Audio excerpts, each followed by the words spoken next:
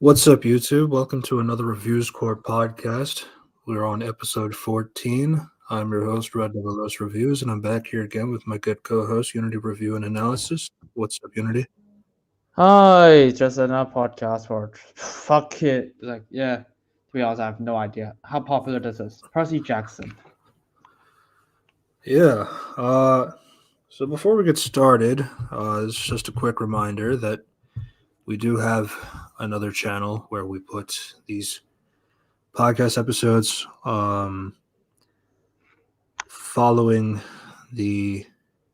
Well, actually, as you can see today, we started on Monday.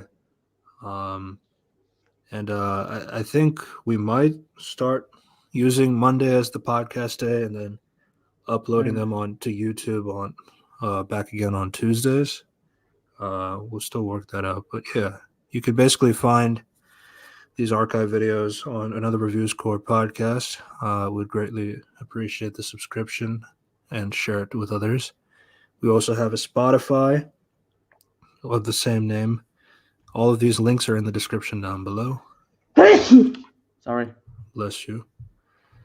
And yeah, as Unity mentioned, we're talking about Percy Jackson and the Olympians, which is adapting the first book of the series, The Lightning Thief. Just a few things about Percy Jackson in general. It's a book series created by Rick Riordan. Basically, it involves a kid who had a difficult childhood growing up. That was pretty unexplainable. He had things like ADHD and dyslexia. He's not really well Uh, received in school. You know he's been expelled from multiple schools here and there. But then one day his fate changed, and it turns out he's uh, actually the demigod of Poseidon, sea of the god of the sea. basically, to be honest, it's basically just your generic. It sounds like your generic sci-fi franchise. I'm not gonna from how you describe it. I mean, everything can be boiled down to generic, whatever. But Yeah, but yeah, uh, um, yeah. So I'm a big fan of the Percy Jackson books. Um, Obviously, they had a adaptation back in 2010, um, directed by Chris Columbus, which we will talk about uh, in this video as well. But yeah, that movie was not well received by a lot of people, yeah. including Rick Riordan himself. Which I agree with, since I mean, I don't think the movie's that good, but I don't think the movie's as bad as people say either. Um, I will it's give it that. yeah. To be honest, after this show was like, what the fuck are people's standards nowadays? Uh, I mean, so I never read the books because hey, because I'm sure that this show is gonna be like as faithful as the book. What color me surprised?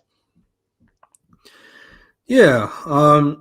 So one of my things about Percy Jackson, um, well, obviously, like as we were mentioning, the first time they did it was in 2010.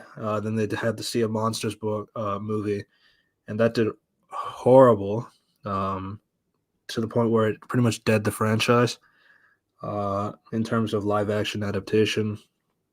And then we get like this news that Percy Jackson is going to get adapted again onto the television screen for Disney Plus.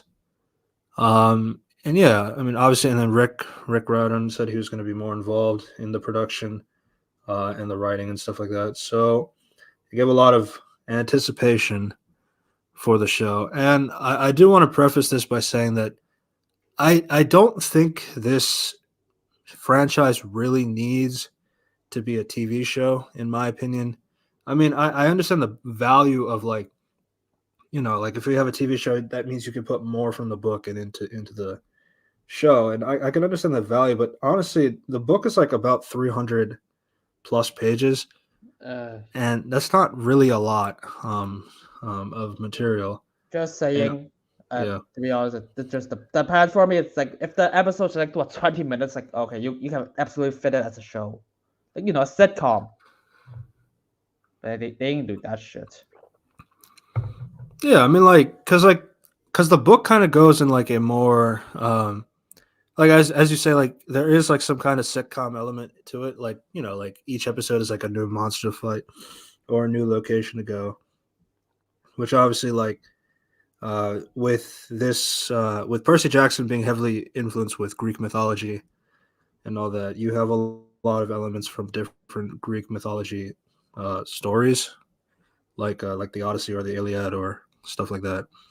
And like there's just some things like where they go on the adventure, and then something just happens to show up and stuff like that.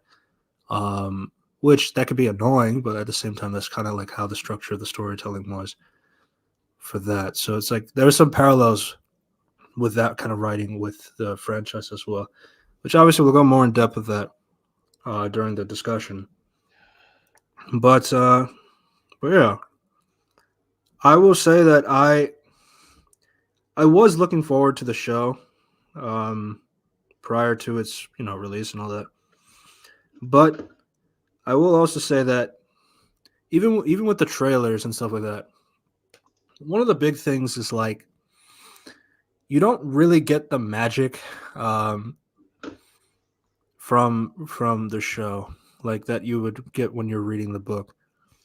And I don't know, like I think there's like a lot of examples of where there is some really stilted writing and really stilted directing to the point that it kind of makes it pretty boring to watch here and there.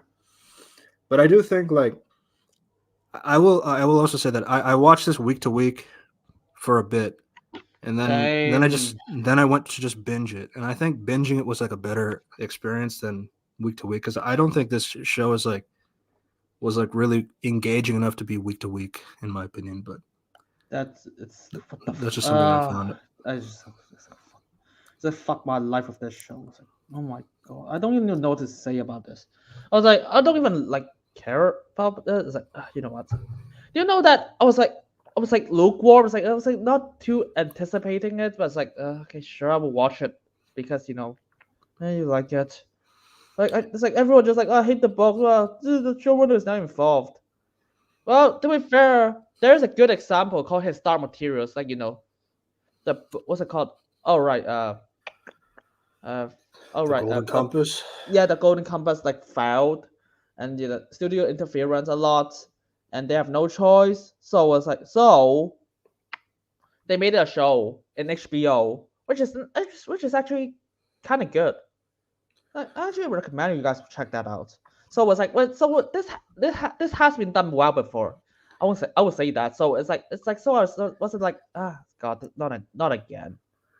Yeah, I mean, my other thing is like even from a surface level, before we start going into like the breakdown, um, like I know it's not really apt to like compare it to something else, like but like Avatar: The Last Airbender is gonna have its live action adaptation in a few weeks, but like I will give it one thing that like even it I don't expect it to be good in my opinion, but Uh, I will just say like from the trailers you can at least see like the attempt to bring this world from animated to live action. Like the colors are vibrant, the costumes are like pretty accurate to the show.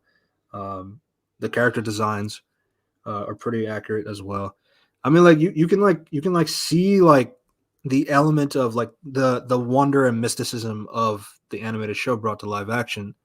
Whereas like with Percy Jackson, like there's just none of that. You never really get that magic or feeling or anything like that. I mean, I know it's like I know it's like not fair to compare it to Harry Potter, um, and because Harry Potter was like a movie production and stuff like that. But like you can still get that whimsy element that's kind of missing in the show. Um, but yeah, it's like, and then there's always going to be the discussion like should this have been animated or something like that. I mean, there's some benefits. There's going to be some benefits to that, especially like some locations like the underworld. But yeah, we'll get to that. But yeah, there's just like some non spoiler thoughts before we can kind of get started. Unless you have anything else to Yeah. preface. No, to be honest, I have no fucking clue. Because just to be clear, I didn't watch the fucking movie before I watched the show, so I wasn't even comparing it. And of course, I've seen the movie now, the first one. I didn't see the second one. Maybe probably some other day. Yeah, the So, second one is like a million times worse. uh, to be honest, I'll probably just watch it when the second season drops something. Oh no. Let's just get. Remember, this is entirely by Rick, and he promises this is supposed to be like faithful. Yeah, and I will say that like it does follow the book pretty like for the most part, but there are some changes here and there that like are really questionable in terms of like how they went about it. But yeah, that's kind of like something that sets up things later. But yeah, um, yeah, we'll kind of go like through we'll kind of go through episode by episode, and then we'll kind of compare the movie as well for things that they did and what they didn't do. But yeah, so episode one, well, I guess another thing as a preface, like I did appreciate the chapter titles being used for the episode titles. That was nice. Well, to be honest, they also abuse it in marketing. So, like, hey, Yeah, this is not. Yeah, nice. I accidentally vaporized my pre-algebra teacher for episode one. Yeah, basically this episode is, your standard setup of like, I'm Percy Jackson. Being a demigod is not all great. It's a direct quote from the book of him warning the audience that being a haplet is not that great. Yeah, this, He also explains that he's been going from school to school, how he's struggling with, dyslexia and ADHD. He's on a field trip with his school and his teacher, Mr. Brunner, who is, a guy in a wheelchair, plus his least favorite teacher, Mrs. Dodds, who's an old yeah, woman that yes. wears a leather jacket. Um, But this is just like to be honest, you say it very more interesting than how the line presented. There's like a lot of extra words inside. It's like, my God, do you read how you write this? Like, here, this is me, Percy Jackson. This is me, Percy Jackson. I am getting something. It's what the fuck? I mean, it's not really a plot hole or some shit. It's like just like it's clunky. I don't read like yeah, this. I think there's a lot of like examples where there's a lot of lines that are added that just like it really affects the pacing. And it's like I know like pacing is just for like a Yeah. non like film watch or TV show watch or anything like that. Uh, Pacing is like kind of one of the hardest things to like kind of convey to uh, somebody that's casual because like pacing is like it's either that I mean some of it comes down to like does it work for you or not. it's not even just Which these It's like it's just clunky. It's like, my God, what are you? What you don't even need that much words. I'm sorry. It's like more words doesn't mean you say a word. It's like, how do you roll your tongue like this? Like, imagine you just say something like I okay, this is what where I live, because this is where, because I love this place which I have lived for a long time. God, just cut it down. It's like, well, this is why you redraft. You cut your words down, and to the point you can actually sound like you're actually talking. yeah. Um Yeah. As we were saying, like basically on the field trip, he's with his friend Grover. There's this girl that's been picking on him, and he loses his temper to the point where he tries to push her into the water fountain, but instead of that happening, actually something pulled her into the fountain, which nobody can really explain. Um, And then he gets attacked by Mrs. Dodds, who is actually the Fury Alecto from Greek mythology. Yeah, It's she tries to kill him uh, once, like. once they found out like he's actually a demigod. But Which then God, to be honest, we should really come back to this shit. It's like because like at the end of the episode, it's like at the end of the final episode 8, it was like, oh god, you just destroyed her characters entirely. what do you mean?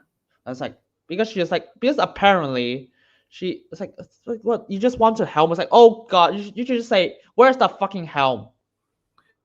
The first words I would literally just ask, like, why the fuck would you just start with that? Well, to be fair, okay, so that's kind of like a book to TV show thing. So that's not really what she's there for. She's just there to like. She's still like a monster at the end of the day, and the monster is like to kill demigods. So that's one thing. But then like she also works for Hades, because like, but as the Furies, they're underworld. We'll get to that because like I have so much question for Dot itself. God. Like it's like every episode give me a different person of her. We'll get to that. Yeah. So yeah, she turns into she turns into like a bat-like thing. They're fighting in the middle of the town square, which nobody can see that. Now, it's not accurate to the book, as like the book, Mrs. Dodds takes him into the into like a private section of the museum, and then she turns into the bat to try to kill him.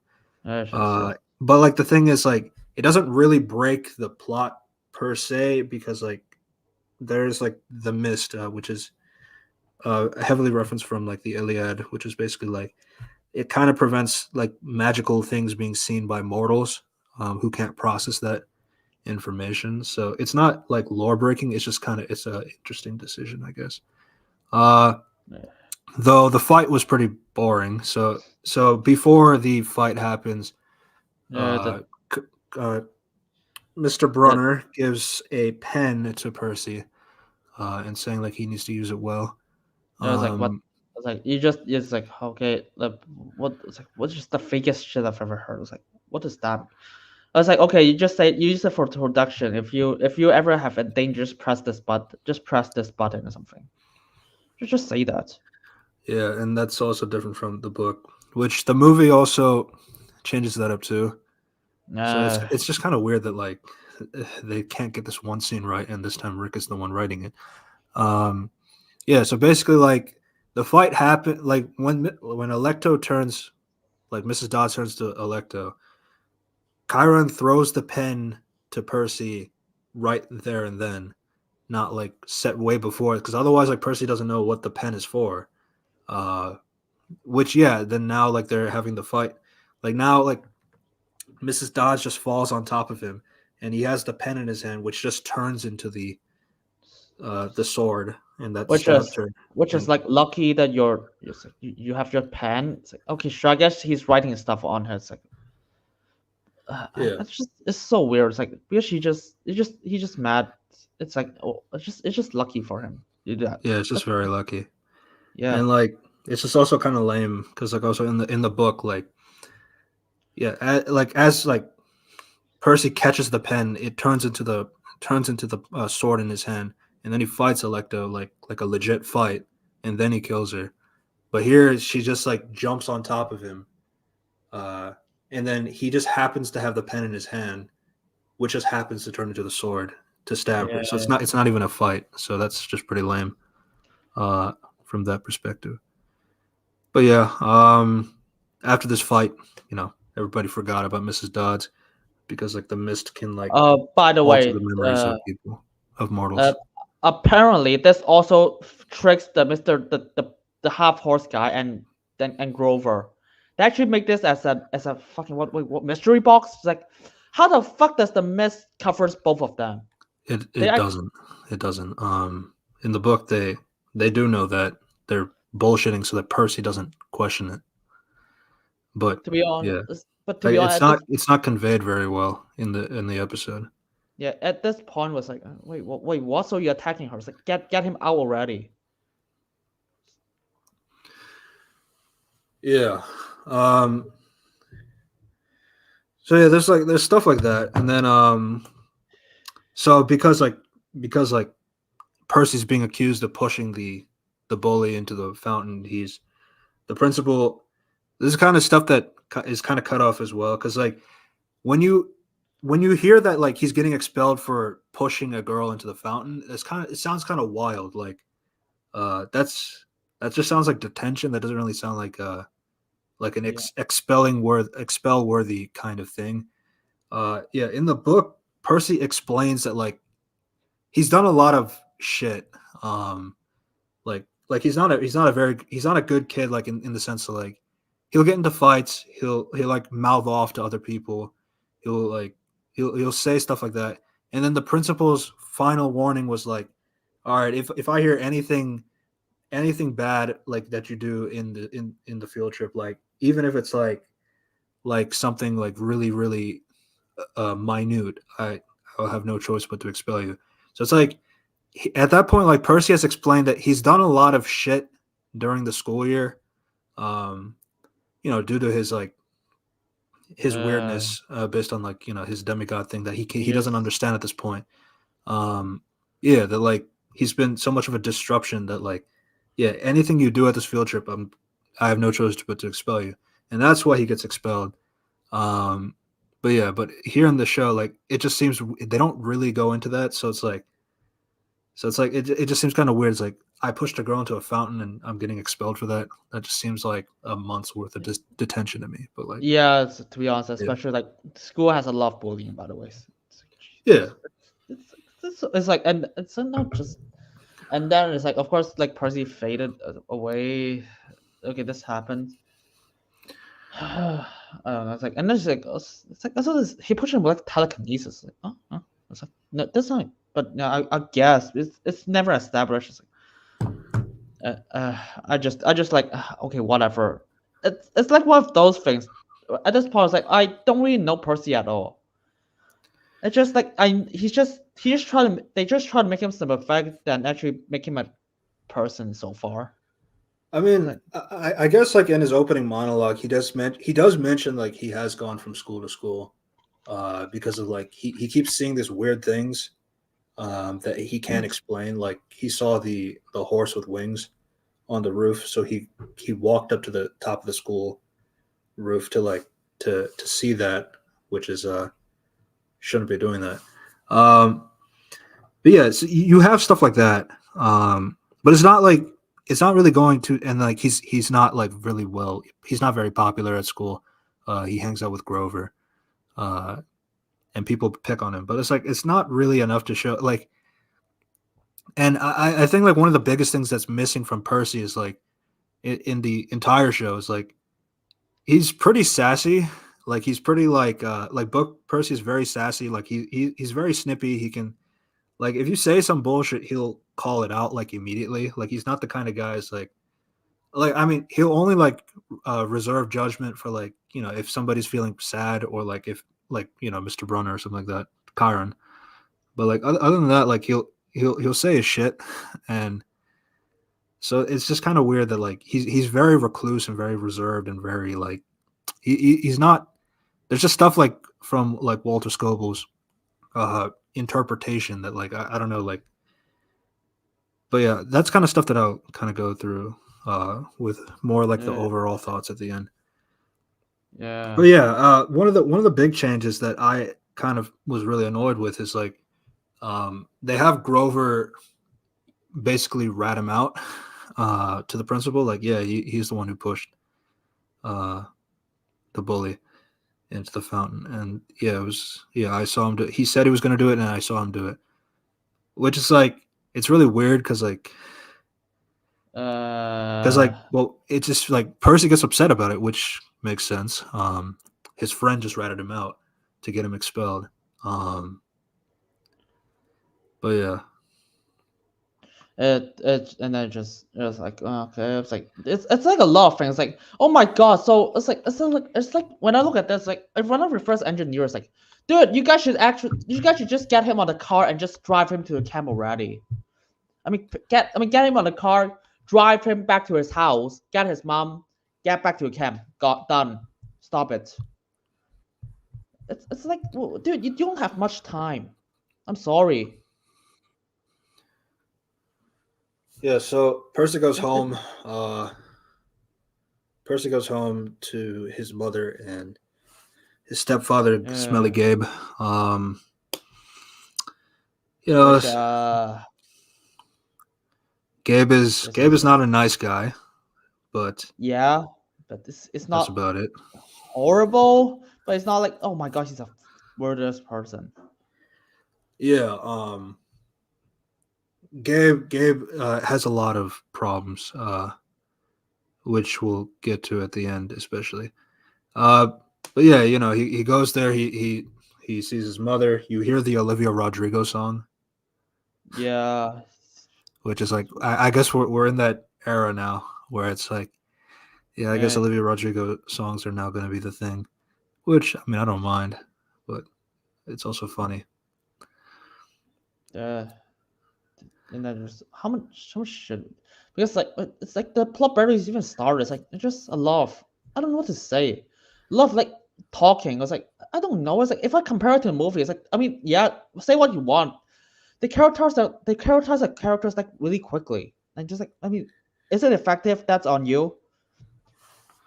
Yeah, But it's like like I mean, yeah, because like I mean, if you compare to like Harry Potter 1, you kind of get everything from his aunt and uncle, his cousin, uh, and Harry, and like his desire to get out of like this kind of like shit, and then all this magic starts happening, and then you see Hagrid interacting with him and telling him he's a wizard and how that changes like everything for Harry. Like it's nice, short, and simple, and gets you right to kicking off the plot while also setting up things about Harry, things like that. But like with Percy, I feel like some of these things are not as concrete because like there's so much like dragging into it. yeah, Um, yeah, well, to me, it's so weird. It's like if I start the fucking show, I was like, okay, what's gotta be first thing? Oh, house. Of course, I've got to show his family life at first, instead of just well, like family life and then just like school life. It's like and that it's like it's so weird. It's like here's this. They basically show his school life ended, and it's just like here's a family life. Oh, yeah, and again, it is following the book, but like I feel like there are some things that I just don't really agree with, like in terms of like, for example, I don't think it's super necessary to go super in depth with everything. Like, I mean, I get the value of like saying the backstory of like, yeah, this is how I was growing up, and then here I am at school now, which is like that's how the book starts as well. Like, you have him describing his childhood, how things were pretty difficult for him, and then he's at school, he gets expelled, he goes back home because like he's from like in Yancey Academy, it's like a dorm, it's like dormitory, it's like boarding school basically. So he has to live there, but now that he's expelled, he can go home and see his mother that he hasn't seen for six I was months. like, it's so weird. It's like, wait, what? That's a boarding school? What? Did I miss something? Yeah. Yancey Uh, Academy is a boarding school It's in the. it's like it's like one of those. I have no idea what the fuck. It's like yeah, sure, why not? But it's like it's not even important. It's like I guess No, it's not important. It's yeah. just yeah. Uh, yeah. So something that I really didn't like is like, yeah. So he has this conversation with Sally, and then Sally's like saying like, we're gonna go to our vacation home that we usually go every summer. Uh, but then, But gay, uh, yeah, it was like, "Wait, what the fuck is wrong with this girl?" I was like, get your son away already. It's like I don't know, man. It's like one of those like I mean, yeah, you're hiding it from the audience, like, but when everyone knows the context already, it's like you don't, dude, you don't have time for this. You have to get your son away. I'm sorry. yeah. Um, so one of the things is like, so Gabe and Sally have an argument, but like, it's not the kind of thing where so So Sally has like a bit of a boost in terms of like she's just like equally snippy to Gabe, where she can like kind of defend herself to a point where she can get him to stop like chastising her, and like get him to say please and stuff like that. So it's like it's a very massive problem because like a lot of Sally like Sally is not a weak character in the book, but like Sally was a bit submissive in the sense that like she was kind of being a doormat just for the sake of, which we also get an explanation as to like, you know, the reason why like she stayed with Smelly Gabe all these years is because like apparently, so like it's a bit silly, but like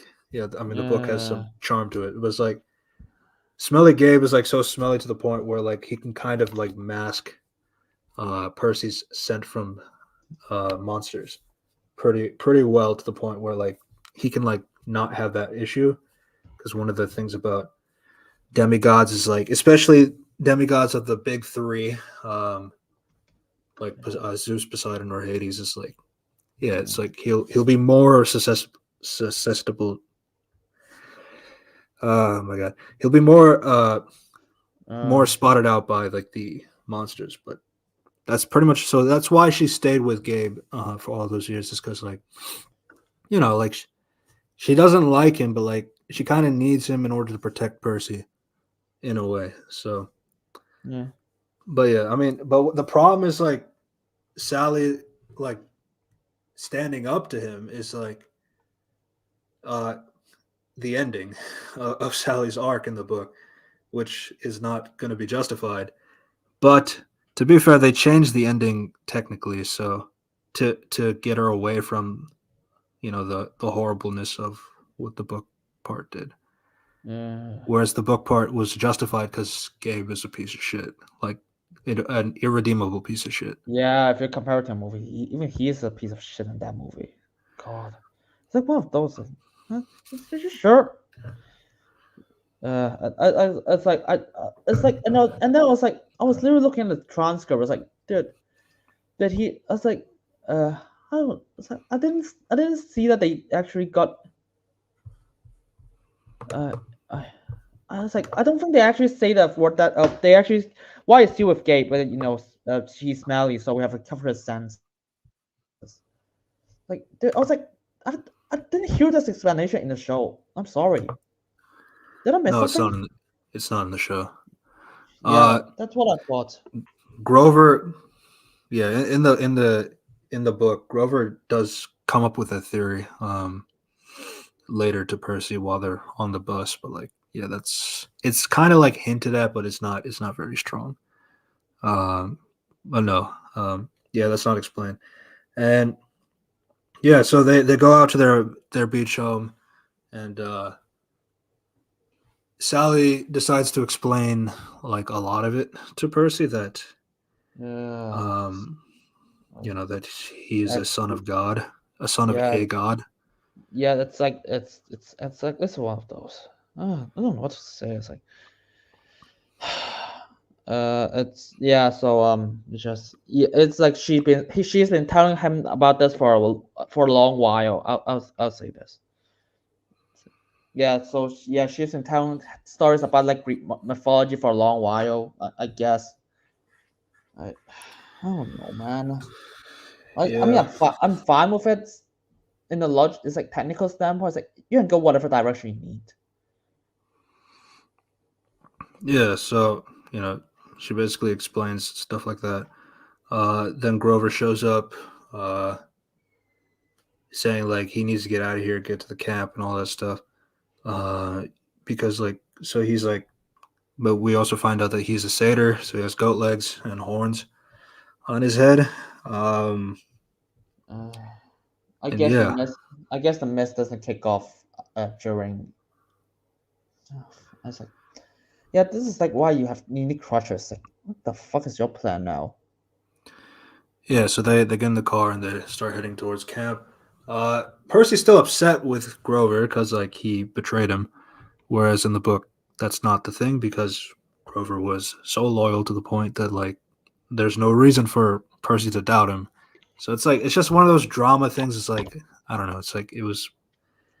I don't know why they decided to do that. I guess like to give It's some like agency to Grover, but like it's a I little don't weird. know. It's like it's like they keep dragging the fact that it's like, wow, get it's like they keep dragging out the fact that they have to get Percy into the car as soon as possible. It's like because they keep having lines like, "Oh my god, you keep seeing demons. It means that the Hades has summoned demons to look after you." I was like, "My god, you guys are really slow." It's like, oh, you didn't explain camp yet, or you didn't explain this or this or this. Like, I don't know. Like, it's just some things like there's some dialogue like that where it's like they keep saying lines that are not necessary. It's like you could just say this in the car when you're driving. Like, why do we have Yeah, to? Why do we have to have some of these? Like, wait, what do you mean by this? Or like, wait, you mean this is what you meant? It's like, I don't know. It's like dialogue like that. It's like I don't know. You can cut a lot of that out, or it's like have this dialogue in the car where you're driving away to camp or something like yeah, that. yeah. It's a The lot of those. urgency is not. The urgency is kind of gone. Yeah, Yeah, and it's supposed to be, and all three characters supposed to be protecting Percy. That's a thing, and none of them yeah, just like act. This is how they act. Like, oh, I guess we're just gonna tell you, sit in the house, tell you a story that you get expelled. It's like, my lord, it's one of those things. Like, how the fuck did the movie did this better? Yet the movie literally just get him into the car, find his mom, go. yeah. I, And I, like, yeah. The other thing is like, as well as the book, like a lot of it was like forced upon them because like they were in danger of the Minotaur. Like there was nothing else they could do. Like she had to explain it in that sense. Like she can't hide it anymore. Whereas like here, it's like there's plenty of time. Like it's all nice and dragged out. And I don't know. It's just like it's just one of those things. Like you're padding the runtime for an unnecessary reason, especially when there's like a danger that the Minotaur is coming to attack him. So there's that. uh, uh, Which yeah, that leads us to the Minotaur attack. and It every attacks. Yeah, let's just say that everyone survived in that car crash. Same issue as the movie. You guys ain't surviving that. Okay, at least the mom ain't surviving that shit. yeah. I mean, Yeah, yeah, same issue. It's the same issue. yeah. In the book, it's also the same thing. Though I guess it's a little bit more reserved because they do get out of the car before the Minotaur runs into it. Also, the Minotaur is like it's not like a very smart like a smart monster, like in the sense like if it's running one way, it cannot turn direction, it cannot like do stuff like that. So there is some, I guess, like in the book sense, like it is not like a very difficult boss battle, I guess, so to speak, but it is like there's still some impressive things about the Minotaur fight in general, Uh, especially. So I mean, so one of my main things is like they also have Sally like kind of like be the one to go and try to like give the like distract the Minotaur, I guess. well, it's Which like is just like what the? They already in safety. Just run. yeah, and it's like obviously like the reason why is like Percy Percy and Grover can go into Camp Half Blood, but Sally cannot because she's immortal. Um, so yeah, so that's Yeah, kind of like one of the other things. So the thing about Sally is like in this scenario, it's like Sally doesn't really have any options, and then to the point where like yeah, like in the book, like the Minotaur just picks her up, grabs her, crushes her, and then she fades to golden sparks. Um, whereas here, it's like Sally didn't have to like distract the Minotaur per se. It seemed pretty distracted by the wrecked up car, so it's like she could have just went in a different direction instead of like where it was like heading. Because like the Minotaur was going after Percy, and then Percy was going to Camp Half Blood, which the monster would not be able to attack him. So there's like no reason uh for Sally in the show to just like run up to the Minotaur to quote unquote distract him. I don't know. It was just weird. It yeah. It's like would have been yeah, better if the Minotaur just picked her up and just are did it just on. like oh, yeah. They clearly they just want her to be more heroic. You know what's actually more heroic? She just stands there and let her die, and just let it kill her. So just like so he just like won't force so that he won't Percy won't be like too bothered of about saving her. Yeah, it's Luke like that's Skywalker, yeah, yeah, A New Hope. and that's kind of like the book as well. Yeah, just Like her last words to Percy was just go when she was getting crushed. yeah. Um, yeah, so I don't know. It's just stuff like that. Like it sounds minor, but like I don't It's know, but like a lot of agency of Sally's like, I guess just to be like more Dramatic. badass. Yeah. God, that's like, and then There's stuff like that in the show. also it's like the Sally dunk like Camp Half Blood to him. It's like, oh no, because she knows that Camp Half Blood is a thing. It's like, okay, if you gotta prepare everything about for his son, won't you like mention like Camp Half Blood? Just like make it about a fantasy. It's like the Camp Half Blood. This is a wonderful place called Camp Half Blood. You'll be safe. People, it's like just say something like this. Instead, she's like, what the fuck is Camp Half Blood? Oh, I guess. Yeah. And then as Sally quote unquote dies, Percy gets the courage to fight the Minotaur, and to the point where he rips off the horn of itself and then uses it to kill the Minotaur, which gets Percy to pass out. And Yeah, that's how the episode ends. which is like even that was like, my God, that was easy. The And person just it just didn't really capture the epicness of the book, kind of, but partly because like Percy, like it's very silent. The entire fight is silent. There's no grunts, like to the point where it's like when Percy's like fighting, like you can't even hear things like grunts or oofs or like like some sound effects like of getting hit or anything like that. So it's it's like it's yeah, a lot of like generic response, like, oh my God, bye. Okay. It's not a negative it's not a negative, but it's not a positive. It's just like okay, that's all you need to say. Sure. yeah. I mean, the other problem is too is like a lot of this action is like it's so silent in what's happening. Like even when the car crashes, like nobody reacts to like they're getting into a car crash. Like like there's no screaming, there's no yelling, there's no anything of that sort. And it's like I understand like the book kind of explains that like Percy doesn't get like like oh it's like how did Percy have the strength to like fight a Minotaur with no hesitation? It's like well his like that's part of like his like hardwired from Greek being a demigod is like they're like able to stand up to fear pretty easily that a normal human would be scared shitless if they were to fight the Minotaur.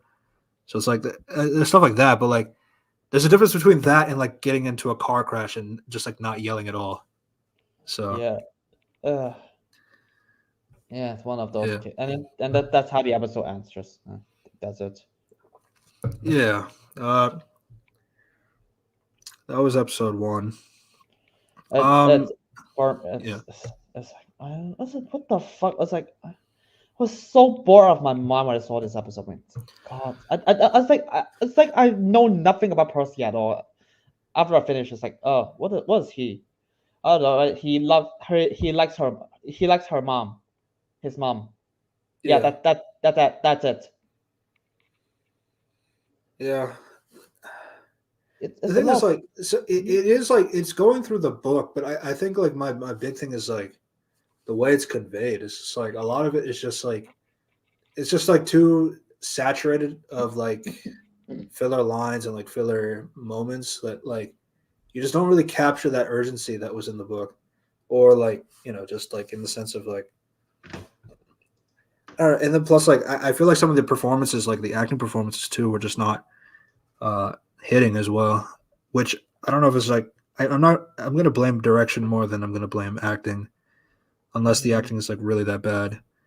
But yeah, the direction like there's just some things like there's just some like annoying things too. It's like because like Grover has goat legs, they always film the shots above like the torso for Grover just so that they cannot so you can't see his feet. You'll see his feet like in like a few shots here and there, unless they have to like zoom in on him. But like you Yeah, could tell yeah, like they yeah. filmed a lot of Grover scenes like torso up so that they don't have to CGI his legs. Or just get prosthetics. Like a logical person. Or Yeah, and then like even in the book, like Grover's like running like a normal guy, but like in the book, like they say like the mist like has him like he has like a dysplasia, like a muscular dysplasia kind of thing. So it's like that's why like when he walks, it looks kind of weird to the human eye. So he probably has like some kind of like disability in that sense. But like he's actually protecting his legs. So it's like, but yeah, you don't see Grover like having like a hitch in his walk, or like you don't see like he. I don't know. It's like it's stuff like it's like a little thing, but like you can't really you don't really get that charm out of like Grover's not is not a human, so he shouldn't be walking like a human. So things like that. Yeah. So episode 1 is quite bad. Yeah. I think I mentioned the changes from the book as well. Yeah, it's like a lot of people think it's so faithful. It's like, my God, if this is faithful, I'll just get a I'm gonna think the book isn't really that good. Yeah, I think it's like something like I think there's too much filler in it that kind of desaturates it a little bit. Well, it's like I'm okay with like them not having Gabe's poker game with his friends.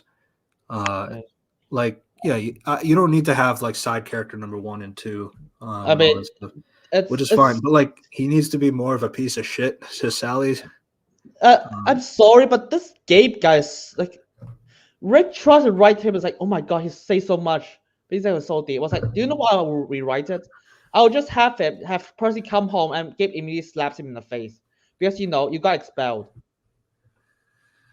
Yeah, what the fuck? You just do like that? it's not like the thing is like Gabe is like I mean the book is not like complicated or anything like that. Like everything like a lot of the characters are simple. Like you can understand like some dynamics. Like there's not a lot of nuances. Like especially for Gabe. Gabe is just an irredeemable asshole.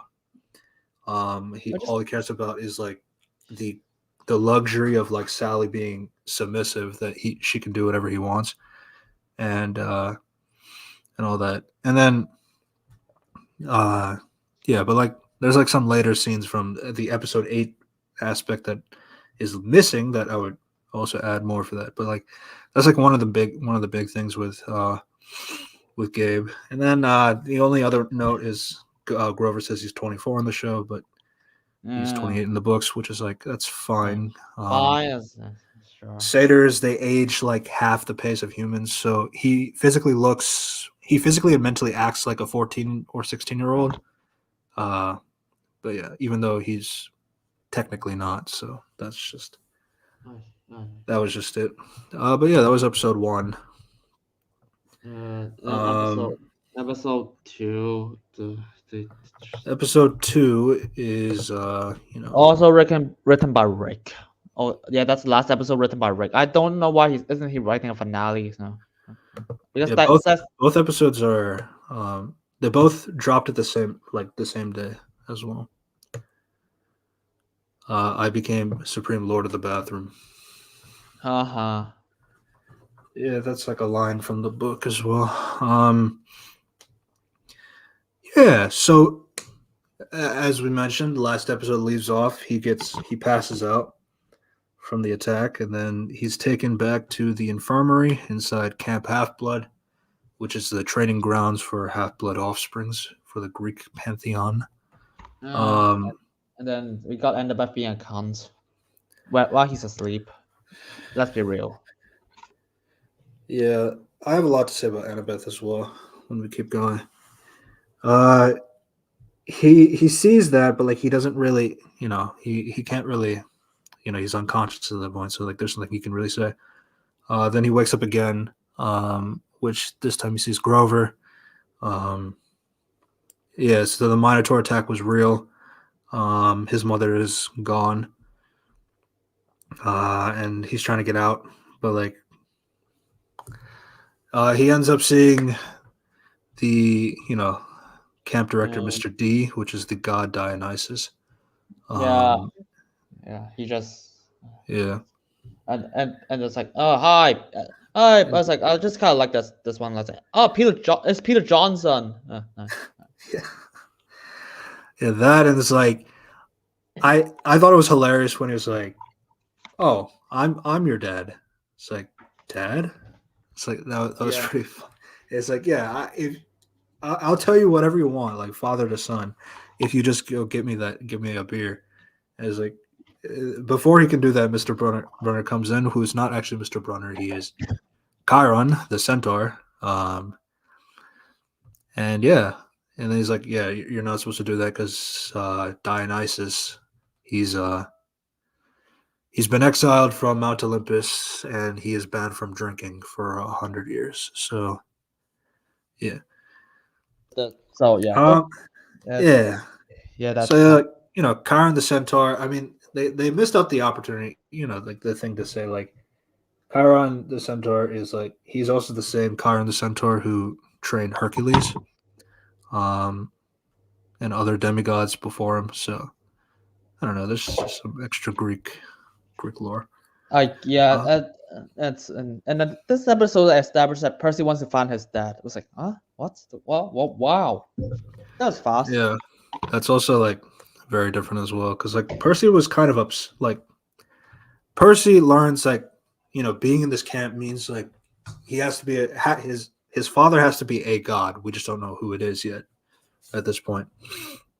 Um, but like the thing that, but here they give Percy like this whole like I want to see my dad so apparently there's like this whole glory system like in the camp like where if you get enough points if you get the most points you can get your godparent to come and see you at the camp, Which which is is like like what the fuck is because that like word? yeah Percy in the book was like pretty upset with like whoever his goddad was because like he didn't care enough to see me my entire life. So I mean, that's and exactly what he said in the last in the fight. No, this episode's final scene.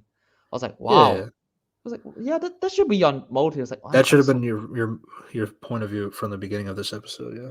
yeah. I was like, Yeah. Basically, Chiron is telling Percy that Greek gods are real. They're still around and they can be pretty rude. Which, yeah, pretty much. Percy is sent to the Hermes cabin where the other unclaimed half bloods go. And this is where Percy meets Luke, who is the older camper, who is the son of Hermes. Not really much to say. Luke kind of takes him under his wing. Teaching him stuff like like some basic sword fighting, some basic Greek mythology things, yeah, things like that. Which it's an interesting change because like Annabeth is the one who does that for Percy, like all of this. Like explaining about the gods, explaining about like uh things like as like what yeah. was I saying? It's like teaching him about shit, and now it just most of the episode is just Luke and Percy's relationship, which is like, okay, that's a choice. Yeah. And then it's so tough for me to just say what the fuck am I supposed to feel? I was like, yeah, I think look at he's so far it's like he's fine. He's just like, oh, he appreciates Luke, that Percy is like, because, I mean, I actually like the moment when they met. It's like Percy just assuming he's gonna bully him, and he just like, oh no, you're really cool. I was like, huh, Yeah. nice. That was good. Then speaking of bullying, Clarice, the daughter of Ares, she and her fellow sisters they want to mess with Percy, the new kid. So they attempt to haze him with a swirly, but it turns out before Percy could get his head into the water in the toilet goes out and sprays all of the other Do you know? Do you all remember? of them. By the way, do you remember what was Clarice's motivation? I was like, what the fuck are you thinking? Clarice wants Percy to admit that he didn't kill the monster. The Yeah. thing is, Percy isn't the one who says this. It's the people around the camp. He's unconscious the entire time. Yeah. I mean, But so like, that is in the book as well. Like I want you to admit that you didn't kill the monster, even though like he carries the Minotaur horn with him, in the book as well. So it's like and he's not the one I who can saved. understand the reasoning to be petty and all that stuff. for like other kinds of bullying. But like, yeah, it's like I think with Clarice, yeah, it's just like I feel like I feel like her normal motivation is like uh just to like pick on the new kid. Plus, is like also just because like one of the other rumors is like people are saying that Percy might be the son of one of the big three. Uh, it's like a rumor spreading around camp, but that's not talked about in the episode either. Um, yeah, Yeah, that was so straightforward. But also at the same time, it's like I just don't think I know a lot of things. I'm like, Lucas there. uh, this is where he finally officially meets Annabeth. Yeah, She was watch. She was like, well, she admits to stalking him. Uh, because like, which she noticed like everything that happened with the girls, and then how the toilet water just like sprang up and got them and all that. So she's saying basically like she wants him to join her capture the flag team. And she also explains that she wants to be assigned to a camp quest, but like she needs like somebody that is worthy of it. So which is something that Luke explains later. It's like Annabeth does it to every kid that comes into Camp Half Blood. It's like hoping that they'll be the one to take her on the camp quest. But yeah. And then you get like the capture the flag game. Percy is the diversion for the blue team. And then he which gets Clarice and the cronies to they fight him again by the creek. Which yeah, this whole time it was a distraction for Clarice, because like Clarice is like the best warrior there, but because Annabeth is like uh, you know sure. banking on like her being so petty to the point like she wants to attack Percy during the game. That's what gets them enough time for Luke to get the flag and win the game. Oh God, it's like I don't know what to say about this. Like, what's like okay, fair plan. Second, what the fuck were you? Okay, and then it's like okay, and do you know what the fuck did she said? It's like okay, no killing, no miming, no whatever. Fuck it, Yeah, sure. And yeah. and do you know what's the punishment of if you just stab a person? Apparently, No kill a dessert. person. Yep. Yeah, but again, it's like with that's also in the book as well. Like, oh my god. Um, It's like Clarice literally just, it's not even just her cut, it's like literally just, she's just trying to kill him. What? It's like, I show you, it's like, there's several scenes like, okay, Percy should be dead well, if that, Percy says like he even reminds her like no maiming. It's like yeah, because I don't mind losing dessert. So I mean that's kind of like a thing. It's like he's not trying to kill Percy. It's like more like trying to hurt him. that, Uh, that's weird because I saw the fight choreography, it's like, okay, there's literally one scene that Clarice just like plunge a spear into his chest. And it's like, he's on the ground. It's like, oh my god, that's a kill. There's no way uh, that's mine. Yes. yeah, I think it's just one of those things where they because it's a visual adaptation. Like now you can see more of like something. My big problem with this is like there's more effort into this fight with Ares' daughter than the fight with Ares in episode 8. But we will get to that. Yeah, and then it's like, and then it's like Percy And then breaks it's like Clarice. it also Yeah. like is more of a problem in the sense of like Percy Percy's getting closer and closer to the creek, which is like uh, in the fight in the book is like him being in the creek is what gives him the extra strength to like be able to overpower the daughters of Ares easily in the fight. And then but that's like unknowingly as well because like his foot is just in the water and like that just makes him stronger. But like here in the show, he beats all three of them 3-on-1, like outside of the creek. He doesn't go into the water at any point, and he defeats all three daughters of Ares. Like, and he even destroyed the special spear Ares give Clarice. It's like wow, yeah, but yeah, how did it destroy it so easily? and yeah, and the reason why how he destroyed it in the book is because he was in the water. Because otherwise, they're like Riptide is a weapon of Poseidon. The spear is the weapon of Ares. So they're both god made weapons. But yeah, like Percy being in the water gave him extra strength to destroy the spear. But yeah, but here in the show, he just breaks it regardless of that, Yeah, which and is then odd. yeah, and that's so he just beats them, and then reveal Annabeth no is seeing this the entire time. Why the fuck does she not help him? I have no idea. Yeah. And then like that was also in the book, but like in the book, the difference was is like Percy was like she was going to reveal like she was available, but like because like she said she was gonna go and fight, but then when Percy got in the water, he just somehow became a G and just like had no problem to the point where he seemed okay. Whereas like Show Annabeth is like the problem with Show Annabeth is like she's very re- reserved, but like And, in the and bitch she's kind of sense. she's a cunt.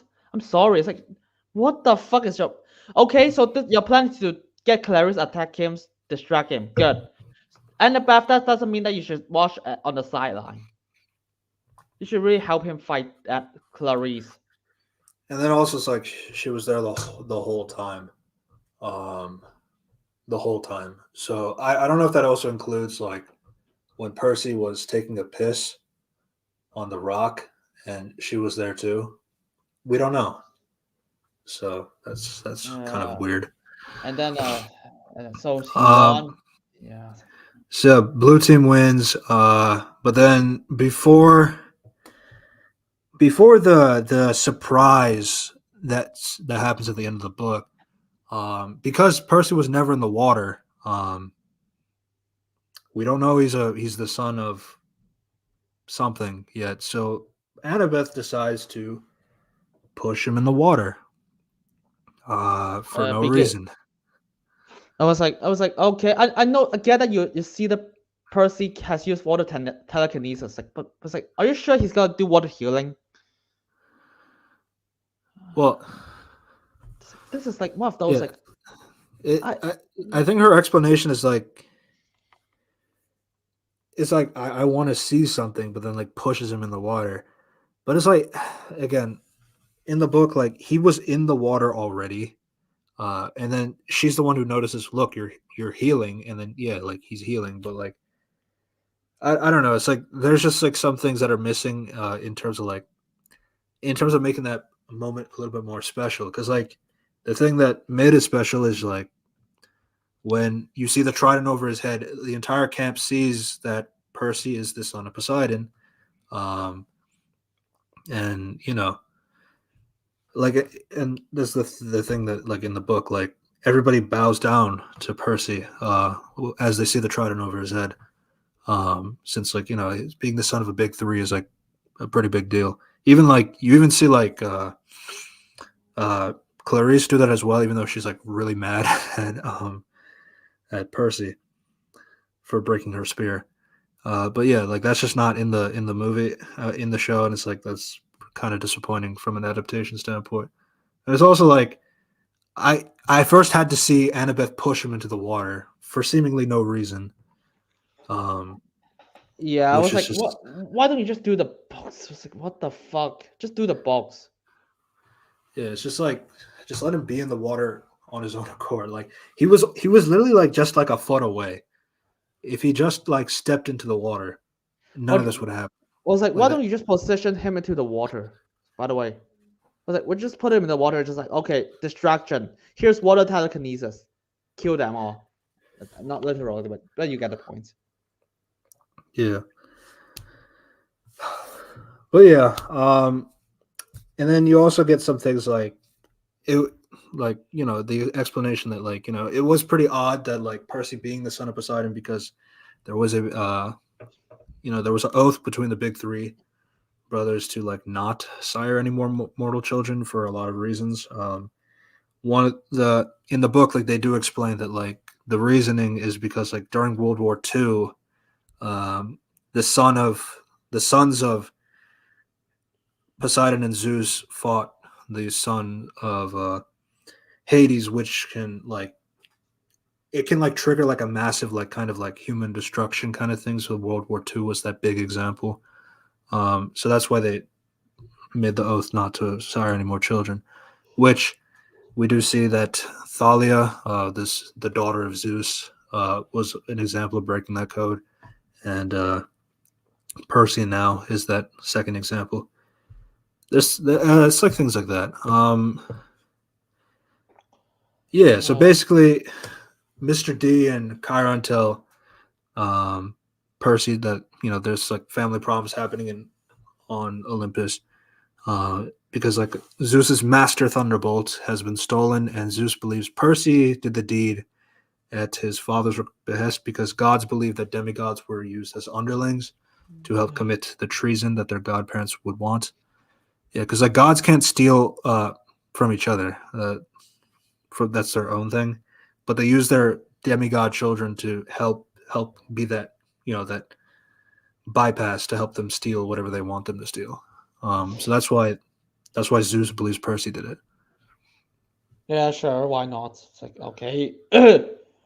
It's and then it's like then it's just like I don't know what to say. It's Uh, like uh, Chiron suspects that Hades was the one that was behind the whole thing, and then he sends Percy on the quest to travel to the underworld to retrieve it and prevent the war between the gods.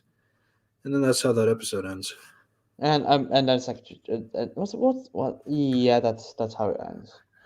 Oh God, what an episode! And also, and yeah, Percy doesn't go because mommy issues. Yeah, we talked about how inconsistent like Percy is when it comes to finding his dad or not. Yeah, that that's true. And also, like this episode also adds that like Grover is the one that figures out that Sally is alive, and like and then because like Percy's like so adamant of not accepting the quest because he doesn't give a shit about the Master Bolt, but then like Grover being the one to say your mother's she's in the underworld, so now it's like okay, now I need to go to the underworld. Whereas like in the book, like he kind of had that feeling of like I don't really care about the Master Bolt and all that stuff, and I'm kind of going there for my mom, but at the same Yeah, time, he's like, okay, but this is still like pretty important for of me to do, and I hope my mom is in the underworld too, because like that was something he theorized that like, okay, if gods are real, then shouldn't the underworld be real too? It's like Kyron's like, yes, that's true. So, but then like before he could ask another question, like because he doesn't want Percy to think about like could he save his mom or not? That's just something that Percy thinks about on his own accord. I just don't like Grover being the one to do that. yeah, And then my other thing is like the it's very clear that the reason why they did it is because like Grover betrayed Percy so badly in the first episode to the point where like he's pretty upset with him to the point where it's like okay, we need to redeem Grover now for this thing that we made up. So it's like okay, so let's say that he figured out his mom is alive. I don't know. It just takes away. It just adds like something kind of unnecessary to Grover, and then backtracking from that new edition. So it's like I don't know, it's things like that. that's how God. Yeah, that's and yeah. But also about yeah, Annabeth as a concept. We're just gonna talk about how this basically ripples through the next episode. Yeah. Some other changes that I've noticed just before we go to the next episode. They do show like a thunderstorm and rain in the camp. And which is like in the book they say like you can hear thunderstorm and rain, but the camp cannot be affected by it. Um, so it's very clear that they did that so that Annabeth could be hidden in the shadows, so that Percy can't see her. But like, yeah, that's just something in the book. Like Thalia's tree could protect the camp even from weather. So he was able to hear rain and thunder, but he could still see Annabeth just fine in the book. Um, And then also, as I mentioned, Annabeth was at his bedside, uh, helping him and all that. Which that's where she mentions that he drools in his sleep. But that was like, I don't know. It's like some of it is. I think some of this comes down to like the delivery from Leah, um, which is like Yes. it just sounds a little more charming in the book, but I guess it depends on your interpretation, maybe. Uh, Grover. My other thing that I didn't really like is that Grover doesn't really take the blame for Sally's death, um, either. Like he kind of like says like it happens, uh, which is like kind of like just like kind of a difference I didn't like because like in the book he cries because like this is the second time he failed a mission, which the first time it was Thalia, which we learn later, and then that's just something like you kind of miss from Grover breaking down and crying, calling himself the worst Seder protector and all that. I did like, as I said, I did like Mr. D messing with Percy by saying he's his father. That was just pretty funny. Yeah. Um, Yeah. That's. yeah, the Yeah. one thing, Yeah. Yeah. I got nothing. yeah, yeah, It's just so hollow for me. that's fair. Annabeth, as I mentioned before, Annabeth is the one that tells Percy about like he's grown up like being expelled from school to school, dyslexia. People are giving you dyslexia is because he's hardwired to read ancient Greek. Um, and then his ADHD is like his battlefield instincts that gets him to fight a Minotaur without any hesitation, like a regular human would. And then there's like when she tells him you're a demigod, it's like that's kind of like that shocks him. Whereas like in the show, it's like he's not really like he's surprised, but he's not like it doesn't really shock him. I don't know. It's just like it's kind of weird. And then like that conversation with Annabeth and Percy before Capture the Flag is just like she seems like a cool girl to him. So it's like I don't know. It's like it's just the stuff that's like cut out for Annabeth to give to other characters is like Annabeth becomes more of like a generic girl number 4, and that's Yeah. just like, the unfortunate part. My God. 1 hour. We only break down 2 episodes. What a show. Yeah, and then Uh, yeah, then we also mentioned the whole like fight didn't happen in the water. Um, and Yeah. then one important thing that was missing that I do want to say before going to episode 3, especially is like uh, after the Capture the Flag fight, Percy gets attacked by a hellhound in the book, and that was not in the book. I mean, that was not in the show or the movie, which is really weird because Rick Riordan is the one writing this episode, and if the movie didn't do it, surely the show would do it. But no, the show didn't do it either. Uh, Yeah, so basically, the Hellhound is a creature from the underworld. And one of the big deals about it is because like uh, nobody can bring in a monster into Camp Half-Blood unless somebody from the inside gave permission. So that gives you like an early sense in the book that like there's somebody in Camp Half-Blood that's a traitor. We just don't know who it is yet. if, Um, if if we're gonna talk about changes, you just gotta lose your head tomorrow. Like when more and more episodes goes on. God. yeah. I'm saying this one is important because especially the next episode, it sets up the next episode. The problem with that as well. Yeah, And then like and then also in the book, like it shows like Chiron being a badass on the battlefield. Like he puts 50 arrows in the dog like in 3 seconds. So it's like that's just unfortunate missing. But yeah, yeah, that's just like I just find it more interesting because like Rick Riordan wrote this episode too, and this pretty important moment of the Hellhound not being in the show or in the movie is kind of weird.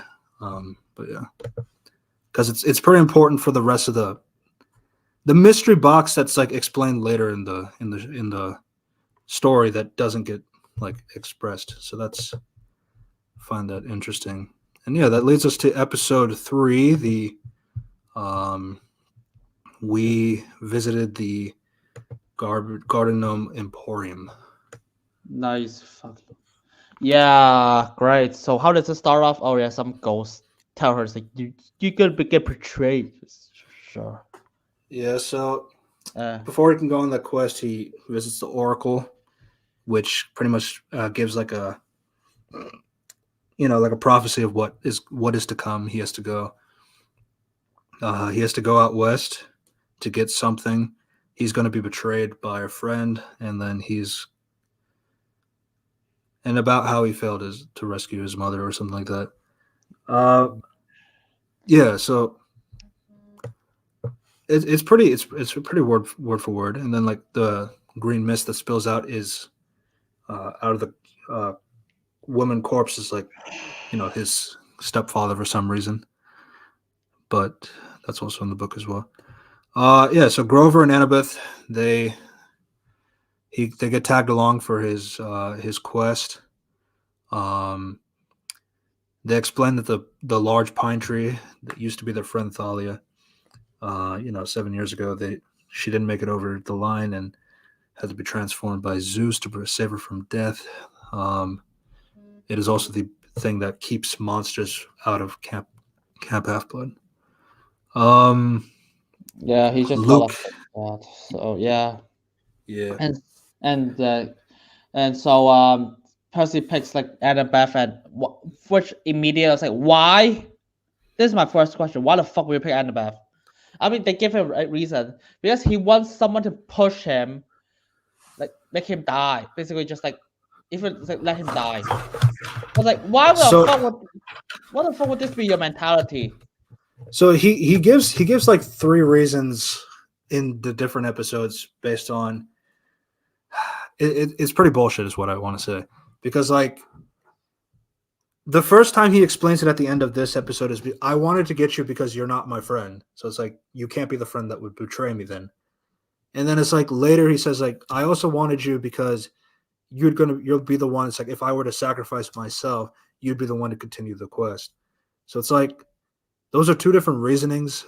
It's like the second reasoning implies that you became friends with Annabeth during the mission. So it's like I don't know. Do you see the contradiction? Yeah. Yeah, like the first time it's like I picked you because you're not my friend. So it's like why would you betray me? Like why would the prophecy be about you betraying me? Because like you're not my friend already. And now like in the episode, the one with the golden chair, he explains later. It's like if I were to sacrifice, I know that if I was going to sacrifice myself, you're going to be the one to like continue the mission without me.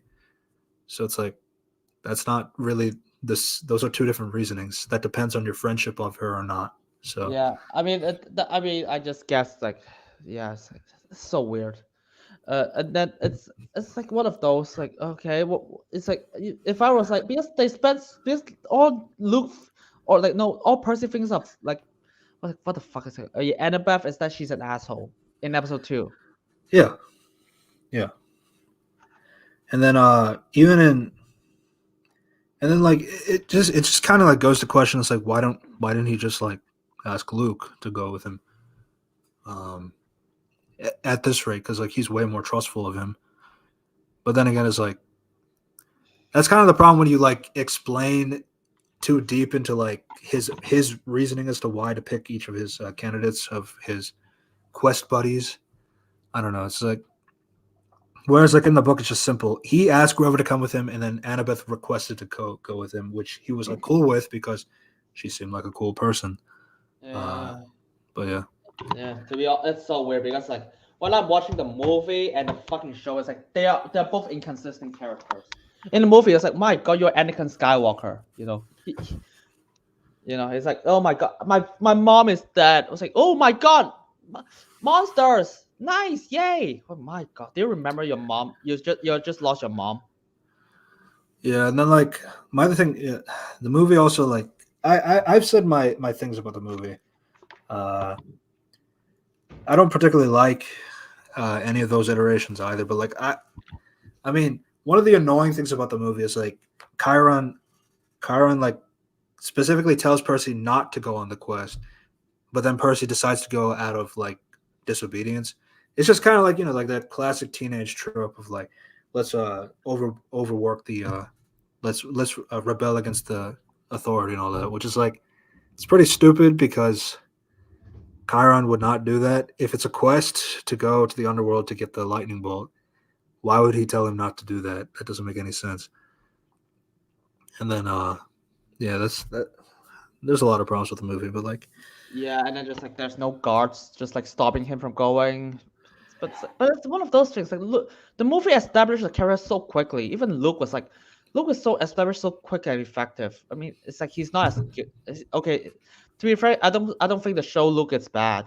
But it's like a lot of things in the movie. It's like it might not be the bulk, but it's like it's established quick. there's something about Luke that kind of like is a little funny to me because like, he looks like a TikTok guy, and that was like really distracting to me for some reason. Like I don't know, like Luke just looks like somebody you would find from TikTok. I couldn't really take him seriously, but like I don't think there's anything wrong with his performance. It's just like I don't know, he just didn't really scream Luke to me. But compared like movie Luke kind of looks more like Luke that I would imagine, but like my problem with movie Luke is like he's clearly evil. No, it's like it's like one of those like even his first thing is just like he actually like he's just messing around with Percy. It's like he actually willingly just like okay Percy come with me. Basically, even though he's evil, he's still like willing to trust. He's willing. He still have like an honor. It's like he still like cares about Percy. He still like welcomes people who's not on his level. It's like it's established pretty quickly. I mean, Luke in the movie is inconsistent, especially when I got to the end. It's like, what the fuck? What was this? Is your motive? What is your plan here? Yeah, and then yeah, as we mentioned before, like Luke does offer Percy the flying shoes as a parting gift, which Chiron explains that like Percy cannot, he can't use the flying shoes because Zeus is the god of the skies. If Percy were to, be in the air like flying in a plane or flying with the shoes, like he shouldn't really, like that would give Zeus like the free reign to like kill him. So that's why Percy gives the shoes to Grover instead. Yeah, the show is like it. The show does Yeah, convenient. I realize the show. I realize the show doesn't really explain. They don't explain that particular thing. Like he says he can't be on a plane, but he doesn't really explain not using the shoes. Like especially like when we see in the later in the show, it's like, can he use the shoes like under Medusa's lair, which is underground? Or just in hell. Or in hell. Which I mean, there's an explanation why he can't use them in hell, but that's like later. Yeah. Due to like a bewitchment of the shoes. But yeah, that's just it's like I don't know, it's not really explained that well. Yeah. And then this one has the most changes, and that's because of Medusa. But right before that, they get on the bus. And then attacked by Mrs. Dodds and her two Fury sisters. And it's like which forces like a hasty escape. I was like, whoa, is Mr. Dodds supposed to be lasting this long? I don't get it. It's like she gives the implication that she's supposed to die early on, and that's it. So I think like after the bus ride, it's like they explain that like monsters can like reform back, which sometimes like monsters can reform back like after your lifetime. But like they'll go back to the underworld and then they'll reform back into to attack again like another time. So like you can't really kill a monster basically. But like Percy is explained like in the book, like Annabeth explains it to Percy before the mission starts entirely. So so he's prepared for that information. Whereas here it's like it's a surprise to see. Which I was like, what the fuck? I feel like you should mention that that's possible. Well, yeah. So why don't you just mention that earlier? Yeah, and it's like, what if the Minotaur? What if the Minotaur showed up? So yeah, there's that. And then it's like they say that Annabeth explains like they smell. Fuck it, they smell fakeness. To be honest, They didn't say anything. It's just like if they smell stuff, they smell something. It's just like Because like they're saying, like if you're sitting next to the bus bathroom, as a way to like kind of mask your scent, which is like it's kind of like briefly explaining that monsters can smell him. That's why they can find him easily, find Percy easily. But like it's not very concrete. Is the only thing. It's like is being next to a stinky bus bathroom like the thing that will protect him, which is why it's like kind of important to talk about how being next to Gabe is what protected Percy back then. But yeah, this is like okay, this is what she said. Hades orders. Bring him in quick and quiet. Remember this. okay. So they do have Mrs. Dodds talk about taking in. Yeah, to be honest, why the fuck you just like why isn't like Hades orders bring the helm? He doesn't really give a shit about Percy. He just wants the helm back. Yeah. Well, okay, so that's kind of the other problem. So the reason why Hades is holding on to Sally in the underworld is because he wants to use her as the bargaining chip for his conversation with Percy. Like you can get your mother back if you give me back my helm. So that's like the main reason why he has Sally Jackson saved. Now, frankly, he could just ignore that and just be a dick and just like, oh, I get my helm and your mother is dead for good.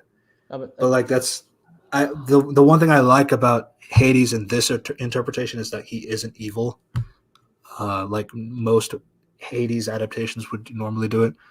But that's a different conversation. But like, I think my big thing is like, Mrs. Dodds was trying to kill Percy Now, frankly, it's because like she already hated Percy as like a student of hers, so it's like that's kind of like there's that motivation. But now it's like bringing in like Hades wants something from Percy. Yeah, it feels like a late. It feels like it's supposed to be foreshadowing for what is to come, but like I don't know. I feel like it's like why isn't his orders get the helm? Literally, get the helm. I'll just have Mr. Dodds tell Percy, give him the helm, and your mother will be back. Yeah, it's like one of those. If you really watch the episode again, it's like, why the fuck will you do that? Yeah, and then they just don't want to ruin the twist. That's it. Yeah. Yeah. So after this escape, the trio end up at Auntie M's Emporium, which has very realistic-looking statues, including one that looks a lot like Grover's uncle. And yeah. By the way, here's a fucking interesting line. Percy said, "Why don't you use your phone to help stuff?" Annabeth, it's like she didn't give an explanation. She just like, we are too good for that. Oh. Which is again, so the book explains that they can't use cell phones because it's like sending a solar flare to not a solar flare, like the flare gun, like sending up a flare to a monster immediately to your location. So that's why they don't use phones in the book. Now, to be fair, the book was written in 2005 as well, so the phones aren't really like the phones that we have today. So there's that as well. It's like, oh my god, what's like, what we need phones for? I don't know. Calling, we need the phones to call Half-Blood Camp. Like, motherfucker, use GP. Do you know Uber GPS? Oh, no, shit. And it's like it's even odder because like they have the prism of Iris, the prism of Iris, like in the Lotus episode, where they use it to call camp, and then Luke is the one that answers it. Yeah, it's like you don't even need a phone to begin with. So I don't know what the point is of adding that line. It's just to show that Annabeth have mommy issues. I'm not kidding. Which Yeah. Which honestly, the book does not. So the book they do have money issues, but like it's not this kind of money issues. Like Also, I'll explain that a little bit more like in the future episodes. But yeah, it's also it's a piss way of just showing that Annabeth has mommy issues as well. I I I think it's the group that has money issues in total. I mean, mommy issues. Oh, Mom, mommy issues. yeah, Yeah, that's true. yeah. That's how the line works. God, you can just. By the way, you can just say two things at once. Annabeth's like, we're not. For one, the phones attract monsters, and second of all, mommy issues. Just say this. Yeah. So this is where the show and the book really deviate is because um they know that Auntie M's Emporium is clearly Medusa. And Medusa reveals herself that yeah, I am Medusa. And yeah, so they have a chat. And Oh, this chat has a lot of things that are not ideal. Um and well, let everyone. me let me be clear. But after you finish your point. So they immediately saw her. Was like, oh my God, it's Medusa! Look away! I was like, dude, she has a fucking thing. Okay, I get let's be cautious. Sure, why not? But it's like, but was like, okay, why don't we just leave already? Run away. Uh, it's simple. They want food. They still want the food, and they need the interaction to talk to her, like in the book, because otherwise, we're not really adapting the book at all. But so this is one of the major things about.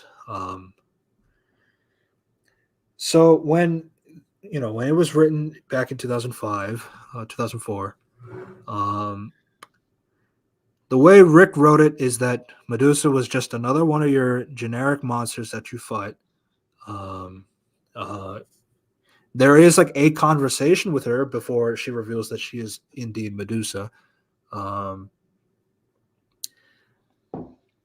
but like in that conversation, she's just mainly talking about her lost sisters, how she's been doing well with this business, and then stuff like that. And then here so it's very clear that this was a redraft kind of thing, or like a I regretted not putting this in my book the first time around. I want to do it this time now that we have a live action show adaptation that's kind of re-going through my book again. So I understand the value of like going with Medusa. So like, because like there's different interpretations. Was Medusa and Poseidon's relationship consensual or not? Um, so there's like debates about that too, like online. Like not many people like have a concrete answer as to which is if it's true or not. So it looks like before uh, uh, Rick used to think it was like consensual. Now he thinks it wasn't consensual, and I understand like I understand like that perspective to it's like to respect the myth and all. My problem is like what they do with the information, especially with how you know she connects it to because we're talking about you know if you're not a monster, like Percy asks, like if you're not a monster, then what are you? A survivor, Wow, great victim line. which is like a very common term that you see for sexual assault or I have no idea assault what in general. it's like Thalia is an asshole. It's like she used to like Thalia, and then and then Poseidon, and then she now's like Poseidon, and now Thalia hates her. That's the backstory. I just Uh, summarized it. Athena was the one who Yeah, Athena just turns her. Athena was the one who cursed her to be Medusa. Um, Uh, yeah, things like that. so, and then yeah, that's the story. So And then yeah, I think part of it is just like one is like you cast Jessica Parker Kennedy Parker. for Medusa, which minor notes, but like one of the things that Percy comments is like when he does see Medusa's head through a glass orb, like in the actual legend of Perseus and Medusa. Um, he asked the question like, how could anybody look so ugly? And Jessica is definitely not ugly. Um, Uh, so yeah. there's that. Uh, But for I mean, to be honest, even the movie version they cast Uma Thurman. yeah, that It's like, too. but it's like even that was like they didn't give her extra stuff to just murder around. And Yeah, it, and that's Uma Thurman, for fuck's sake. right. So you got things like that, and then my other thing is mostly that. So Percy is being told that like Poseidon, his father, uh, you know, raped Medusa, Well, they and didn't then say that, so we just gotta well, assume that it's just yeah, but fake. like It's just fakeness, to be honest. I'm not gonna kidding. it's vague, but like the implications are strong enough to like kind of confirm that in a way. But if we were to just go through past that, she also refers to Sally like a sister, which honestly is kind of bizarre of an addition to add because now it's Uh, like now it's like why isn't Percy questioning his birth? Uh, was he a product of rape from Poseidon? Did Sally truly love Poseidon? Did Poseidon truly love Sally, or did he rape her? Which is like now in episode 8 we have a dialogue with Poseidon saying like yeah he did, but it's like he did like love her for real and all that. But like I don't know, it's just like but from episode 3 standpoint, it's just like you didn't have to do that. Now it's like now I question like everything about what should Percy be feeling about. and the But other thing is, how the fuck do you know about Percy's mom? no, she knows everything about all of them, which It's is like even odder too, because like how? yeah, It's like one of those like how? I the don't get only it. one I can understand is Grover because his uncle is one of her statues, so that would have been fine. But it's like Percy and Annabeth is like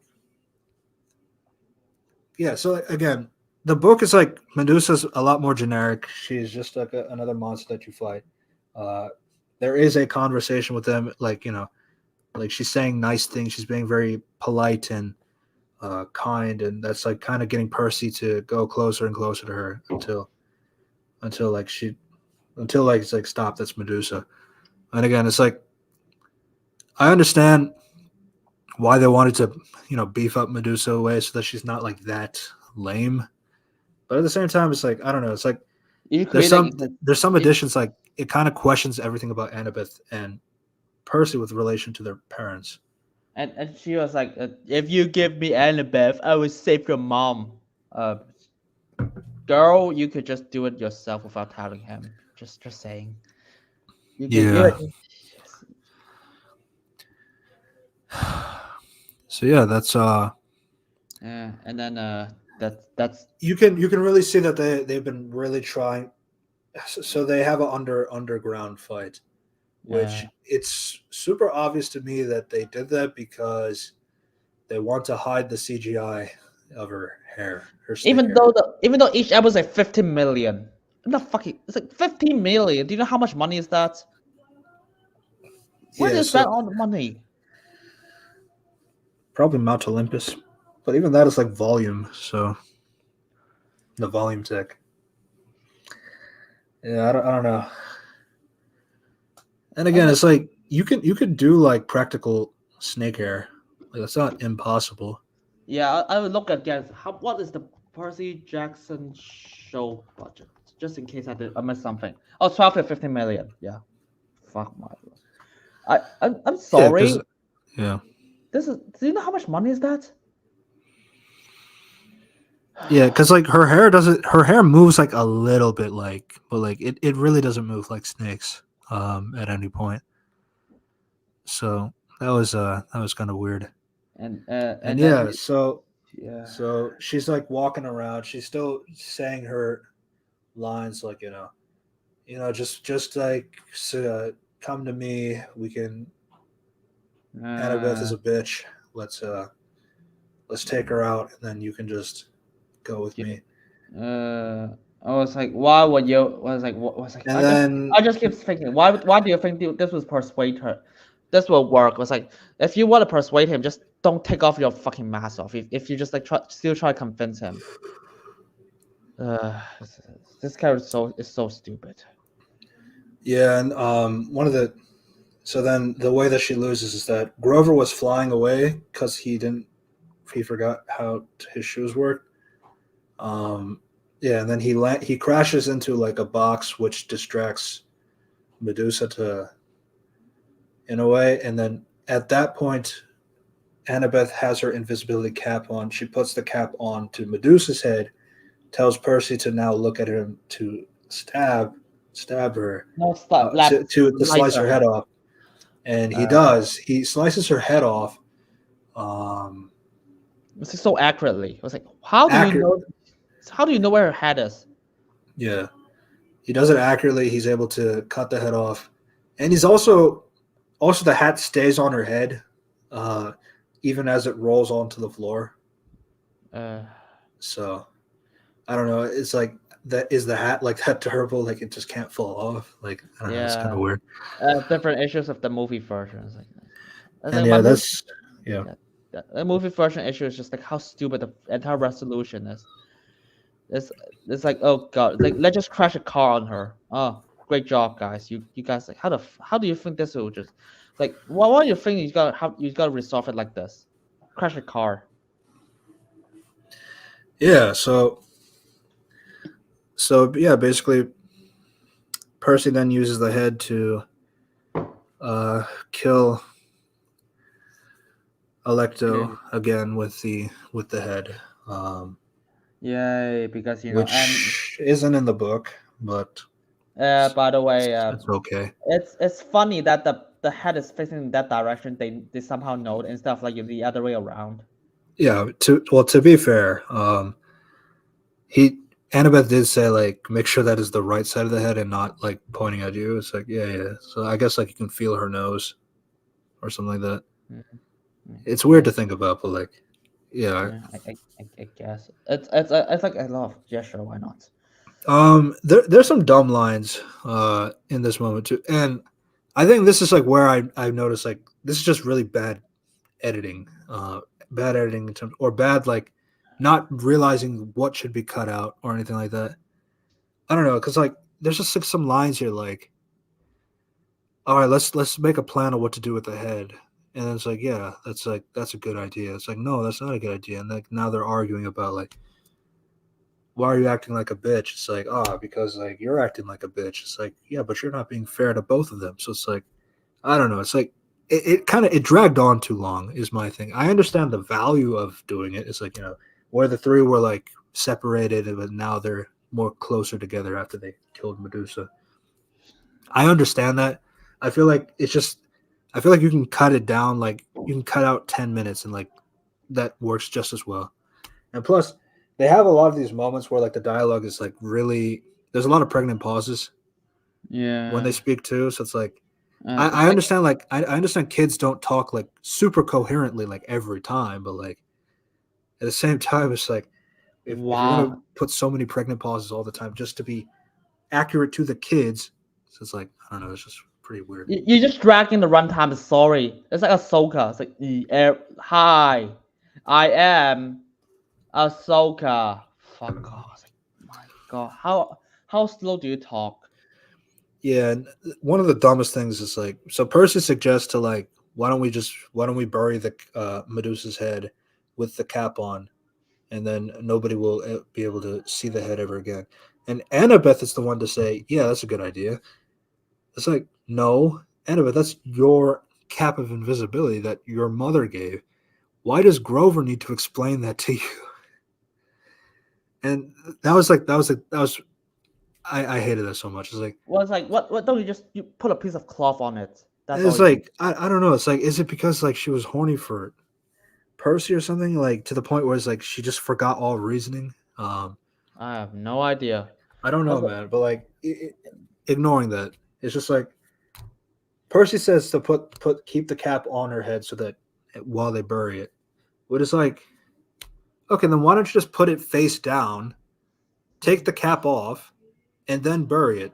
Because then her head is like facing down, like facing down, so they can't see it when they're filling up the hole for. or just get a piece of paper, or just clothes. You just Wrap it around something else yeah instead that of. yeah. Yeah, I don't know. It's like that's just kind of like that was just kind of stupid. And then, but it's like it's just like I understand like it was meant to be a bad idea, and then somebody else was like, no, that's a bad idea. But the problem is like, why is Annabeth saying it's a good idea? It's her cap. It's her I mean cap that her mother gave. that should be Percy saying this like. That should be like Percy or Yeah, Grover, like, and then it's like, no, fuck off. This is mine. This is. Do you know how useful this is? Blah blah blah. yeah. It's like, and then Grover's the one to explain. It's like, dude, your mother gave that to you when you were 12 years old, like on your 12th birthday. It's like she should know this. And it's like, yeah, she should know this. So she shouldn't be saying yes to like, let's give it away. I don't know. That's just that was like really stupid. And And then yeah, then they decide to like they should mail it to Mount Olympus because to show that the gods are being, just like commentary on like the gods making his difficult. I And then honestly, you see a cameo of Hermes. yeah. I was like, because I was so confused. Why did you even need to melt the head? Something. Like, this is such a good weapon. I'm sorry. Yeah, the movie keeps the head actually to use it for a Hydra fight that wasn't in the book, but yeah, it was a useful weapon.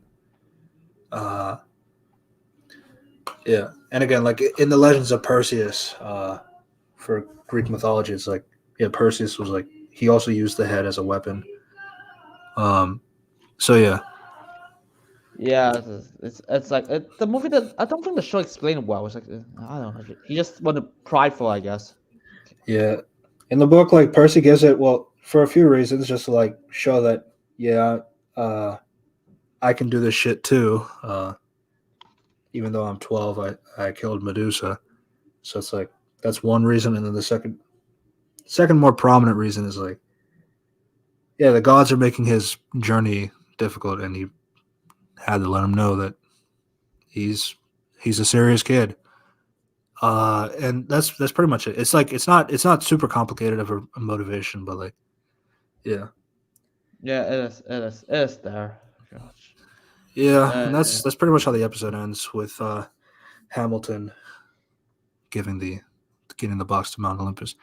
I like it in the sense like it's a good.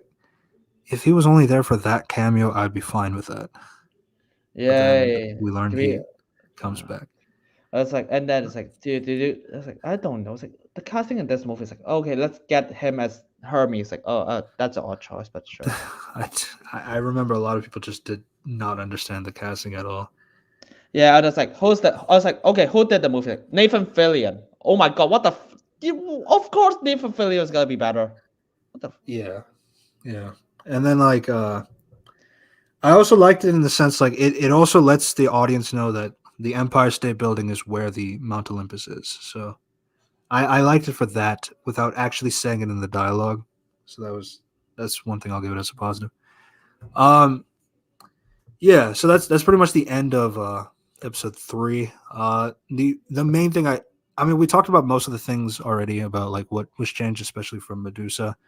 That's like the biggest change in general.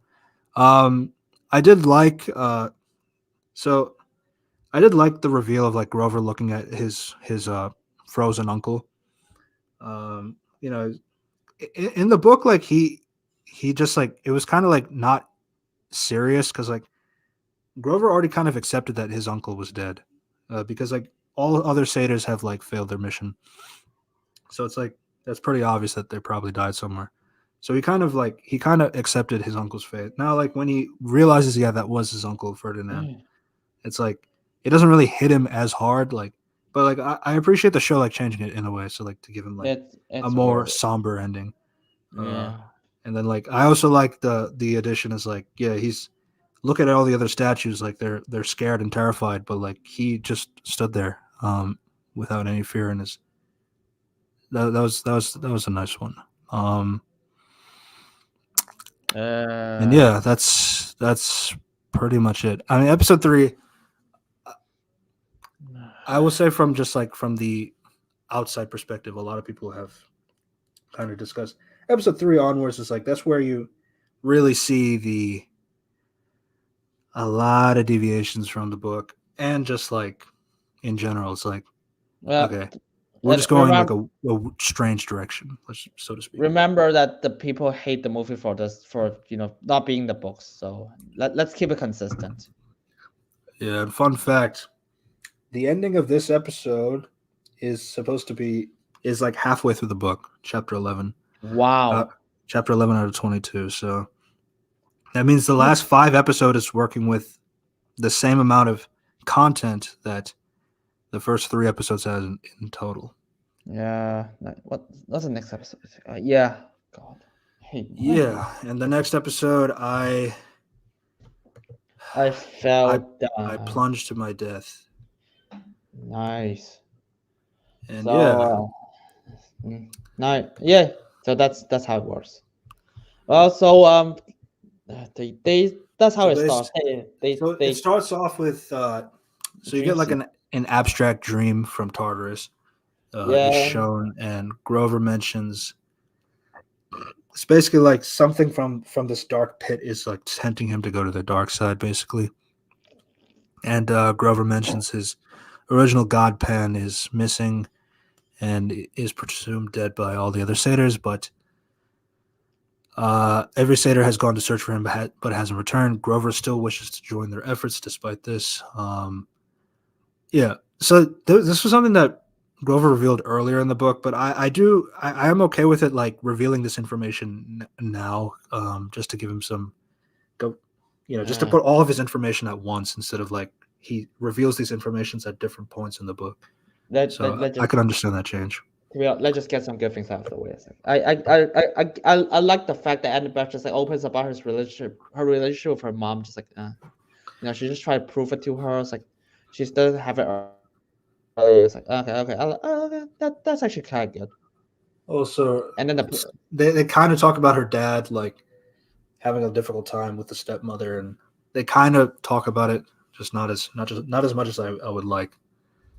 Um, because yeah, her relationship with her dad and stepmother is like pretty important because like um, she she doesn't have like the life like Percy does, which is why Percy being this sort of anchor for her is like pretty important because like she was like one of the girls that would stay at Camp Half Blood for five whole years and not go home and not see her dad and her stepmother, and all that. Like she would be completely dedicated to being a demigod essentially. And Percy's like kind of the one showing her the value of like having that human parent like his mother, which gets her to. That's kind of like the ending of her arc in the first book. Is like Percy has broken her down so much to the point where like she can like go and send like she can go back and rekindle her relationship with her dad. And again, the show ends like that, but it's like I feel like all the weight is not in there in terms of like Percy's relationship with his mother versus Annabeth's relationship with her father. It's like, well, that's my thing. But I do like that addition as well. Yeah, in terms of this episode. uh, Any other uh, positives? no, and then the plot starts. Yeah, so they start off in the train, which um so in the book they actually got train tickets because Grover talks to like a lost poodle. Uh, the poodle apparently hated its owners, but Grover got to agree to like if we return it back to the owners, they would get enough money for the train tickets, and that's how they get the train tickets going. I understand cutting that out. It's just that it's just some of those charming things that gets cut out. Um, and yeah, they're on the train. They uh, basically they're having their own conversation again. They're kind of giving more of that exposition stuff that you see from the earlier chapters of the book, but like they're doing it now, just in time, just to set up the time for uh, the echidna to come into the train and create a scene, basically. So basically, like the kids are talking, and then apparently somebody attacked the train where it's like there's a hole in the train in their room. uh, And they're being blamed for it, basically. let's just say that's like, my God, check security camera. I don't give a shit. It's like I don't give a shit.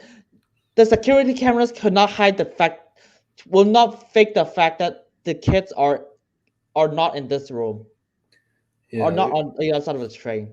maybe. I don't know how the mist works too well in that account. It could definitely hide Echidna and the But Chimera. but I do not believe that they're just gonna duplicate the illusion of Percy Jackson and his friend, and especially the fact they found the kids on the other side of the train. It's like, okay, it's like, Yeah, where they were eating breakfast. yeah. And do you know how this starts?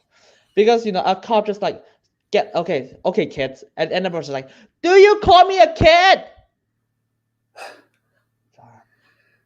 The worst edition is just like he gets their tickets and is like, and then he picks up Annabeth's ticket and is like, "You're in cabin B12 or something like that." It's like, like specifically to her, it's like in the way it's like, okay, are we trying to do a race thing with the race swapped Annabeth? It's like, okay, And it's I like, guess. and the entire thing is just, oh, Annabeth is stupid.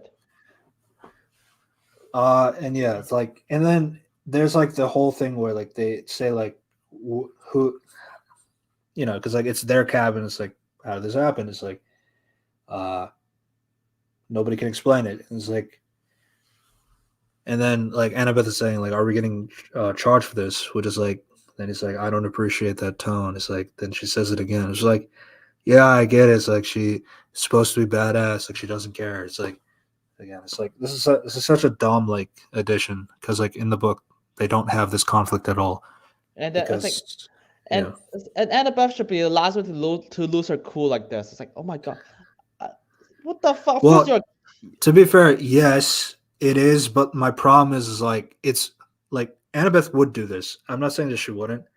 My bigger issue is more like I feel like it's more of like again I don't like talking about like woke points or anything like that, but it's very clear that there's like an element of somebody's being racist to her. It's pretty obvious, and we need her to stand up to that.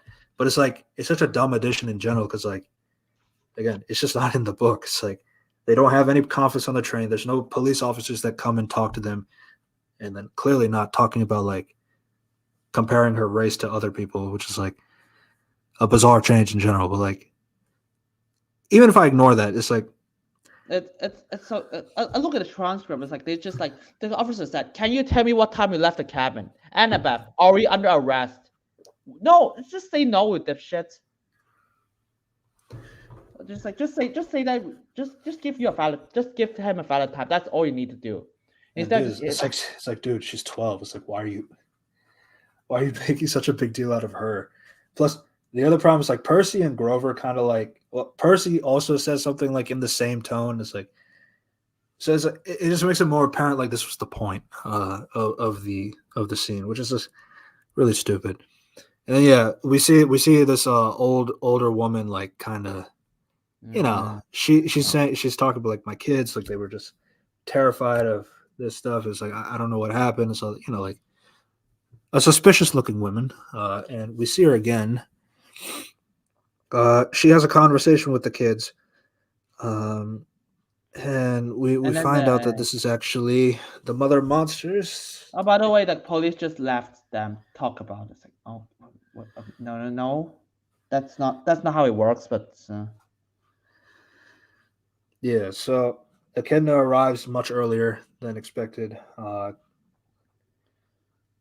Because in the uh, book, like they only meet them in the Gateway uh, Arch, not in the train. But yeah, they did this so that you know I don't know, just to give her more yeah.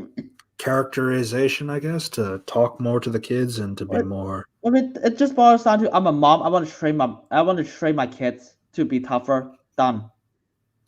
Yeah, and then she learns about yeah, so they learn that she's Echidna, and she has a pet, what looks like a pet dog, but it's actually a chimera. And yeah, so they go up, so they attack the kids, and it forces to the point where the train is forced to stop, and then the kids are leaving, Uh, and they say like, okay, so we're in St. Louis, let's go to a sanctuary. Where are we going to find a sanctuary in St. Louis?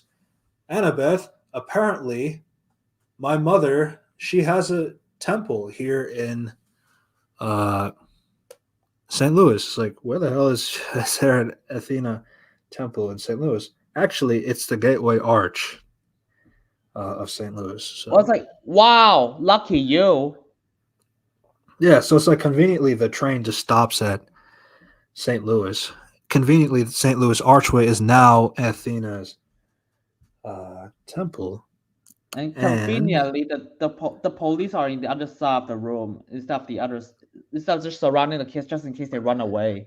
Just yeah, saying. this shit is just dumb. Because like again, in the book, it was just simple. They were on the train. They go on the train, and then like they realize they're heading towards St. Louis, and Annabeth is like, I just want to stop here so that we can go see the St. Louis Archway because she's an architecture geek. Like that's like really interesting to her, and the boys are like, okay, yeah, that's fine. Like we could do that. Take a break from our monster adventures, and that's how they end up in St. Louis. My problem is like when you make story, sometimes it's like sometimes the problem with the show is like they try to do like story narratives for like to explain, oh, why did we end up in this location? Whereas like in the book, some of it was just an accident, and it's honestly okay. I don't know. Then it's like, what? And then like they do like the dumb things like, okay, so now Echidna attacked the train. Now the kids are like put onto the guys. Which, to be fair, in the book, the kids were accused of crimes, the crimes that were happening across like the states, uh, and there was like wanted posters of Percy Jackson throughout the United States. Um, yes, but like the problem is like they do something really bizarre to the point. It's like, okay, we're interfering magic with the mortal world so much to the point where like it feels like course correction because like we forgot to do it in the previous episode, so let's do it now where it makes no sense to do that. I don't know. Which is you just fuck yourself over after the episode. It was like, oh my god, what the fuck did you do? How do I describe this episode? Okay, so they run to the fucking temple of Waterford and Oh, okay, whoa. One more thing about the train. The part that I really hate is the Chimera does stab Percy in the shoulder, and it's poisonous. And yeah, that's a big problem for something later. You can keep going. yeah. So they run to the architect. I have no fucking clue why didn't the monster already catch up to him. Even though this thing can run so fast, he basically flip cars. He can just basically charge and flip cars around. She's got to walk like the Terminator and use magic like Magneto. And this thing can actually chase after adults. What am I fucking watching right now? It's like they just like, oh my god, you remember Train to Busan? Yeah, I already watched that movie. Uh, Hmm. Yeah, yeah. So they go into the temple. Well, not the temple, the archway. okay, I'm And just yeah, yeah, and so, mommy so is. So and Annabeth does like say facts about the archway, like it's like it's like a perfect symmetry, despite like it looks like so amazing and all this stuff. But the problem is like I don't know, it's just like the performance is just not hitting. I don't know, it's like it just feels more like an obligation because like the book Annabeth was like this, but it's like I don't really feel that she's interested in architecture. I don't know if it's part of it is because like they tie this to Athena and to give credence to Annabeth while not just like saying she just loves architecture because that's her quirk. So I don't know. It's just like it just kind of goes back to like some of these things that are being done in the shows. It feels more like a checklist and not like characters being characters. Yeah. So there's that. So just and then just like okay, Um, so and then like okay, Annabeth talks more about her mommy issues, which fine. And it's like she just wants her mom's approval. So sure, okay, and it sure. gets kind of gets worse because Uh, well, uh, this was kind of a charming scene. It's like when Percy passes out or is like getting really tired from the poison. Their solution is to like put him in the fountain and just start splashing water I was on like, him. yeah, just like yeah, good It was job. pretty. It was pretty I'm funny. fine. I still hate that Percy's poisoned at all, like this early uh, in the episode, um, They need a because ticking like time clock. it gives a ticking time clock, quote unquote, because it doesn't really affect him at all. Yeah. Yeah, And then I but was then and it then turns out, yeah, turns out I was the laughing at that scene. It was, echidna and the chimera show up, and they're and flipping, they are able to go in. Oh, you mean the car? but Yeah, yeah. they flip so much cars around and slowly walk to them. I was like, wow, run. And then and this is by the way, this is supposed to frame the kids. I was like, dude, the kids are that way. They're not gonna frame kids. You're not gonna frame kids for doing this. Yeah, Yeah, that's what I'm kids. saying. It's like again, like this just not this just isn't in the book, and then plus like I know they're gonna. They don't even explain the mist that well in the show either. And I keep saying the mist as well because it's a force of habit. yeah, But and yeah, it's like also keep this in mind. The yeah, mother of demons can smell the kids from miles away when they're in a different side of the building. yeah, Keep this in mind. Just keep this in mind. We'll come back to that. yeah. So actually, so it turns out that uh, the chimera and the echidna can actually go inside the archway, and Annabeth specifically mentioned that they needed to go into that archway for protection because monsters are not able to go into royal like god monuments basically.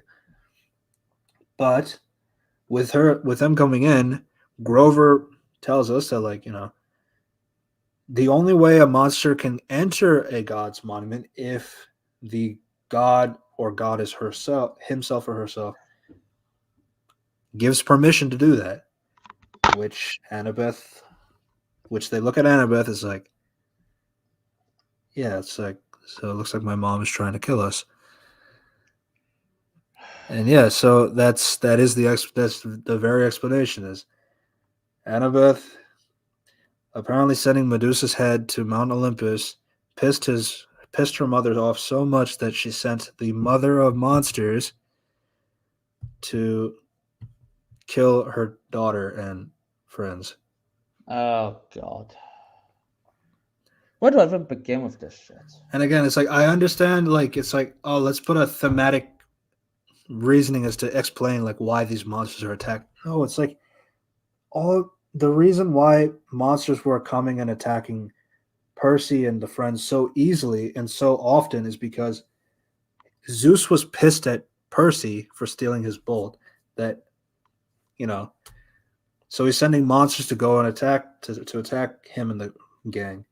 So it's like that's like it's a simple motivation. I understand that, but it's like it's enough to like give some credence to why the monsters are attacking. So it's like I don't need.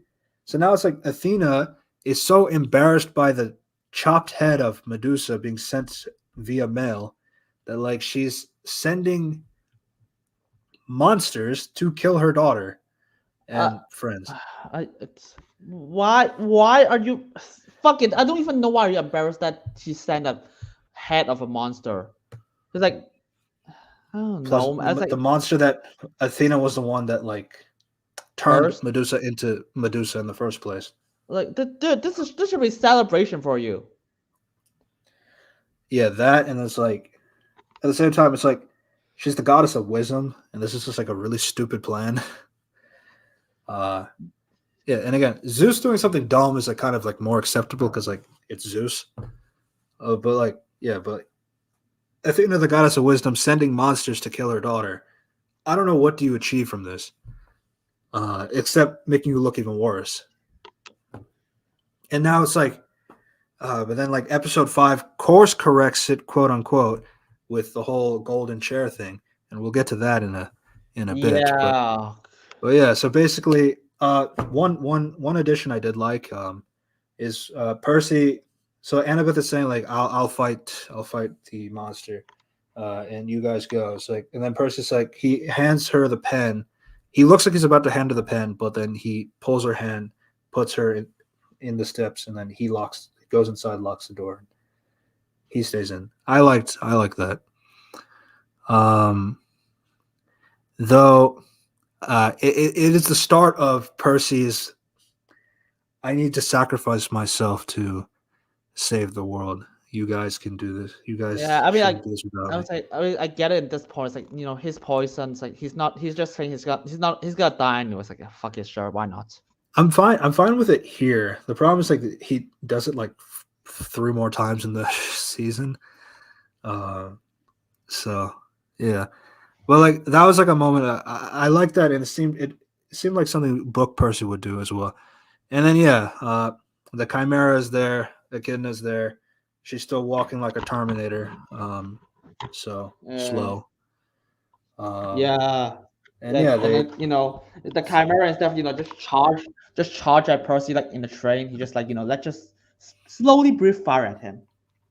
Just run him into shit. yeah, and make a hole in the floor. He's he's dangling. Like and I thought you Uh, just got Echidna's it just like, like yeah. you It's like know, it's all I gonna end thought now. yeah. And yeah, so yeah, which he falls into the water, falls, but then like a tendril comes out and catches him, and yeah, then there's a water spirit that tells him that like, you know, your father's proud of you. He wants you to go to Santa Monica so that he can talk to you, and that's how the episode ends. Mm. So my only few notes. One thing is like it's another example of Percy like not being a shit talker when he fights the Chimera. I don't know. It's just like it works with Spider-Man. I don't know, like that's just something he does. I don't know. It's like cutting it out just makes no sense to me from that standpoint. Um, and then And I'm fine with him. I'm fine with him hanging off the edge and then falling via that way. Whereas like in the book, like he chooses to. Well, first he prays to Poseidon, like Father help me, and then he jumps out, like jumps from the hole in the ground, and then that's where. yeah. By Yeah, the way, do you know how to change it? Because they have like the mother of monsters say, so unfair. You never had a chance, did you? If only someone cared enough for you to provide you with one. My yeah, God, which is the so it's his genius, dad. It's like, oh my god, genius dialogue writing. which is like spelling it out. Yeah, And do you know this line is also more incredible? Narrate. After he sees Percy saved, she said, "You are frightened. It's all right. Percy, your father sent me to tell you. It's all right. Just breathe." My God, just you can cut most of the dialogues down. Just say it's yeah. all. Just say I it's. yeah. My Just say so yeah. that part is like that part is so the breathe just breathe is like that's fine. Like I guess I'm okay with it. It's just too much words. Yeah. The idea is like Percy's like holding his breath because like he thinks he can't breathe underwater. Yeah, it's not a problem. It's not really a plot problem. It's like why it's so clunky. Yeah, How do I yeah, write like this? Do you know how I write it? I would just write it. It's all right. I'm your father's friend. Just breathe. Don't be afraid. Done. How you just restructure yeah. the And sentence? it's like one of the things like like with if you were to compare like Thor, for example, like Thor used to have like Shakespearean dialogue as to explain why do they talk like in eloquent ways that are not quite like what we normally talk now. But like they don't really do that. They say like our common dialect that we do every day, like now. It's just so much extra words. It's not like if it was more Shakespearean, like then it's like I'd be okay with it. But it's like I don't know. They don't talk like that. I mean, they don't talk like that in the book either. So Yes. like they talk like normal guys. So Yes. that's just like some things that I've noticed. Yeah, but that's basically how the episode ends. Um, Life. my biggest problem is just like why the fuck would Athena want to kill her daughter? That just makes no sense at all. And yeah, Yeah. in terms of a It's, movie comparison, this moment is not in the movie at all. They yeah. So replace it with going to an Athena, uh, like a Parthenon yes. in Yeah. I think Tennessee or something like that. Museums. And yeah, they go to a museum, um, Stupid. and It's they stupid. fight a Hydra. It just to be honest, it's so dumb that just like the water powers Percy has, they don't just pull out the head immediately, and like instead of just waiting in the bathroom for longer, like and the just decided shrank them. It's like fuck off. Yeah, yeah. Though my one of my least favorite episodes is the next one. Let Damn. me just check one more time just to make sure I got everything I wanted to say about this one. Yeah, it got off, and then we got a Aries. Yeah, we basically talked about everything that. Yeah. Yeah, let's talk about the next episode. To be honest, like at least I felt something with Aries. Like I guess I don't fucking know. Yeah. So So let's episode start. 5, a god buys us cheeseburgers. Let's just start with this. Where the fuck is the mother of monsters? Yeah, She's she's gone. She's gone. She's gone. yep. Just don't forget that she can smell people from miles away. Yeah, Uh, and the book makes it clear. Um, well, the book doesn't give her extra dialogue. That's the other thing. So like she does disappear for the rest of the book, without like a pure explanation, but like but she's still not like her not returning is like okay in that sense. But like here, it's like here there's like no reason like why she wouldn't return, especially if Electo keeps returning multiple times throughout the story. yeah, they were like, yeah, just shot yourself in the foot. Yeah, but because it's not in the book, we just gotta ignore that. So yeah, Let's just ignore the fact they changed a lot of shit in the book. So nice, that's one.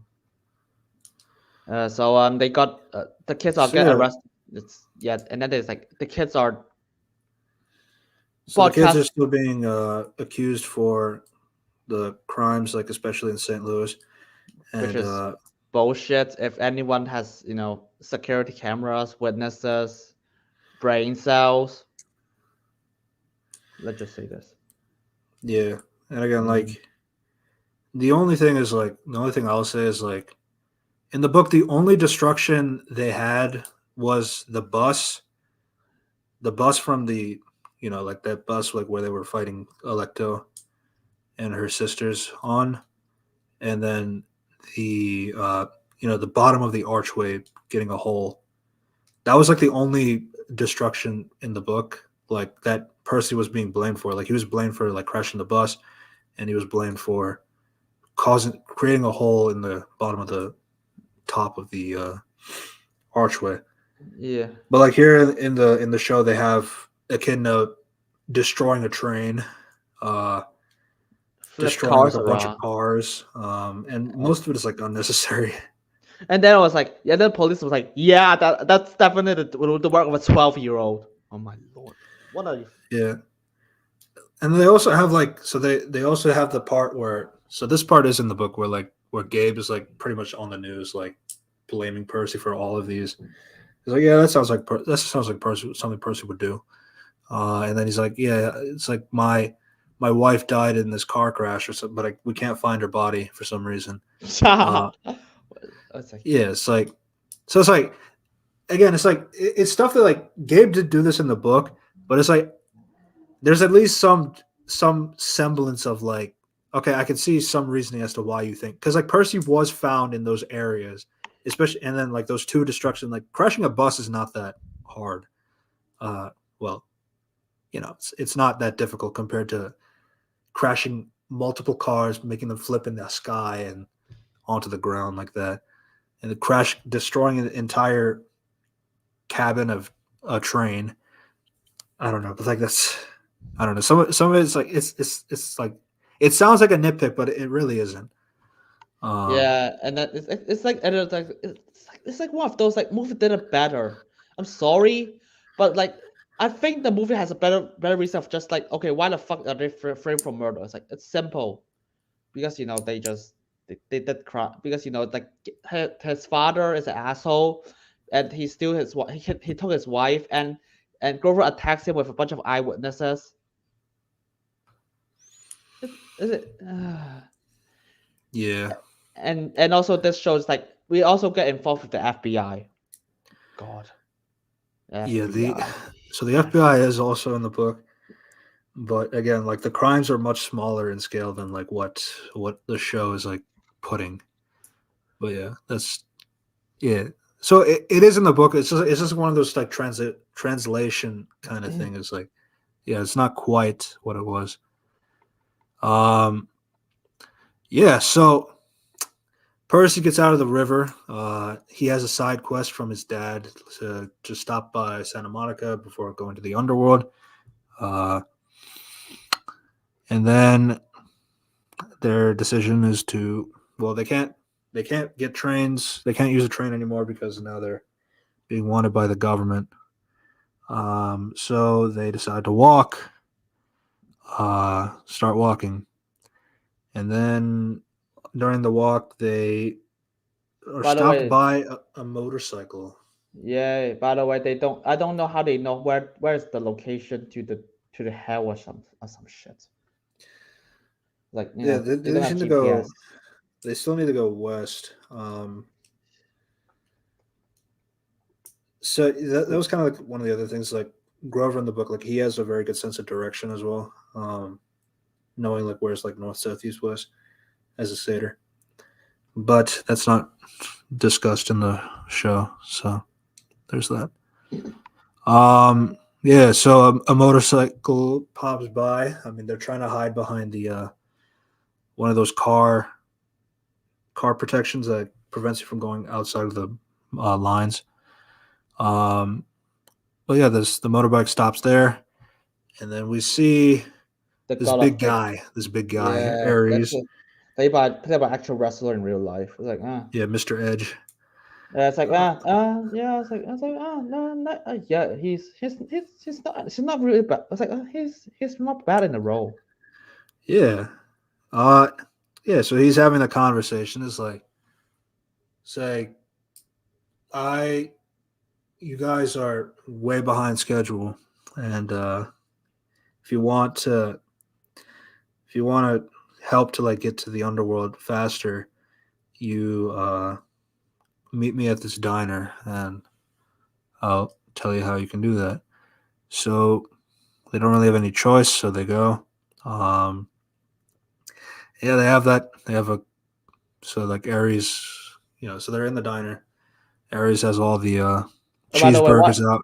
it's, Yeah, it's like I don't know why don't Ari just pack just like okay bring all three of them into his motorcycle. yeah, If Ari just like okay just want to do things faster. yeah. Um, but Aries gets them all the cheeseburgers, which funnily enough, they don't eat it at all. And then, Which, to be fair, it's like if you see an actor eating food, they just you should probably think like they probably did that ate the food like maybe 16, 17 times for the take. So I understand that. It's just funny. it's like Eric's just like, oh my god, Twitter. Yeah, Funny. which is like Uh-huh. also Ares is using a phone near demigods, but they didn't establish that phones is a one-way ticket to monsters. But to be fair, if the monsters are if they are facing Ares, I think the monster just like bye. Yeah, fair enough. But yeah, so he has his own little quest. They need to grab his wayward shield from the amusement park where he abandoned it, and they agreed to those terms. So there's a few differences here. So one, he decides to keep Grover for collateral, whereas in the book, um, all three of them do go together. Uh, which is like I do understand, like it's like maybe it is smart for him to keep one of them so that he makes sure they don't betray him. But like at the same time, it's like Ares is also kind of like wise enough to know that like yeah, even if they do betray me, it's like they still have to get all the way to Los Angeles, and they're running out of time. Yeah, it's like so. Just like You kind of you kind of have to follow my thing for me to give you a direct access without any controversy from the police yeah, so it's like yeah, so that's why like if you were to say like oh it makes sense for him to take Grover with him and let the other two go. Uh, yeah, it's just like but in the book it's like yeah you guys can go. It's like if you want to betray me, fine, but if you betray me, it's like you're just making it harder for yourself. So that's up to yeah. you. That's Yeah. and then he Yeah. Go yeah. ahead. God, it's like, my lord, this is. And then there's like, so where the fuck is the shield again? Oh, it's in the it's in Is the playground. That is in that carnival. water So mountain. near this place. I have no Well, fucking clue. It's so near this place. It's like it's so I guess it isn't because like they start leaving like it was daylight, and by the time they've reached there, it was nighttime. So it probably took a while for them to walk there. Um, so that's just to be fair. It's not that near this place. I'd say like it is like nighttime, but the yeah part I hate though is like it's so dark. The light, which this is like a problem throughout the entire show. The lighting is pretty terrible. In the yeah show, like it's so dark, like you can't see anything. It's like there's literally a line of like Annabeth. It's like marveling at how wonderful the place looked. It's like yeah, I guess it could be. I just can't see it. So yeah. uh, Yeah, it's like that genius quest. yeah, it's Yeah, just it put was. some moonlight. It's okay. Mhm. Moonlights Uh, exist. But yeah, yeah, I guess they want to do this whole. It's an abandoned amusement park. That doesn't stop the moon. So nice. yeah, so Percy and Annabeth, they're getting their shield back. So apparently, so they learned that this place is not just an ordinary amusement park. It is actually created by the god of craftsmen, Hephaestus, and so they have this conversation about like, so why exactly would Hephaestus want us to be here? Why exactly would Ares want us? Why would why would Ares leave his shield in Hephaestus's amusement park? That doesn't really make sense. And then I think they make the connection that Annabeth, not Annabeth, Ares has fucked Aphrodite, which is Hephaestus's wife. So it's like, oh, so I guess so it's probably so he probably left the shield because Ares and Aphrodite fucked in Hephaestus's home, basically. So uh, that's just some Greek mythology stuff. yeah. I guess okay. I'll say one positive. It's like, it's like say and the Beth just like oh yeah. This is fake. Don't worry. Just go inside, Percy. Uh, they explain the blades, like it can only cut through God. There's like okay, that shows that Annabeth is smart, and Percy willing to trust her. Like Yeah. and then it's like okay, I'm done with positives. I guess like my other thing is like I think like I do think Walt Walker and Leah have pretty good chemistry with each other.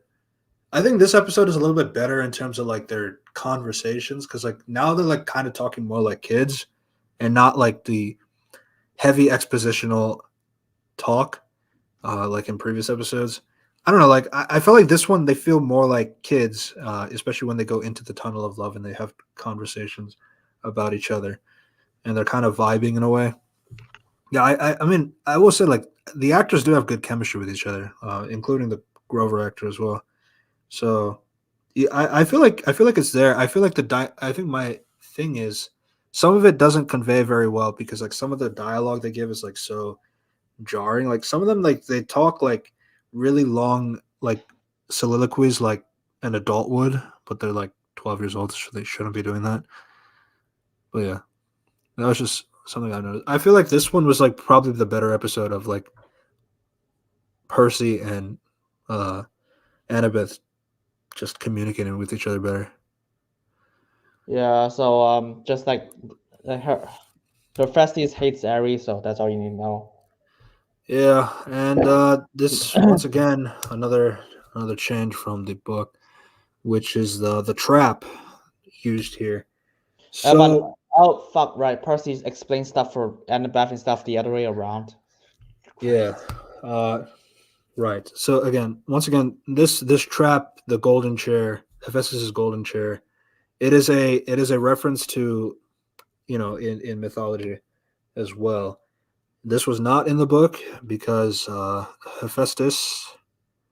So the chair is why I hate the episode so much is because the chair has so much like problems with it, like in terms of like the logic of like how why to use this chair that it just doesn't make any sense. uh, Um, let's just go with this the bullshit. It's like okay, how the trap works. Get a person, sit on chair, get a shield. Done. Okay, good. Ares, get a slave, force him to sit on chair, you got the shield. You don't need kids. well, it's not just that too. It's like the only there's a few problems. So one is like you need to have two people in this room. Period. Like somebody has to be there to sit on the chair, and somebody has to be the one to take the shield. That's one. Step two: somebody has to know the shield is there in the first place.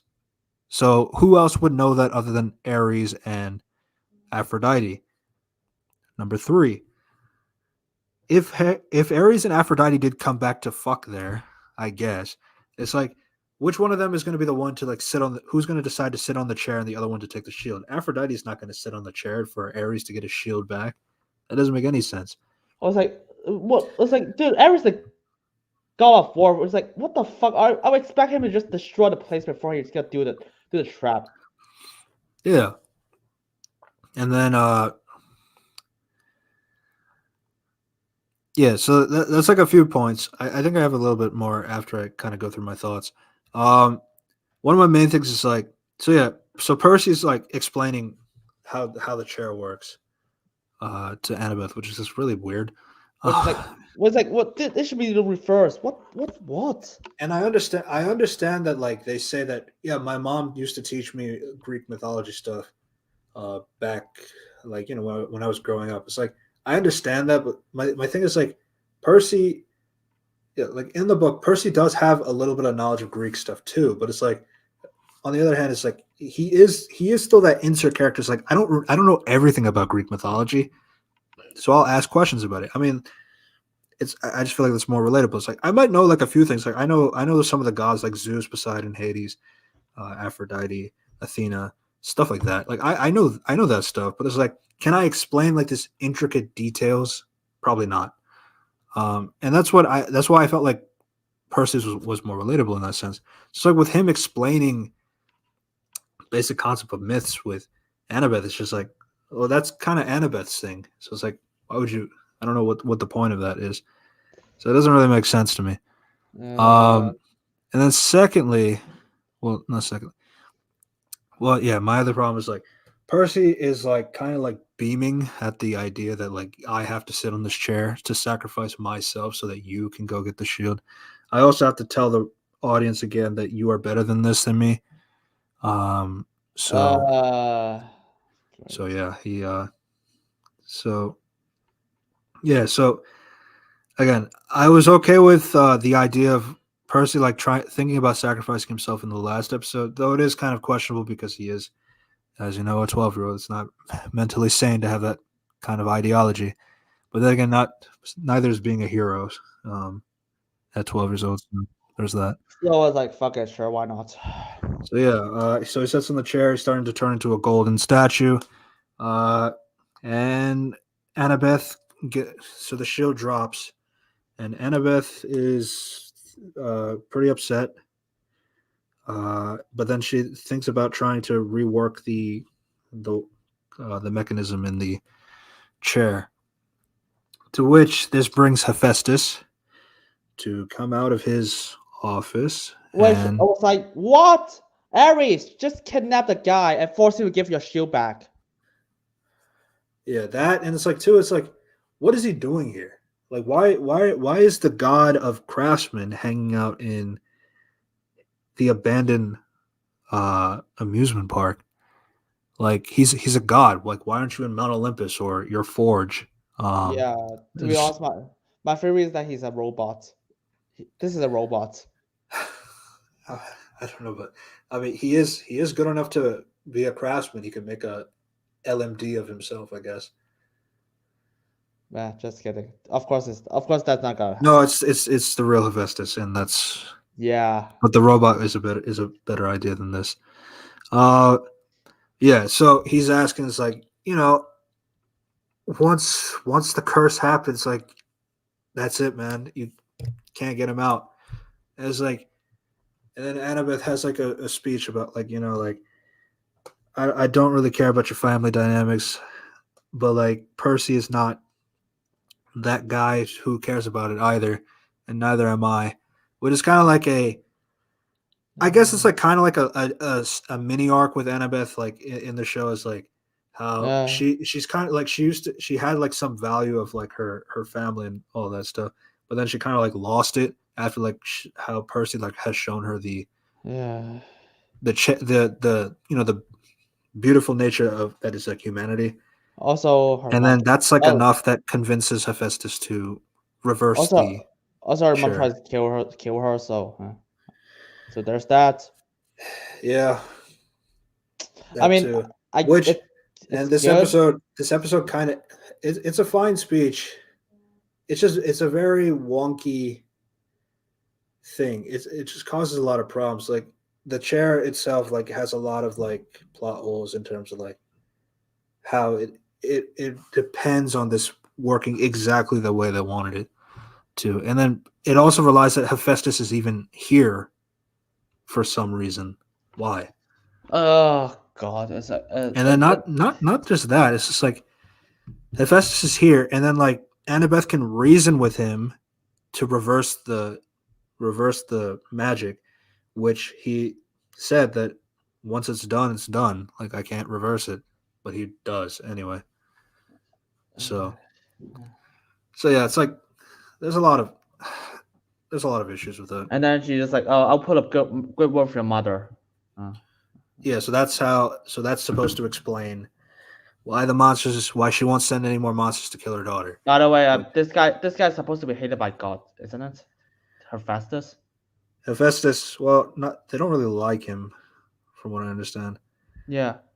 Uh, but like I mean, Athena is his sister, so like I guess it's like I know they just did this to say like, okay, so we're gonna have him say like, okay, she showed she's a very good kid.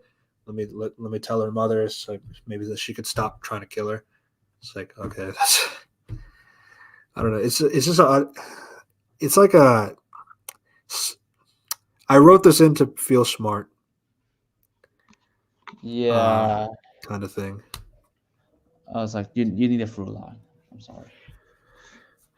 Yeah. Meanwhile, during this entire time, Grover and Ares are having conversations with each other, and Yeah. Grover is, being like pretty manipulative in his conversation with Ares to get him to kind of slip about different things, like how.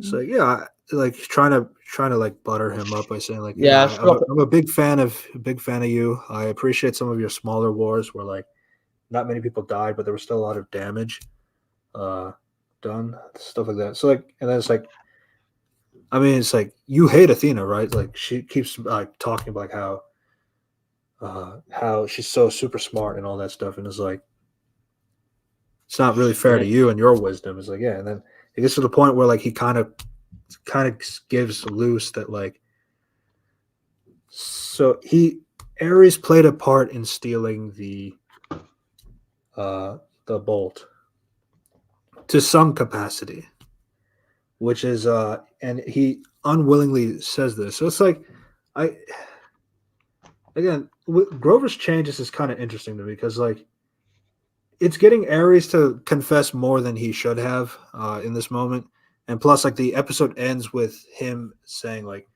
when they finally get on the truck because they got the shield for him, that like I figured out who is the lightning thief.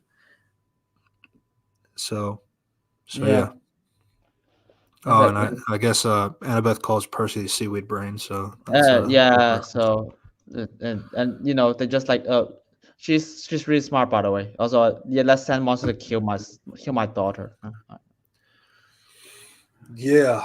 Um that's about it I in terms of the yeah, episode. So yeah, yeah. I they got don't on the really. bus. So, Yeah. so actually this is important. So he says specifically, this truck will take you to the Lotus Hotel. And the Lotus Hotel, you need to meet Hermes, the god of travelers, to go and take you to Los Angeles.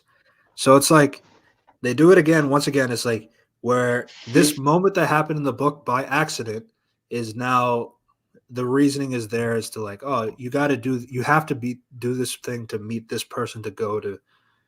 I don't like that.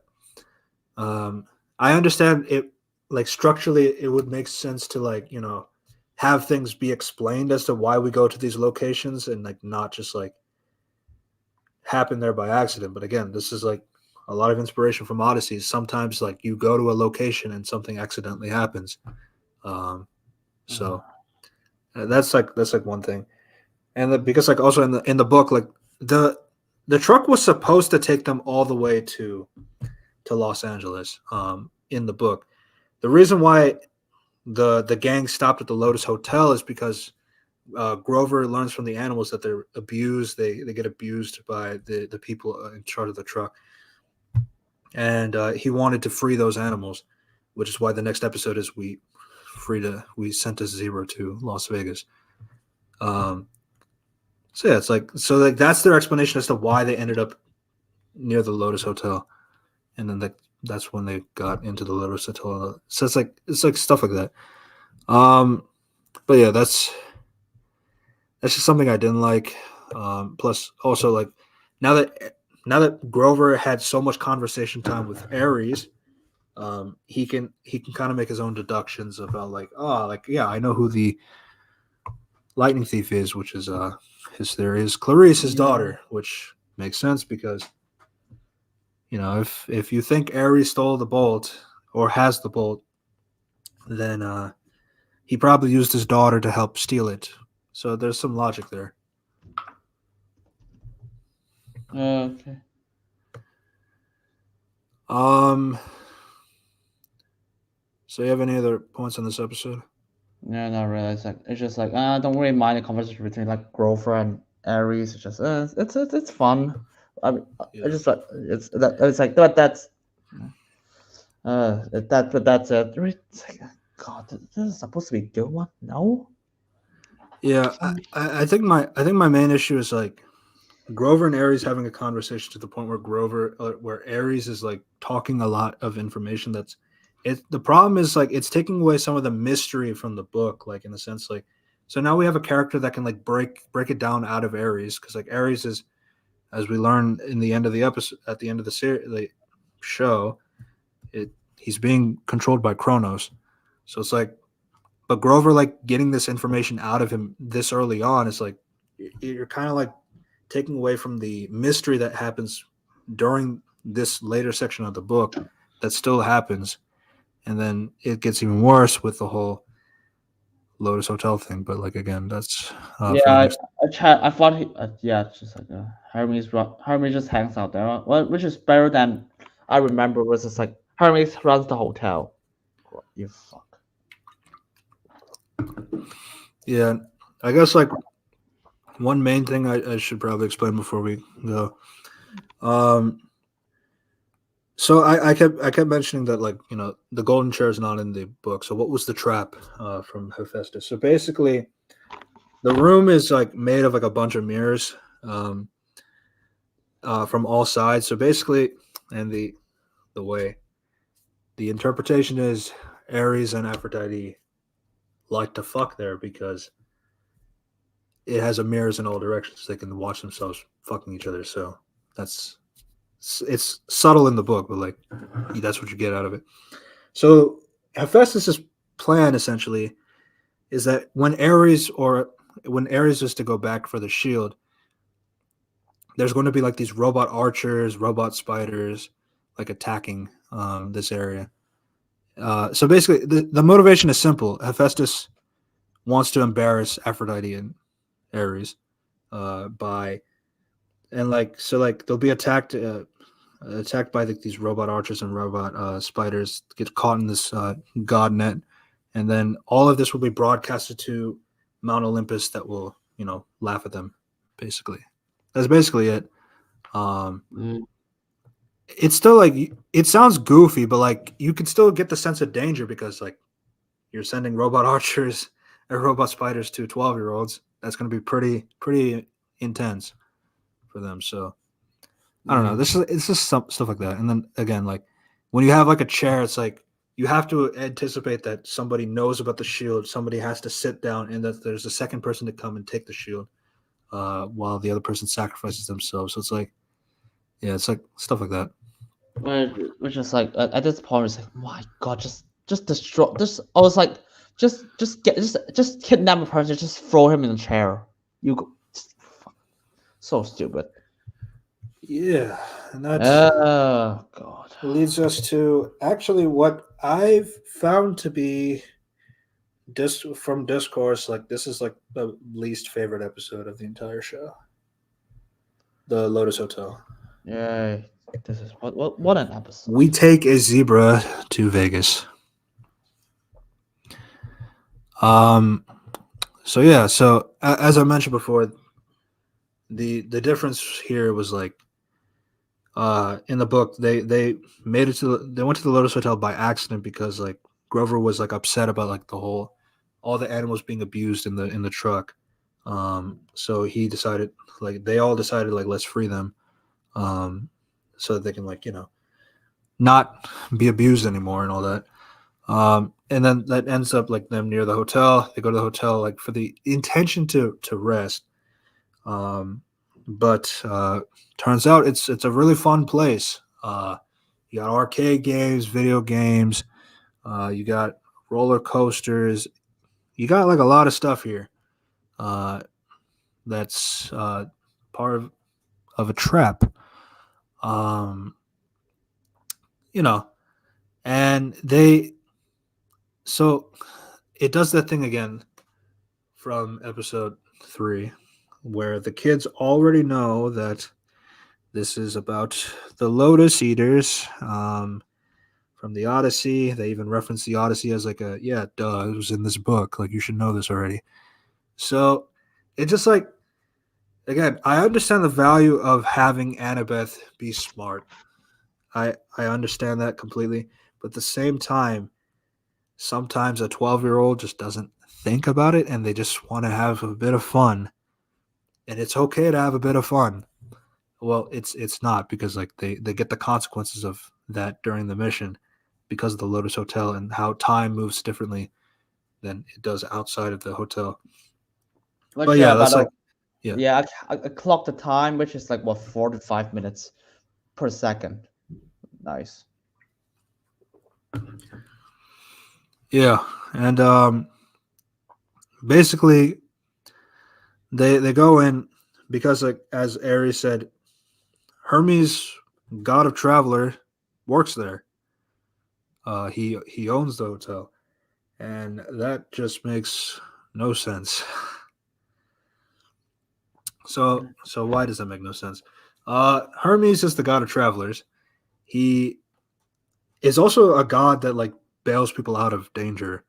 So I don't understand his motivation to people in a hotel where people would be stuck in there for a long, long, long time. Uh, like what? How does that make any sense for Hermes to be the guy to be in charge of this hotel? That just doesn't make any sense to me. Mm. I mean, they Uh, try. It's so weird because they just like, oh, Hermes is just here to hang out. It's like, huh? Sure, you sure? Okay, because he's like he has an office area right there.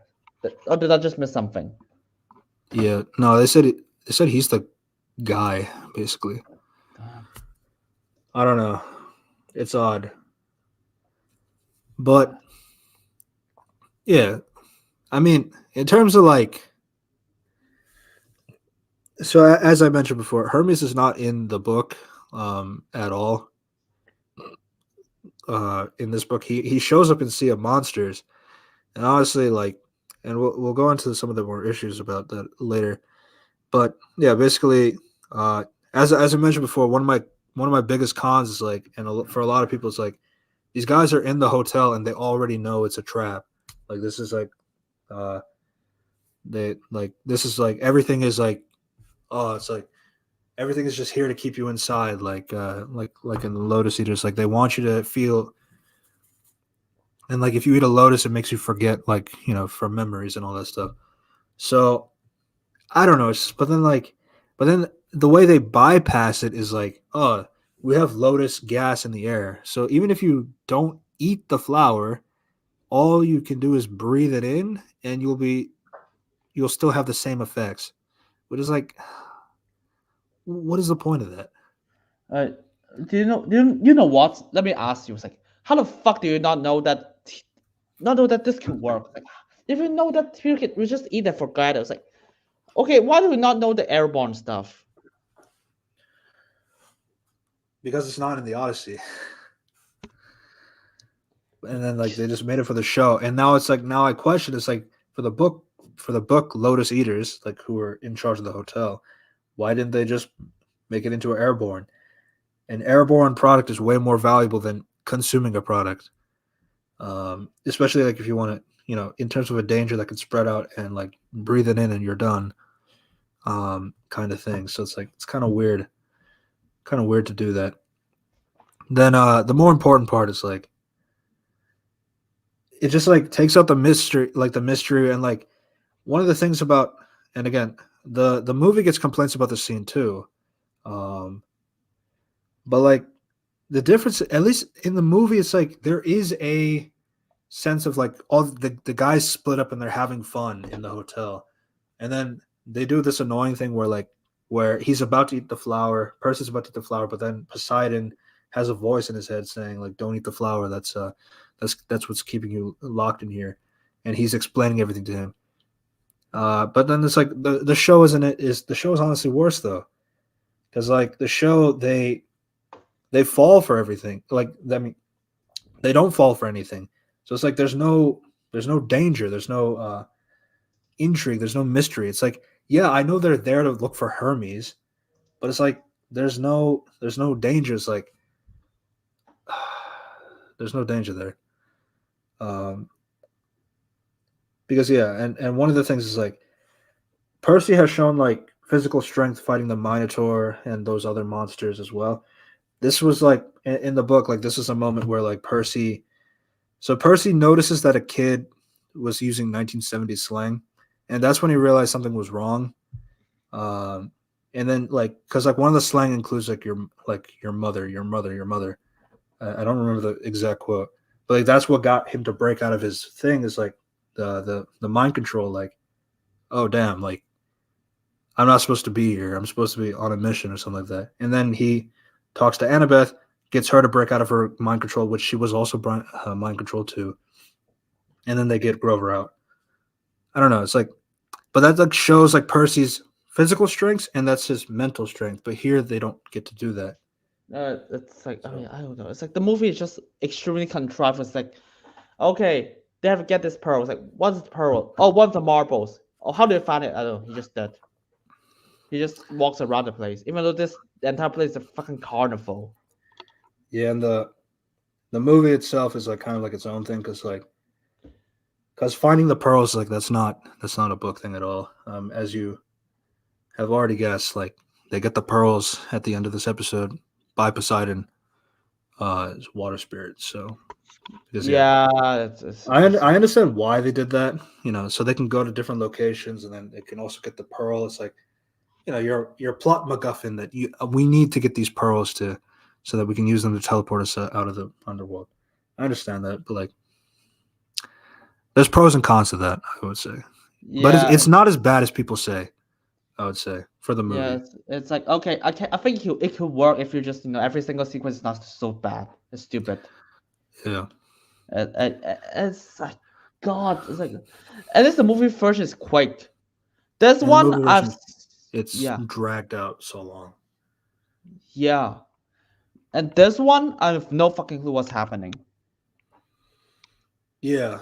And I do understand like why people feel like this is the worst episode because like one is like you've already taken out the element from the book is like where the kids genuinely get confused because they're kids. And it happens. And then two, it's like the whole thing with Hermes is just like we should probably get to Hermes now.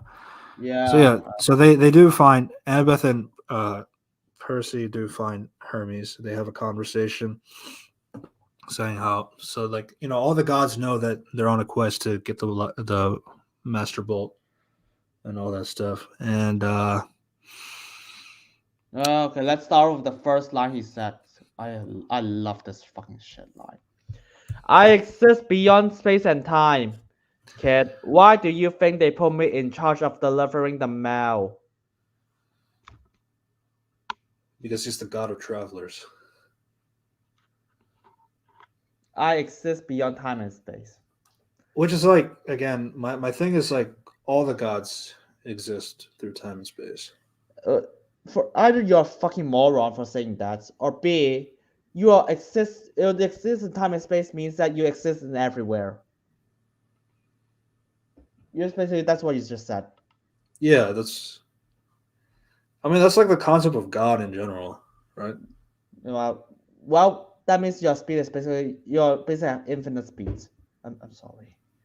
I mean, it's Hermes too. He's the fastest god. And Ares was like he's hanging out there. It's like no. Hermes should be right in front of you if he exists everywhere. This is like what the fuck did you just said to yourself? You have no understand how big of a scope this is. Yeah, again, like the concept of God being existing past time and space is like kind of accepted in like every religion as well. The difference is just the problem more so is like Ares is giving a task to go and meet Hermes specifically, who works at the Lotus Hotel for some reason. That's just like that's the dumb part. It's like I don't mind him saying that I exist throughout time and space as a line itself. The problem is just like he shouldn't be here to begin with. And then it's like, yeah, okay, time and space are easy, kids. Parenting is something else. I don't even want to. It's like I don't even want to go deep into like what you just said it yourself. Which part? The line after. Okay, time and space are easy, kids. Parenting is something else entirely. Oh, right. That's my other biggest problem. Because it kind of ruins the rest of the franchise in a way. Now, what do I mean by that? So the biggest motivation of Percy Jackson in the entire franchise is, well, it's a few things, but one of the biggest things like is the relationship between God and his demigod, his or her demigod children. Something that pisses Percy off in particular is that gods don't really spend time with their demigod kids. And now there are like rules, like like there's some like, yeah, the whole thing about gods in general with their demigod kids is like they have some dynamic of I do care, but like I can't like it's in a weird way because like gods they just don't show it like in an emotional sense. So it's like the problem with this line in particular is like Percy is getting firsthand experience that there is gods that care about their children like this. And in the last Olympian, the last book, which is a spoiler, but like we'll get to that someday. Um, that's one of his requests for like when he wins like the final battle. One of his requests is like for like a like a boon kind of thing, like where he gets to make a wish that he can get granted. His wish is for the gods to be more involved in the demigod children's lives. Um, that's his wish, and it's like when you have all these gods like saying like these like lovey-dovey things about their demigod children, it's like I'm not really getting that sense of like I'm not getting the sense where Percy will feel like this is this is out of pocket, or it's like they do love him. It's just like they can't spend time with each other. So it's like I mean you could change it to the whole fact it's like they make up these rules as to why they can't hang out with each other, but then but yeah, but it's just like one part of the it's just one thing that kind of affects the entire franchise if the gods are this attached to their children like this. So it's like I don't know. And secondly, as I said, Hermes is not in the uh the Lightning Thief book. So it's like the first time we meet him is actually in Sea of Monsters, the second book. So it's like it's even odder. And this is also after the whole twist that Luke is the evil one. And then there's that conversation. But like again, some of his dialogue from the second book is in this as well. Like especially like the one that you just mentioned, like that's easy, but like like God family dynamics is like very messy kind of thing. So it's like I don't know. Yeah. God, what would you say something like this? Like, I don't mind just like say that's like, oh, it's fake. It's like, no, no, no. And then just like, oh, actually, I know the entire backstory. Oh, oh, oh. And then she's like, oh, I actually know why you are here. Like, what the fuck? Yeah, which is like they all kind of already know that. So yeah, it's like I'm not gonna drive you, but so that's that. But Uh, it turns out, but then they learned that you guys are. It's your quest is over. By the way, what do you mean? It's like yeah, it's check your time. It's like we're not. It's already past the solstice, which is another difference from the book. That's yeah. So this episode ends that the uh, the summer solstice has already passed, which means the God War is going to happen. However, the way this episode ends is like, no, the God War is not going to happen now. Today is the day we're going to start preparing for war to happen. no. Uh, Fuck my love. Does anyone know how war works? It's like, oh, so what was all that preparation? We were prepared. So so June 21st is preparing to prepare to start the war. That doesn't make any sense. And again, once again, just a reminder: this incident that happened was during the winter solstice. When the winter solstice is when Luke stole the helm and the bolt during their field trip to Mount Olympus. So that's when it was stolen. So it's like, and then Zeus and Poseidon were having their back and forth on if Poseidon stole the bolt or not. But like, and then Zeus made the thing is like, all right, you have until the summer solstice to apologize or to give me back give me back the bolt. And then Poseidon also has that date as like you have to apologize to me. So basically, they're both stubborn in their own ways. But yeah, but I was just saying like the point is this incident happened back on December 21st. They have until June 21st to until the war starts. So it's like why would you put June 21st to be no, now we're going to start preparing for this war. That makes no sense. They've had December 21st to June 21st to prepare for the war. That doesn't make any sense. I was like, does anyone know how war works? You can't just prepare in one day. Yeah, and that's the other thing. It's like you're talking about 6 months of preparation in the book. So it's like, yeah, duh. That's enough time for me to say, yeah, I'm going to fight you on June 21st because I had 6 months to prepare for this just in case. So it's really stupid. Yeah, by the way, do you know what the fuck the Hermes said in this conversation? It's like, oh, I Yeah. can't interfere because Poseidon told us not to. You have to learn it the hard way, blah, blah, blah. Okay. What the fuck did they do this time? Gods don't listen to each other that much. We've already seen that in previous episodes. Like, look at Ares and Hephaestus in the previous episodes. Like, that doesn't make any sense. And then he gave them a taxi. Well, so technically they left, but it turns out Annabeth used her cap of invisibility to pickpocket the key out of Hermes.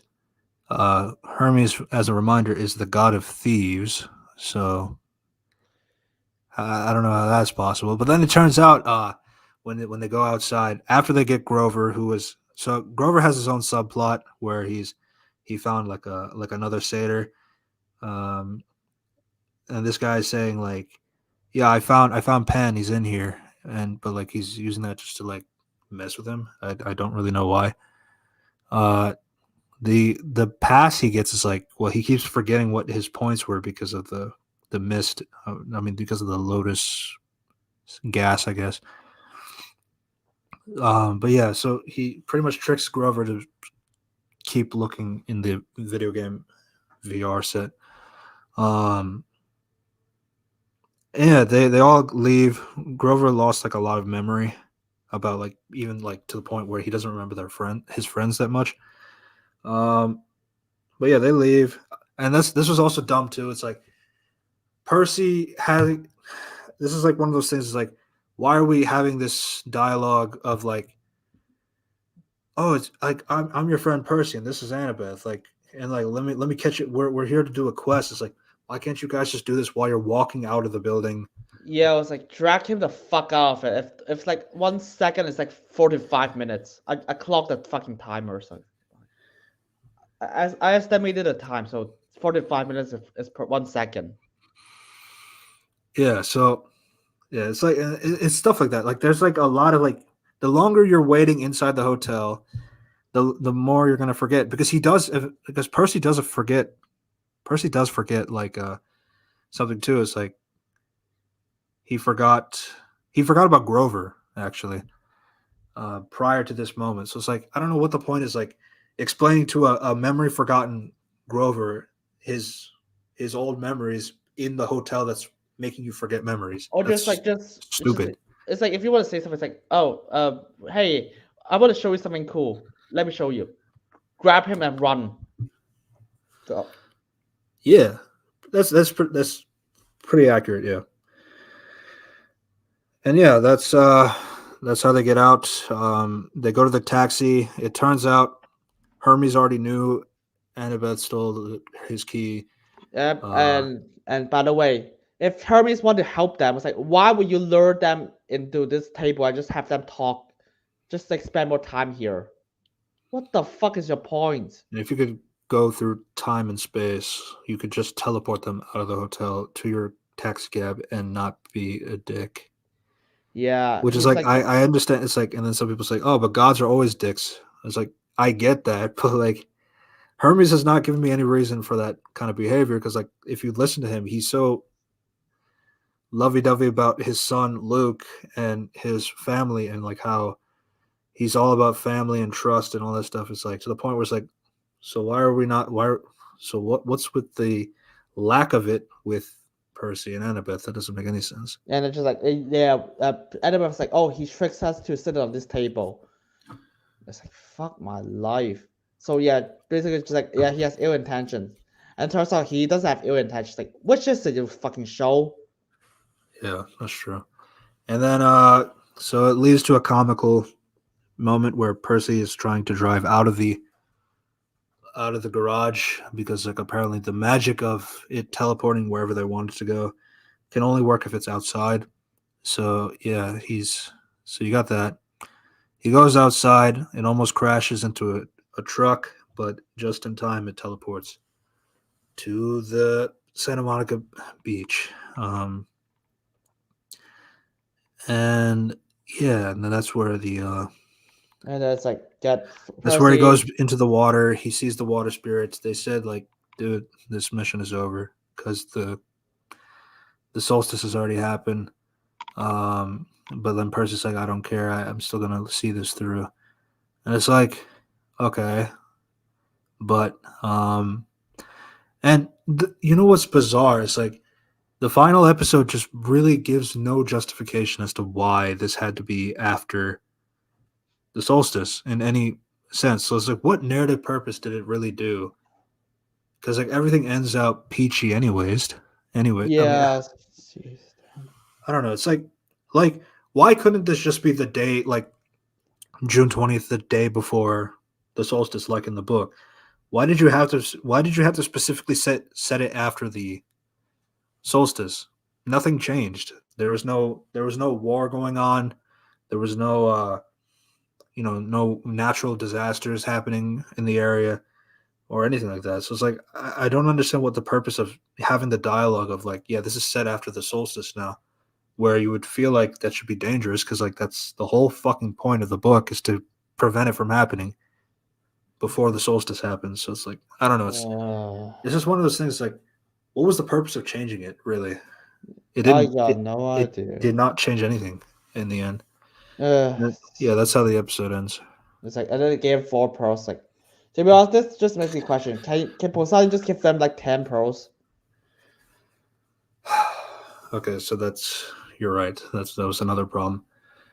So in the book, they only gave 3 pearls for the 3 kids, um, which here it would seem like having a fourth pearl is to justify. It's like, oh, so Poseidon remembered Sally was there, so it's like, yeah, let me have 4 pearls.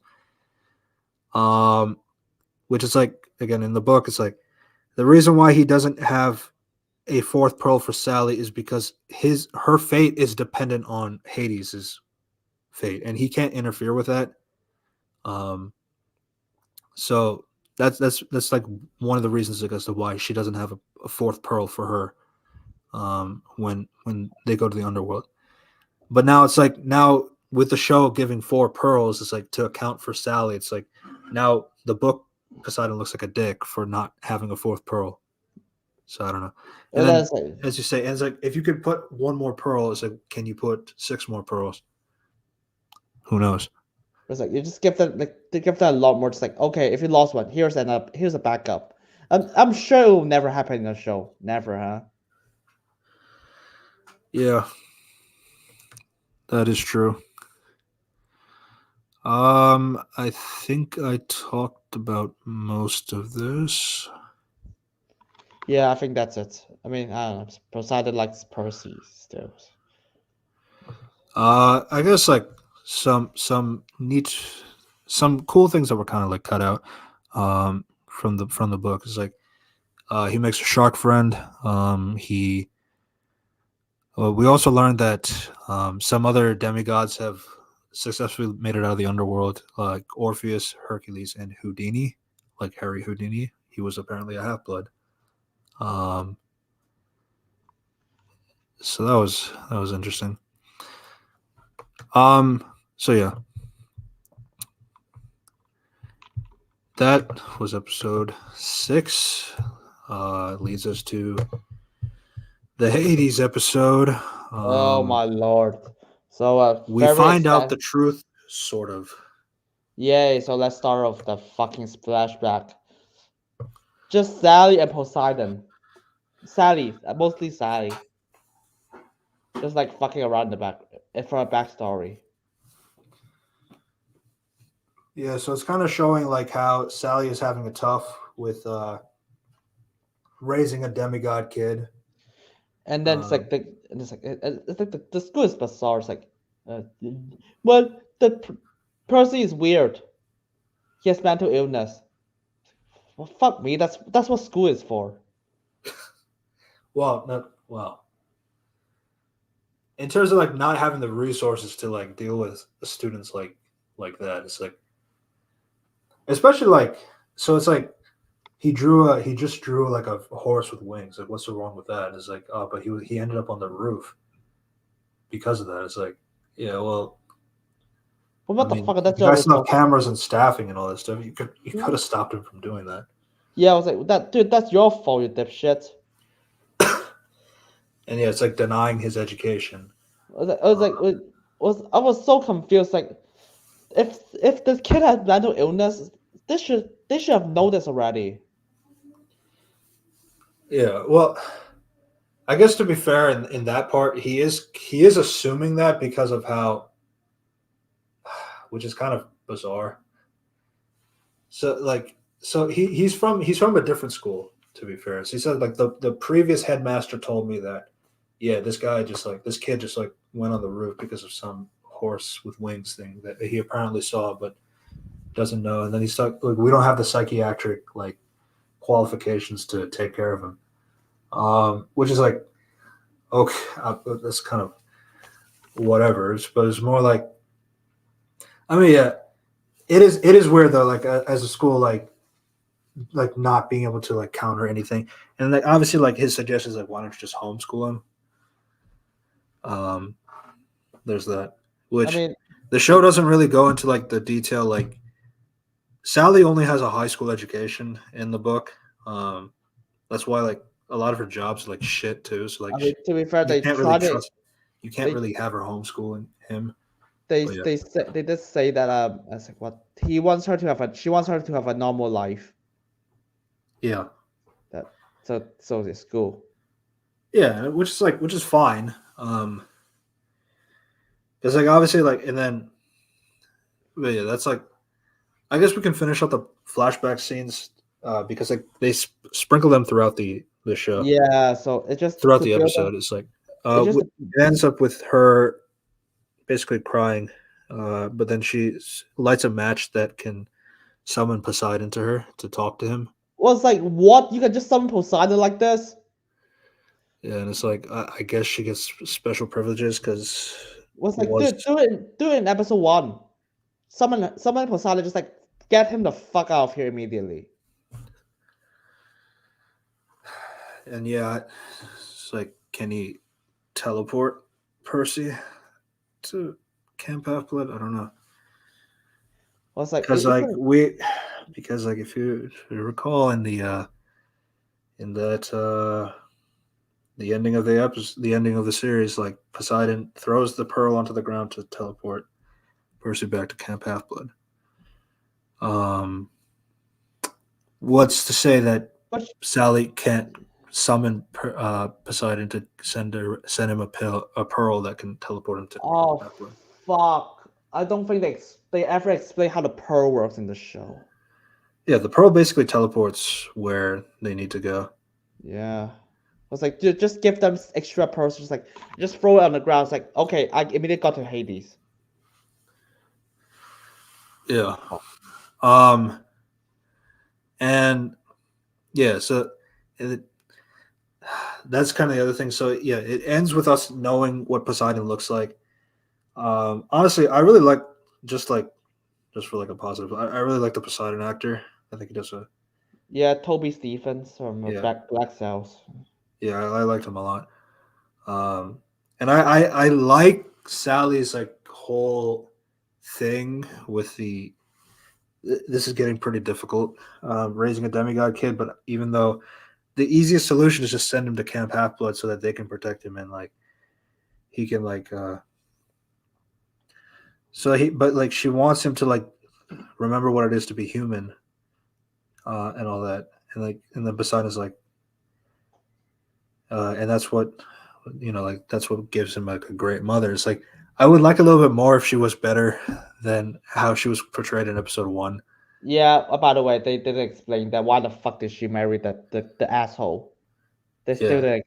It's like okay. I was like okay. That's just kind of ruins you because you married the guy, and Yeah, and you which forgot to again, explain it. You yeah, forgot which to again explain it.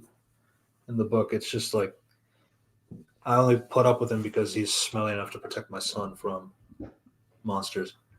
Uh, which is like it would probably sound stupid in live action, to be fair, but but like if what I'm saying is I'm saying the problem more so is like because Sally is more confrontational with Gabe in the show, it's like you don't really get that sense of like so it's like what really is like keeping you here then? It's like you being submissive is not like a like again like I'm not going to say submissive in that sense like because she still has some agency in the book like she still has like her own snip and her own snark but like around Gabe like she kind of has to be reserved and like not really go out with him like go at him because otherwise he'll like lash out. There's that but like if she can like easily do this conversation with Gabe like to yell at him or like I need you to say please to me next time. It's like yeah, so it's like now it just seems like an equally unhealthy relationship rather than it being one sided. I was like, yeah, I was like, God, it's like those like you just made the one change, just like oh, you just report the entire story. Yeah, that's true. That's a really good point. It does feel like a ripple. Yeah, it's like and Because yeah, I would have liked these flashback scenes more. I mean, the only part I don't like is like seeing Poseidon an episode earlier than like, when Percy gets to see Poseidon for the first time. That's when we get to see him too. But if I were to just because it's a visual medium, it's bound to happen to have flashbacks and stuff like that. I honestly like that interaction with like Poseidon and Sally, kind of like accepting Percy's fate. Like yeah, it's like yeah, he can have the easy decision of going to Camp Half Blood. He'll be protected and all this from the monsters and all that. But like Sally's like, I'm still gonna try to see this through because I want him to be human. I don't want him to forget those values of being a human. And that's what. And then Poseidon's like, yeah, that's what makes you a good mother. Yeah, I would have liked it better if episode 1 Sally was better. yeah, and then it's like you just didn't just like okay, I married an asshole by the way. Oh fuck. Yeah, and that's kind of like where you need to explain why she married the asshole because there is a reason in the book. It's just like you just didn't use it to the Yeah. point where I question like why not marry somebody else. So yeah, that's pretty much the flashbacks in the episode. Not much. And then yeah, I mean, and then it's yeah, that's fine. something not really necessary per That's se. that's the Yeah, best scene of the entire episode, by the way. Fuck my life. yeah. Uh, I just like Poseidon a lot. Yeah, he's a good character in this mostly. Yeah. But the real start of the episode is Percy walks into this waterbed shop, Krusty's Waterbed and Bar, Krusty's Waters. I need to get this reference right. Um, uh, but here it actually starts off. Once again, Percy knows exactly who the monster he is talking to, Procrustes. The and yeah, basically he has like he says like I know what you do. It's like you send people to sleep on this mattress and stretch them out to 6 feet tall and to kill them. Which yeah, that's a reference to Procrustes in Greek mythology. Now, for this one, I'm okay with them. I would have been okay with them like figuring out the mystery quickly and like getting rid of him quickly. Because like in the book, when they do fall for it, it stretches out Annabeth with mattresses. With not mattresses, with bed sheets, but like that's not a good idea to put rope bonding with a 12-year-old. So I would have been fine with them, like, if this was the only example of them like figuring out the mystery and then getting rid of like Krusty like so quickly, rather than just like doing it. But this is like here in the show, it's like this is the fourth time they did it. So God.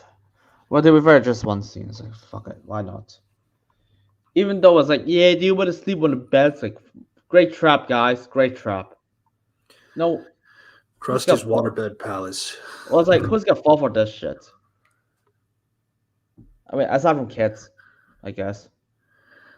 Well, to be fair, if you're a mortal, you're probably not. You probably could fall for it.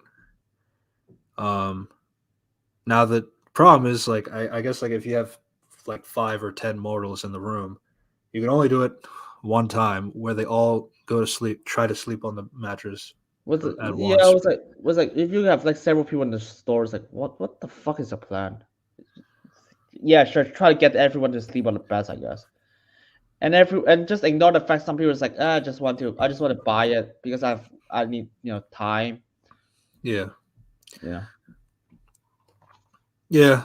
I mean, again, it's supposed to be like a quick joke reference monster from Greek mythology, but also like it has no plot relevance at all. But like here, of course, as they try to make it plot relevant for this, they have it that at the back of this shop has the entrance to the underworld. So that's why they're in this building. Great security, guys. Great security.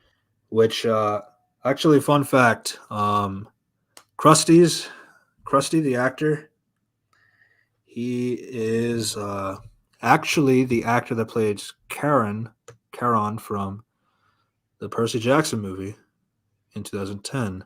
Yeah, he's also Julian Richings. I think he's also like supernatural, playing death and supernatural. Something. Yeah. He was also Charon in Percy Jackson, and the reason why I say that in particular is because it's actually pretty funny, because in the show he is pretty much the guy that lets the person go into the underworld, or well, not like that. He's playing that same kind of character. It's like, I'm the guy that you have to go past to enter the underworld. So it's like, I find that kind of like a neat reference from the original movie. Now, my other thing too about that will kind of that kind of goes a little bit more in depth later. So yeah, they go into the underworld based on that, and actually, well, I guess like one of my first things, the difference is like in the book, the reason why they ended up in this shop is because they were being attacked by rich kids that were pretending to be beggars. So they went into the shop to get sanctuary from those kids, and then that's when they met Procrustes, and then they fall for the trap. But then like Percy is able to outsmart him so that he gets caught in the trap instead.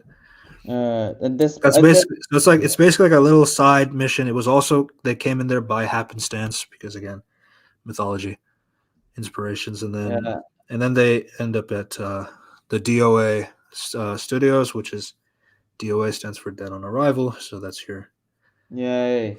That's where the entrance of the underworld is from. Instead. Well, yeah, and this show is just like, okay, they have a teleporting taxi.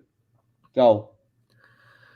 Yeah, right. That was another difference. In the book, basically, they take the hotel card that has infinite money on it. Don't question that.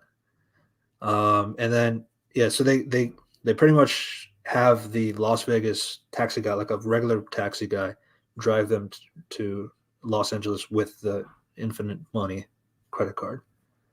So that's how they have the money to pay to go from Las Vegas to Los Angeles, which is a pretty big distance, but They had the money to pay for it because they stole that card instead of having a teleporting taxi car.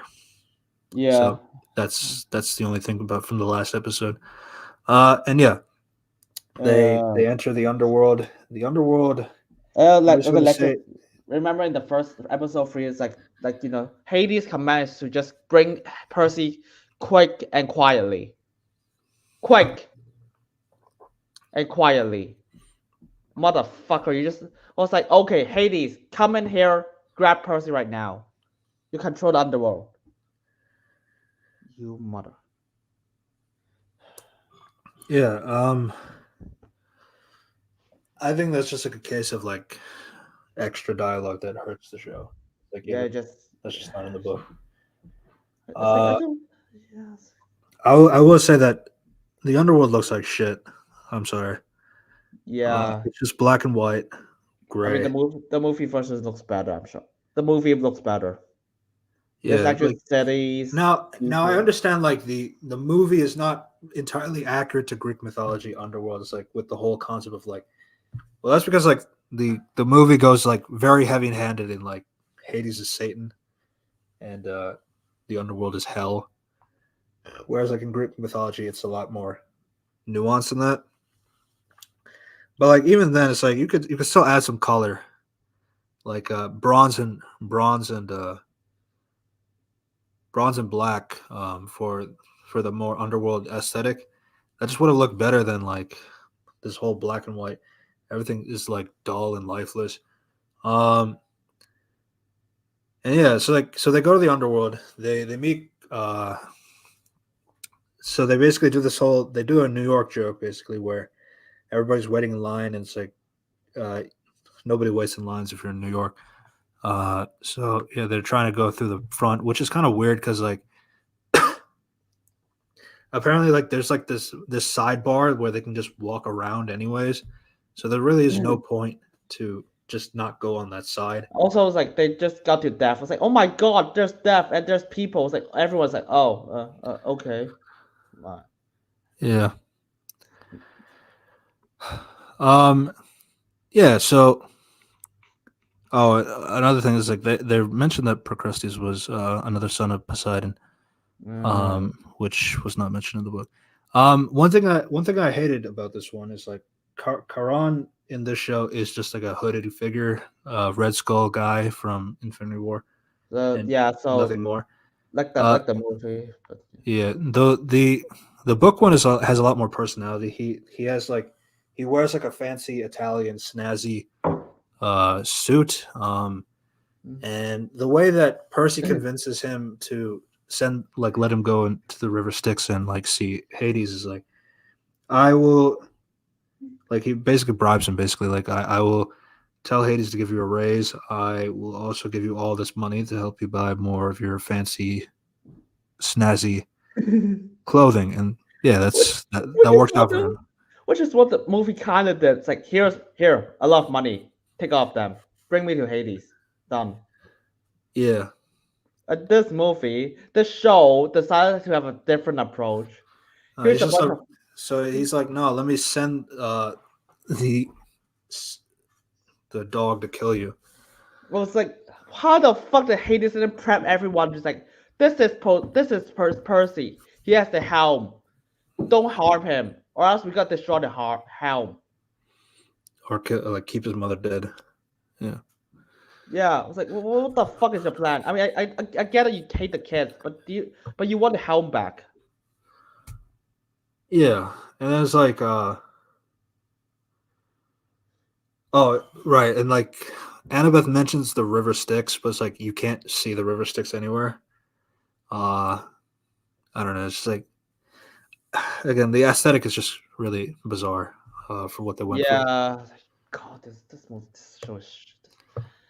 Yeah, And and then then they have a way more action packed way of getting past Cerberus, which ends with him falling to sleep because one of his heads is getting a tiny scratch from Annabeth. So like that was kind of weird. and then she's like, I used to have dogs. I used to Okay, have dogs, but like it's like a three-headed dog, and one scratching one head makes the entire thing go to sleep. It's crazy. yeah, Annabeth better have a dog better have a dog that is exactly like this one. Yeah, no. Yeah, but it's a little bit more simple in the book. Like, they Percy throws a stick that didn't work. Annabeth has a ball. For some reason.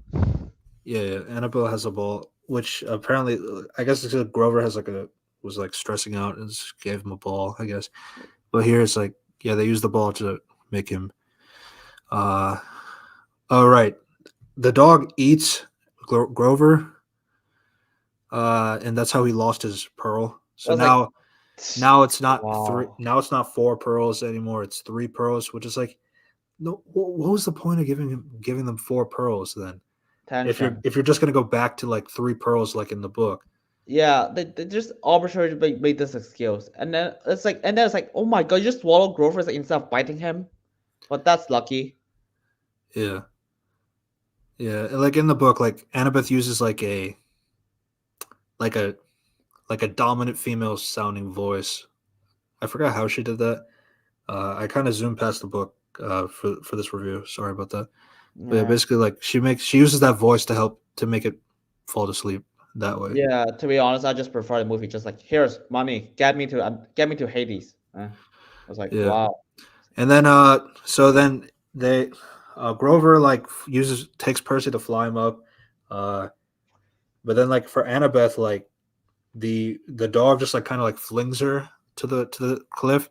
And this is like the dumb, like this is like one of the things. Like this is like stunt coordination failure. It's like uh, Annabeth is hanging on the edge of the cliff, and with her hand, like her right hand is like on top, and her bottom hand is like her left hand is like on the bottom, and she gives Percy her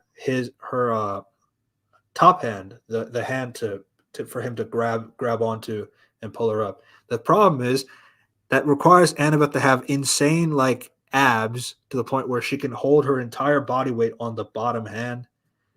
Uh, do I don't know if I don't know if you were able to catch that when I told you that. Yeah, it's like, Yeah, so like all of her weight is like holding onto the bottom hand, which has no weight because again, like I know it's like a set. This is a stunt coordination problem. it's yeah, it's such a bizarre episode. It's like, God. Yeah, Uh, and then they learned that they have three pearls instead of four, which again, I don't know what the point is of giving them four pearls if you're you going to just make it write. You so just easy to go back to the three pearls like in the book. was like, you just gotta raise more questions. Like, okay, give them 20 of them. Teleport them inside underworld immediately. Well, to be fair, they can't do that with the with like the domains because of like he can't send Poseidon can't send him to the underworld like with the pearl, Mm. um, because it's like Hades domain. But like you could like use it to teleport them near the entrance of the underworld. Well, So to be fair, they have a teleporting taxi, so I was like, fine. yeah, that too. And yeah, so then they so this is the most this is like the dumbest thing about this episode. It's like, well, that might be a debate, but like one of the things is like Annabeth. So they're walking into like this forest, and apparently this forest has like uh, it's like it's based on your regrets. Like if you were to regret something, the roots will grab you. Um, And all three of them have regrets. I'm sorry. yeah, it's like again. So again, Annabeth gets caught by this regret root, but Percy and Grover do not. That is fucking Why? bullshit. Bullshit. Yes, like, dude, we literally see Grover literally lost family members. That and like he is the reason why Thalia is a tree. So it's like he doesn't have regrets for that anymore. He also didn't regret like getting Sally like to the point where they had to go to the underworld to save her. Percy let the Minotaur go after Sally as well. Well, it's like I know that's not his fault, but it's like he still has regrets for that. It's like you're gonna tell me he doesn't have regrets though. based on the logic of this. And again, this isn't in the book. And from what I've learned, now I don't know, I'm not an expert in Greek mythology at all, so do not quote Yeah. me on this. But what I've learned is like apparently this aspect of in Asphodel, like they like this isn't even in Greek mythology. This is more from Christianity, from what I've understood. What? So it's like why are we adapting like it's something that's like not even there from the Greek mythology that the book that the show is like inspired. So I don't really understand this whole regret root thing because like from what I've heard is like it's apparently like a reference to like the sin of like committing suicide and all that. So it's like Uh, which I don't want to get into, but like well, I don't know. It just doesn't okay. make sense. So it gets rid of Annabeth like so Annabeth has to use her pearl early and she's gone for the rest of the Even episode. that was like if suicide was like suicide and regret is not always connect to each other. Yeah. Which I don't want to go. I don't want to go too in depth with that. Yeah, I was like, it's like, what? Yeah. And do But I find what I understand is not from Greek mythology. So it's like, yeah. why is this here then? Do you know the funny thing about this? Do you know the Yeah. person's reaction is are those roads? Fucking hell! Why is it's like what? It's like why is it's like I really hate this. It's like just like why are those always your reactions? Are those roads? Yeah, and it's like she used her pearl. She's gone. It's like thank you. I saw that too. Yeah, fuck guy.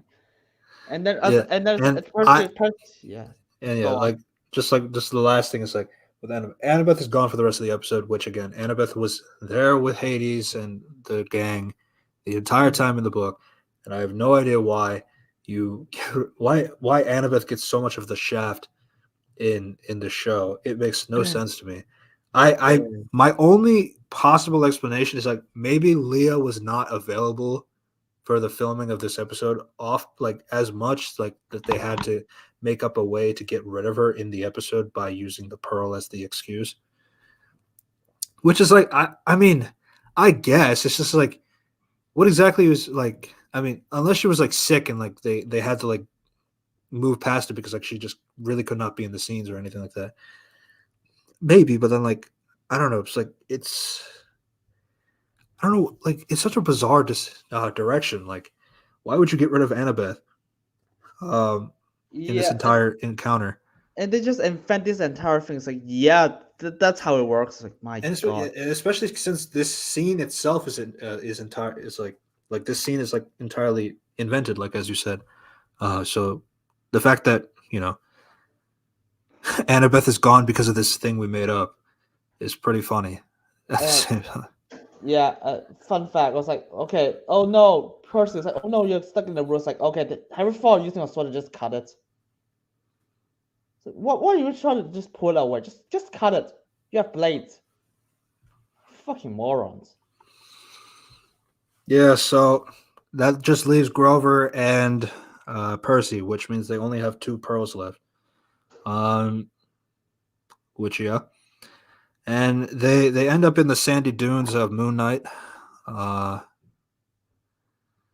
because for some reason Disney really loves to use that sand set with the Mandalorian and Boba Fett and Moon Knight and this.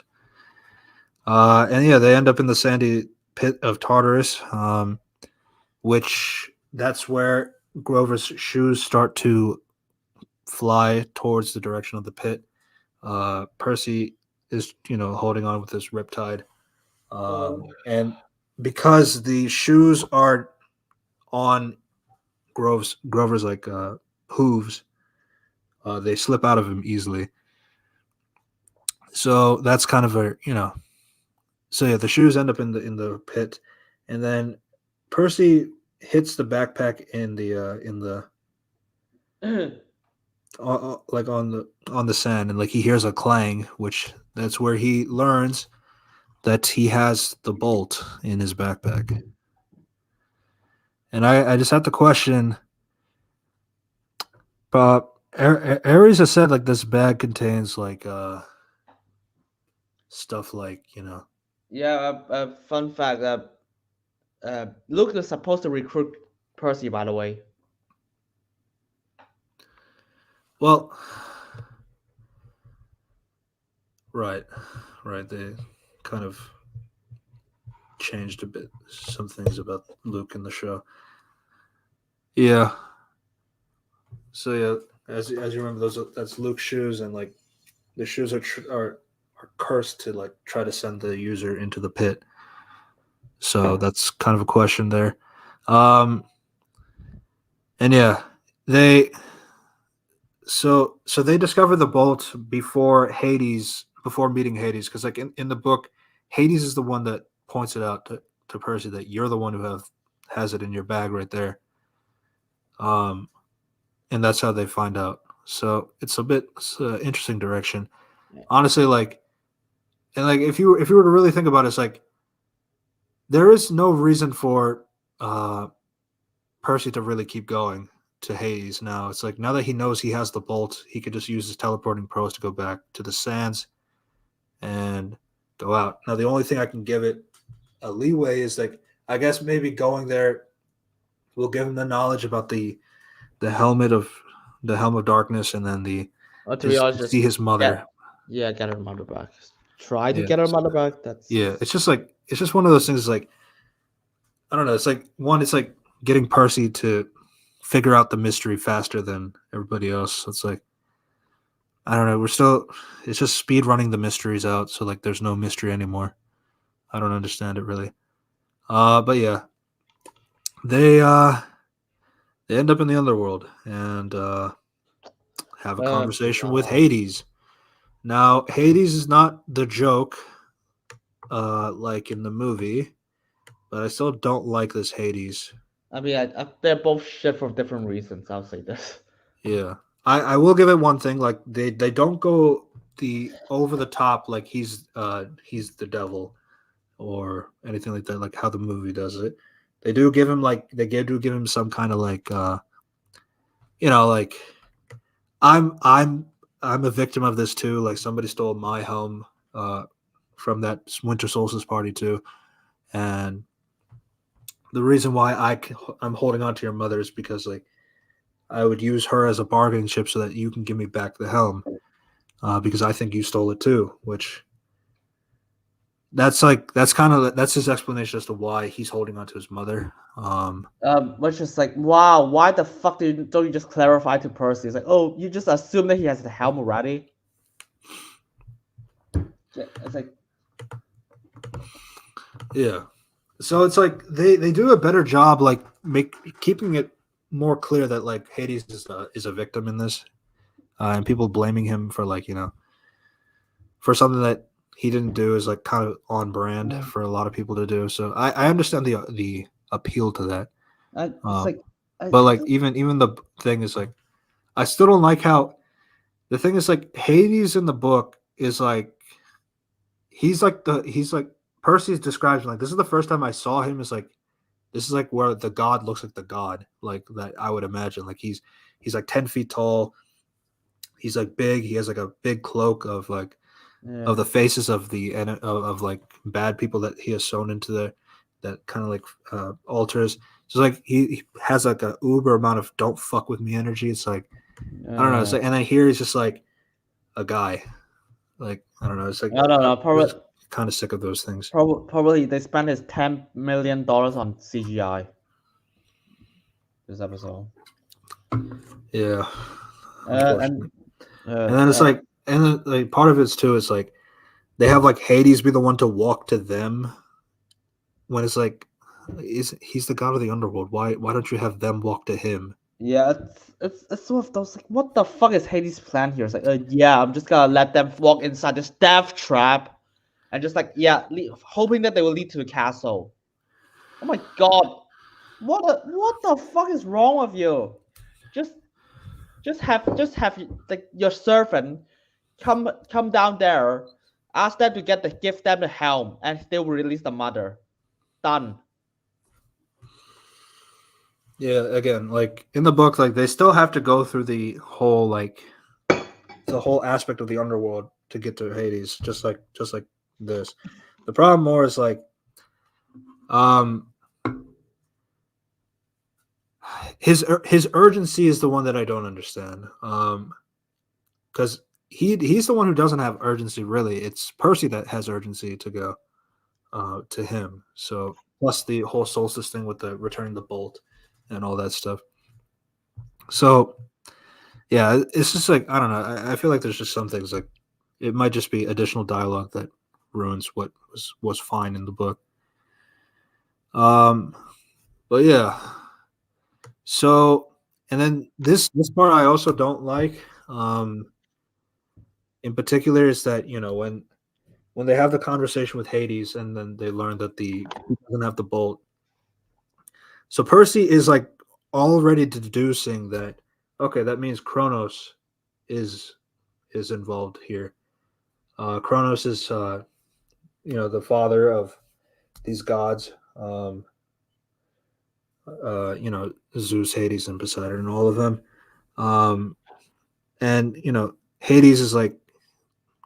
So this one is a bit of a more book lore thing. That's just explain my problem. I'm sorry about that. So again, here Percy knows that the bolt was not taken by Hades because he already found the bolt in his backpack, and this was after the shoes went into the pit of Tartarus. Tartarus is where Kronos's mutilated body is located. When Zeus killed Kronos, they sent his all of his millions of pieces body into the pits of Tartarus. So Percy is using this knowledge from Greek mythology plus like this these new additional changes to explain to Hades that okay, so my logic is that Kronos is coming back. I've had dreams about him, and he's saying like he's trying to return. He's trying to use me as a way to send him to evil. So now this is the part where it might be even more difficult to understand to explain. It's like so Hades is saying, so why don't you give me the bolt and I will offer you protection? So this is a new variable to Hades's offer because, as you can see, Hades is scared of if the possibility of Kronos coming back. So he feels like having the bolt now is like, all right, if I have the bolt, I can protect myself from my father. And the reason why it's a problem is like Hades doesn't have this knowledge in the book. So it's like, so there's no reason for Hades to have this conversation with Percy is one thing. And secondly, now that you told him the dangers of Kronos returning, why would he still go back on the first offer of, oh, just give me back my helmet and I'll give you your mother?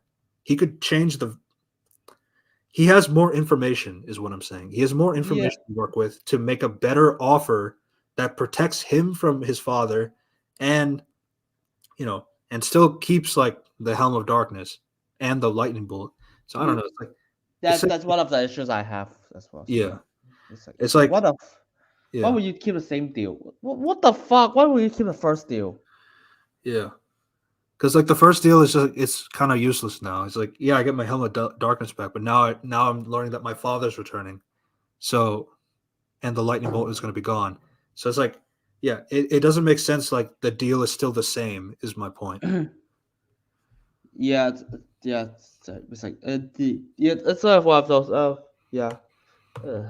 It's so weird. It's like what a fucking shit show this is. What is happening afterwards? All right, they teleport away. They teleport away. Also, one of my other problems, you don't see Hades' skeletal goons, from different centuries of, there were some creative things like you can see like you can see like warriors from like the 17th century, modern day. You see some of them with, and they even have their weapons too, like bow and arrows, swords, guns, a grenade launcher. So there was like that was. My thing is how do you know that Ares? How do you know they got teleport here? No. I guess it's more like so again like that goes back to like the pearls explanation that is not in the show. Like the pearls can take you wherever you think you want to go. But that explanation is in the movie. Like Yeah, God, yeah. So like what the in the in the show, like they basically have him teleport to Ares, whereas like in the book, like they the decision is like we want to be near Ares, basically. So like that's why when they throw the pearl, they end up near a. My God, my speech impediment. They end up near Ares, so they can deal with the whole like we need to fight and get the helm back. So that's what that is. But like here, they just like teleport and like he's just there. But again, some of that might be a directional thing because like this is something that Percy thought in his head because the book is in first person. So this is like a thought. He's not saying like I want to go to I want to teleport where Ares is. So like yeah, he's thinking that. So And do you know what it's like? I actually like the payoff. Like Annabeth just like slowly just grabs, just like it gives Percy a hand. It's like okay, just like friendship, just like how he's just like okay, immediately just notice something is up, and without saying a word, she just like okay, I'm gonna help you right now. yeah, no, that's just ignoring the stupid part, like Annabeth being gone in the first place. Yeah, and it's like, and Yeah, she just like okay, how does teleporting work? It's like, oh, they both know that they got teleport here. and then I just like my bigger question is like, damn, uh, Annabeth was there on the beach. I don't know if like Ares was there on the beach the entire time, and I guess like they were just staring at each other the entire time, just like waiting for Percy and Grover to show up. He could have just killed Annabeth, Yeah, and then and it's and like then maybe Athena would stop Ares from doing that, but maybe not because like mm, it depends on if Hephaestus like telling her that she's a good kid. Like, does that change Athena's point of view on her daughter, or still like still fuck her? You don't know. yeah, Depends. don't know. Yeah, What's happening? Oh, oh right. My God, we have 4 hours and we haven't got to the last episode. Jesus. yeah, and then like just like the last little bits. Um, some of the stuff is like you kind of you like comparing like the book Underworld, like it's a lot. There's a lot more personality happening like around them too, like because like again, it's a bunch of spirits in the underworld, so it's like you can see like some of them like apparently a corrupt televangelist was dragged out of line to be taken for special punishment by Hades. Uh, you also have like things like um,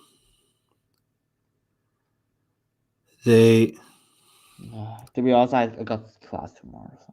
yeah, I forgot what I think I mentioned the Don't worry, skeleton. it's like yeah. All right, and then the last episode is the prophecy comes true. Fuck my life. Hey, Ares, why are you fighting them alone? Do you have an army to surround them in case they escape? You got Yeah, uh, he's the god Ar- of war. To be fair. he was like, yeah, the kids are not gonna run away for some reason. Okay, and then some of this is down to like so they have their final battle, which the request from Percy is first to draw blood. Gets you do what I say, and then Ares doesn't want to play that game. It's like it's either you draw blood from me or I kill you. So there's that. Now one of the things like so they have their fight.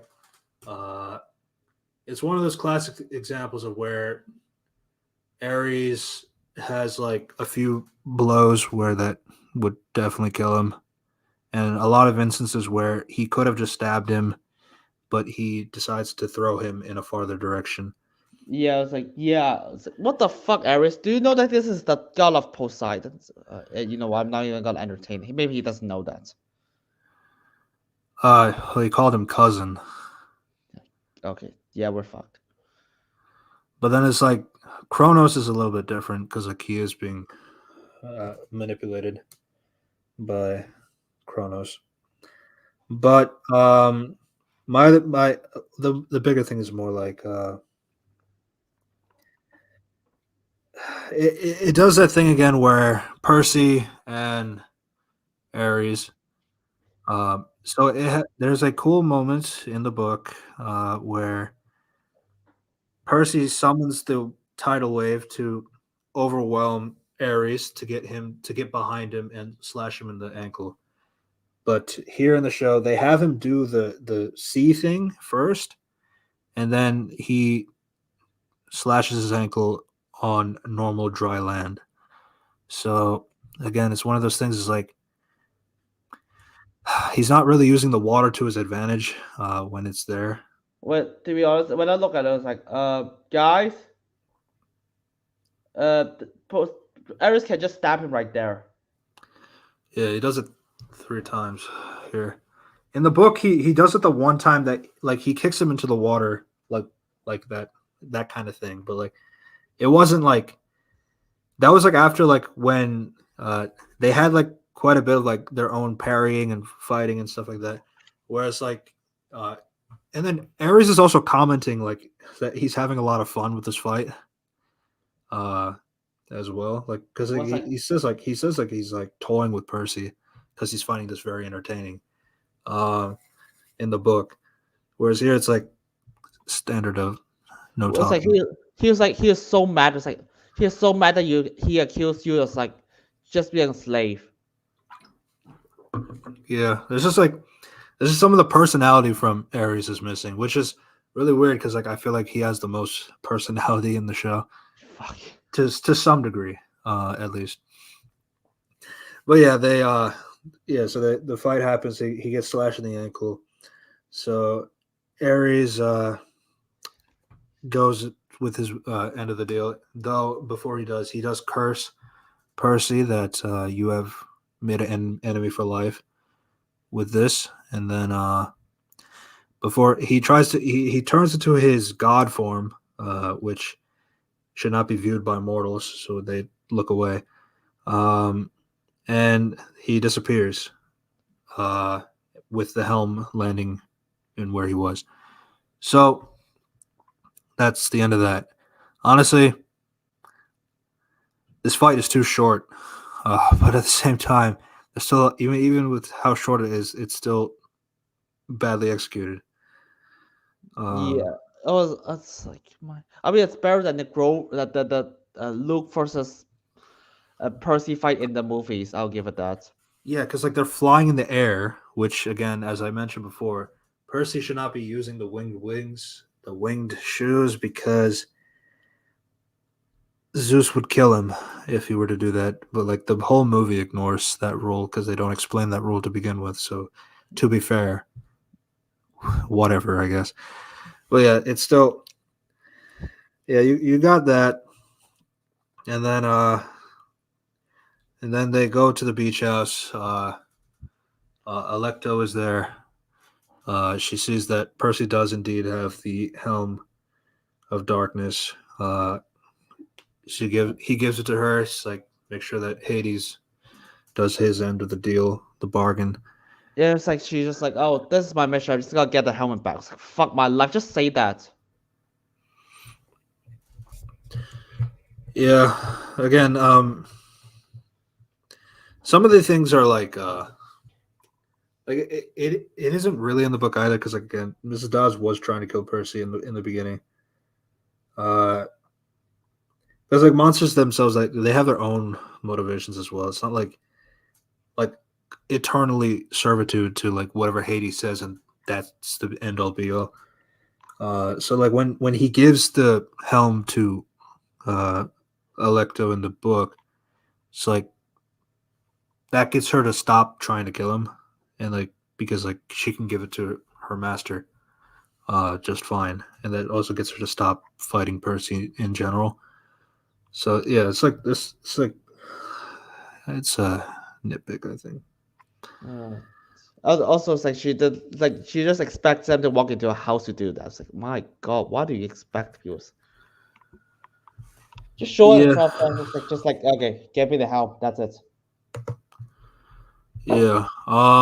As for the so they Yeah, they still have the bolt. They still have the bolt, and then they need to start going back to Mount Olympus.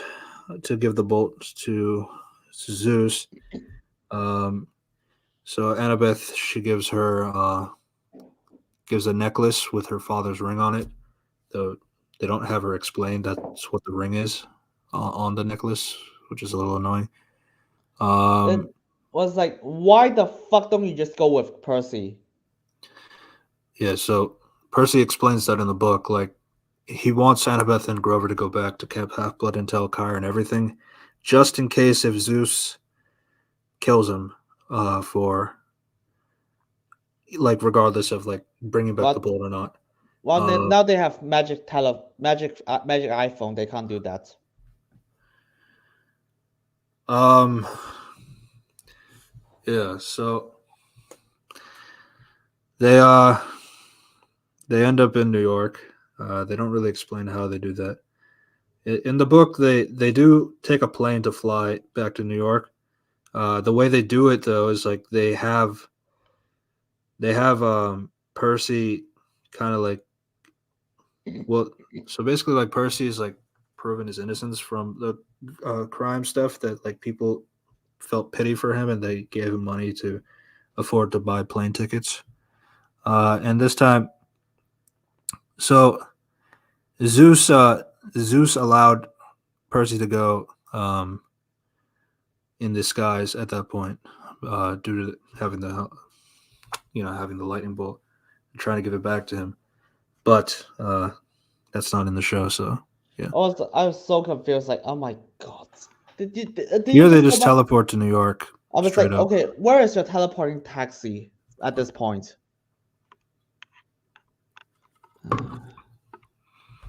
Yeah. Which maybe they did have the teleporting taxi. I But don't it's like know. but They at the don't same show time, that. They don't show the scene of them doing that. yeah. But at the same time, that is in New York, so Yeah. Las Vegas. God. Yeah. So yeah, the book does explain like why Annabeth and Grover don't go. At least from Percy's point of view, like uh, for that reason. Whether that works for you or not, I'm not sure. Yeah. Um, Now they have phones, so no. yeah. So he goes to the lobby. He says he needs to go on this floor. The guy's like, that floor doesn't exist, and then he shows him the lightning bolt in his bag, gives him permission to go up to Mount Olympus, and we see Zeus, played by the late Lance Reddick, and he's on his knee, trying to present the thunderbolt to him, and Zeus is pretty pissed, even with the lightning bolt. I mean, he's still like, it's like, I like, leave it alone, and I'm letting you live, even though this is way, but like, we're still gonna have this war because you passed the solstice date. And it's like, so why hasn't the war still hasn't started? He's in his suit, like a suit and tie. He doesn't look prepped for war. Yeah. But yeah, that's just something I don't understand. And then yeah, so Percy's arguing with Zeus. Like, it's like, I return the bolt. Kronos is gonna attack and all that stuff and all. And it's like, I told you, like, I don't care. We're still gonna have this war. And then like he gets to the point where he, turns on the lightning bolt to try and kill Percy, but that's when Poseidon teleports in, catches his brother's arm, and stops him from trying to kill him by saying that he surrenders to Zeus, and Zeus has won the war, and he does. Yeah. It's like, I don't understand. Percy was like, oh my god, you yeah, you suck. I was like, okay, you just gotta get yourself killed. Yeah. Again, the book doesn't do this at all. Percy has this conversation with Zeus and Poseidon together.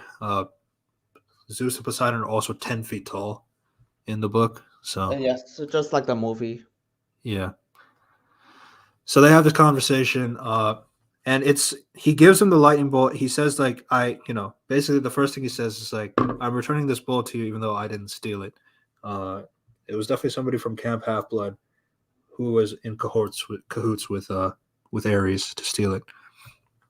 And Zeus listens to the conversation with Poseidon, and all Percy does is explain this, and then he also explains his theory about how Kronos is probably manipulating Ares because like Zeus is confused as like Ares. It doesn't sound like Ares would be the one that would steal his lightning bolt from him. So yeah, and then when after like he explains that Cronus is returning, he heard explaining his dreams and like explaining like how that's like when they're like, all right, uh, thank you for returning the bolt. I still don't trust you, Percy Jackson, and I am letting you live because you gave me the lightning bolt back. But I just hope not to see you again here. Yeah, it's so weird. It's like I thought you might. This is what Percy said. Like one line. It's like, I thought you might listen. Cronus wants you to fight my father. He wants you both weakened. Zeus said, I will not be weakened by my brothers. Motherfucker, do you know what war is? You gotta be weakened. And even that is like, what does it achieve? It's like, it's giving extra lines for Zeus, and it's like, I don't know if it's just to get Lance Reddick to do, some more, to just say some more stuff and like maybe try to be a badass and like the whole, I have a lightning bolt in my hand, and all that. So I mean, he's good in the role. I'll give it that. yeah, I feel like some of the issues is like some of these characters just don't really have that much to do in the plot from the books. It's like you have to add some more, and then whatever they add is like doesn't really work. Is my thing. Yeah, and then Zeus teleports out, and then that leaves Percy and Poseidon to talk amongst themselves. And it's like actually like that Poseidon is like, okay, I surrender. Don't kill my son. Nice. Good. Good. Okay, yeah, but in character. Yeah, it's just yeah. The only thing is just not that's not really how it went in the book. And then uh also like they have more of this conversation with Percy and Poseidon about like how like Sally meant a lot to him. And then like how much he loves his son despite not really doing that. And it's like my main thing is here is like Poseidon and Percy having this interaction. It's like, yeah, that's like from a father son perspective, even though Poseidon doesn't really have like the feeling of love in that sense. Because like as a god, that's just not really something he can like process. Um but he still has like, appreciation for his son in general. He's proud of his son for being able to do all this. And like, it's like he can see like his sense of not really wanting to follow the rules and anything. It's like the sea, you can't really control it. So I mean, there's like good interactions here.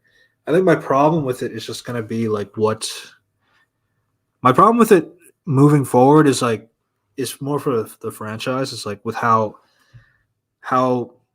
gods like do feel pretty good with their kids and all this stuff. Like with Hermes especially. Um, so when we get the final reveal, like he ends up back in Camp Half Blood, and they're celebrating that Percy saving the day. Annabeth hugs Percy, but they're using this as the opportunity to talk about Clarice and how she's still at the camp. It turns out Luke did not tell on Clarice to Chiron, and that's because we learned from their solo conversation with Luke and Percy that Luke was the one that was the lightning thief. And he stole the helm. By the way, I And don't know how this he stole both items. They just like it. He just did. Low. yeah, so they stole it. He stole both of those items during the winter solstice when they were having Which their means field trip to which means nothing. yeah. So that's when he stole it. Then Ares caught him, but instead of like Ares like going to kill him, so like what he does, like Kronos So Luke is being controlled by Kronos too. He makes a convincing argument about like how if we can get these your father and uncle to fight, like the gods having a war. One, it's like that appeals to him as a god of war, and then also like you know when the god of wars fight, like that's like I mean when the gods are fighting, that makes more conflict that appeals to the god of war, like Ares, and then Kronos himself has his own motivation that he's not telling the both of them. But yeah, that's like to simplify something like that. Uh, Yeah, that's fuck off. so And then one of my things about Luke here is like what I don't like is like Luke is just so we they Luke gives the monologue in the book about like about his plan, his motivation, and his whole thing is like he wants the demigods to take control over the gods because the gods have been like there for too long. They don't really care about us and all that stuff. And so the problem I have is that Percy has already talked to Hermes, his father. So in the show, because he didn't do that in the book. So he already knows that his father loves Luke a lot. Um, so I don't really know why does he have where this motivation is coming from. And then not to mention like Percy can like easily counter him now because he has all this additional information that book Percy didn't have at the time. yeah, it's like and also it's like dude, Luke, you try to get Percy killed, and you say you want to recruit him for your army, you motherfucker. Yeah, and like in the book, like he does try to kill Percy. Like he gets the scorpion of Tartarus on his body in like it's like 60 seconds. Um, say, oh, why would you want to kill me with the scorpion? And all that. It's like, why don't you just fight me? It's like, nice try, Percy, but I'm not my father. You can't. I'm not Ares. You can't bait me, which is very funny because in this show they also have Luke and Percy fight sword to sword. Well, and they have and they gave him a portal cutting sword from Final Fantasy. So, you just cut a few words and you just cut words in the air, just like and some shit happens. Yeah, the I wrote this down earlier. I was like, holy shit, you have a portal cutting sword the entire time. The backbiter. Yeah. Yeah, he has that. He also has that in the book, but like, yeah, it's specifically to like for teleportation reasons. Which in the book, like he uses it, like he gets the scorpion to bite, to to poke Percy, and then he uses the sword just to leave the camp, and then he ends up in the infirmary, and but the difference here is like, so Luke is a little bit more. Luke isn't as like into it compared to his book counterpart, which I think is okay in terms of like how they're conveying it. Like, but like it is kind of weird because like they still have his part of like sending the shoes to try and kill him, and then plus because like that's from the book, but like the problem is like this other stuff like he's missing, like the Hellhound trying to kill Percy from earlier is not in the show. They don't have the scorpion here, so it's like him saying the whole like I wanted to recruit you. It doesn't really make sense now. Yeah, it's such a weird situation. Like, God.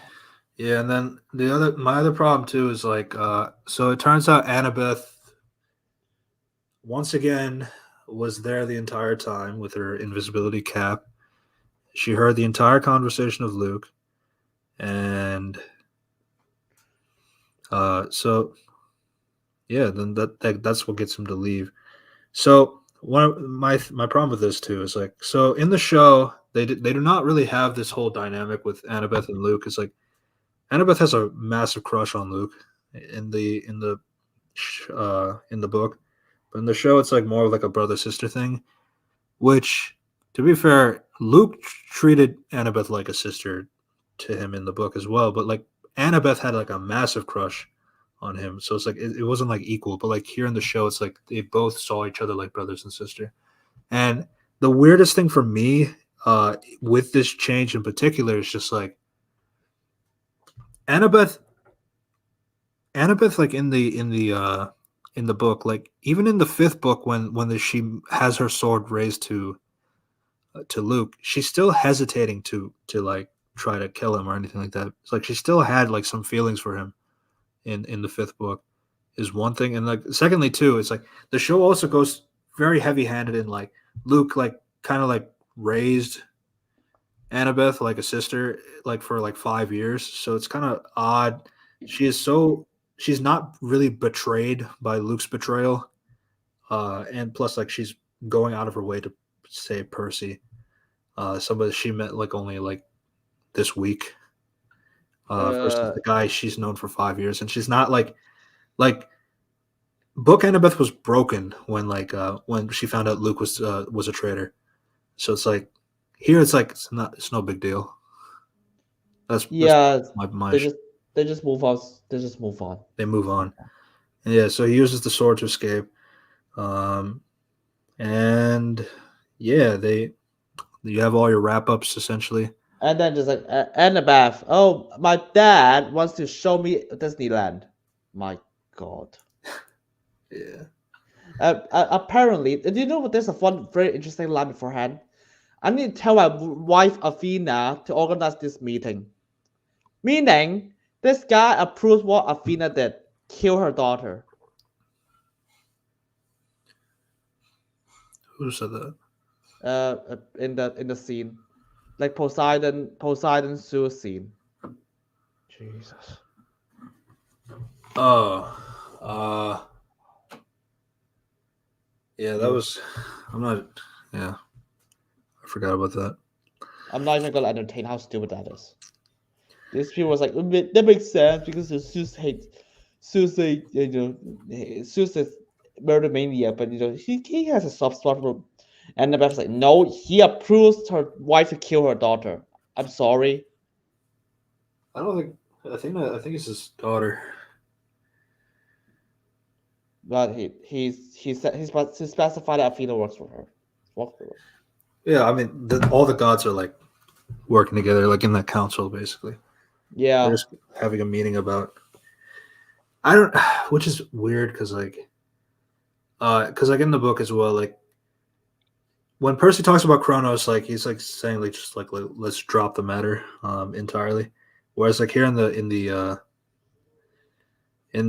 show they do have like the whole like ancient Greek talk, like like they're describing Kronos and the brother and the sisters like in ancient Greek, um about this conversation.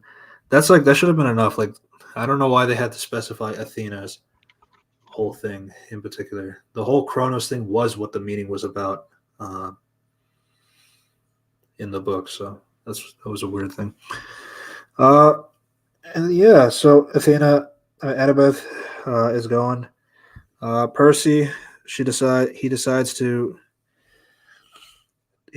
not to stay at camp the entire time. He wants to go home with his mom. wait, ignore the fact that he's under arrest. He's under warrant by FBI. Which it went away in the book. He was wanted by the FBI in the book, but like he was able to prove his innocence. Yeah. Wait, why? What the fuck do you inspire from? Star of Destiny? Yeah, everyone just ignores that. He's under warrant. Yeah. Yeah, so he goes home. Grover gets his searcher's license to search for Pan. And I think That post credit scene. yeah, well, he also has like a conversation with Kronos again in his dreams. How Kronos is needing Percy to be alive so that he can because he'll need him for something to come later. Um, Yeah, that and then his conversation with his mom. His so the post credit scene. His Gabe is trying to go home, but apparently Sally changed the locks so that basically he's done. And then he picks up a box that says the box is for Percy, sent returned from the gods.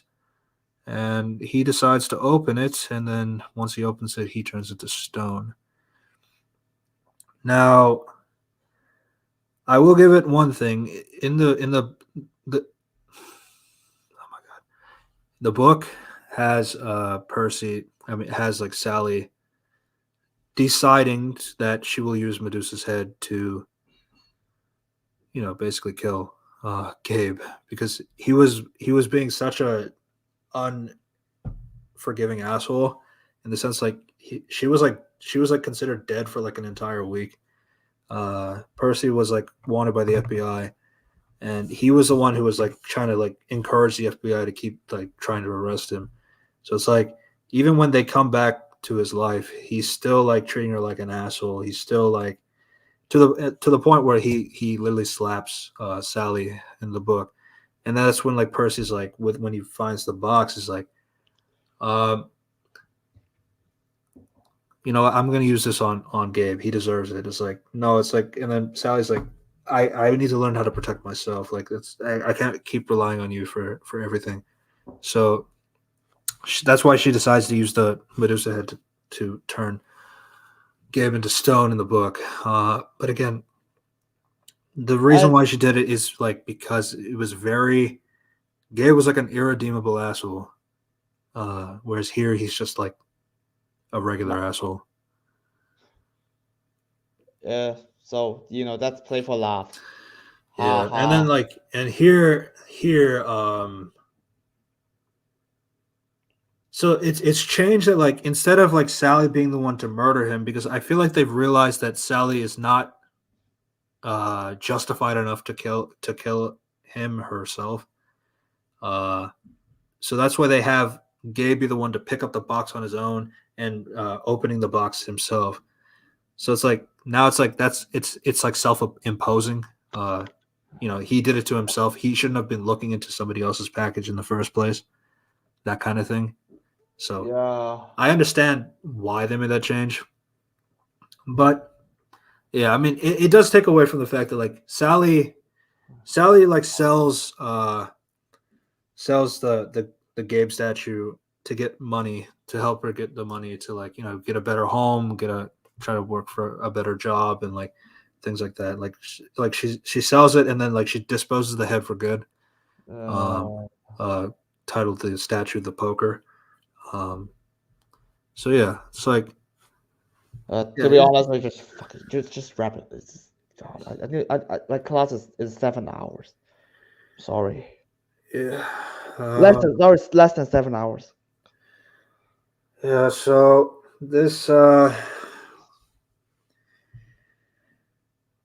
so that's basically how it ends.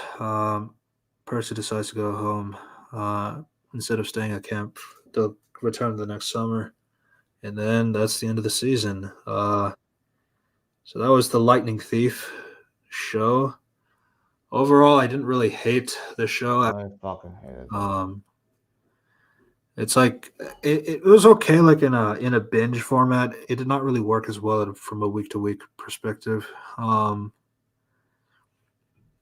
mean, what I've heard is like Rick and Becky Riordan are listening to like criticisms of season one to see what they can improve for season two onward. No, everybody's got stuck in steak. Let's be real. It depends. Um,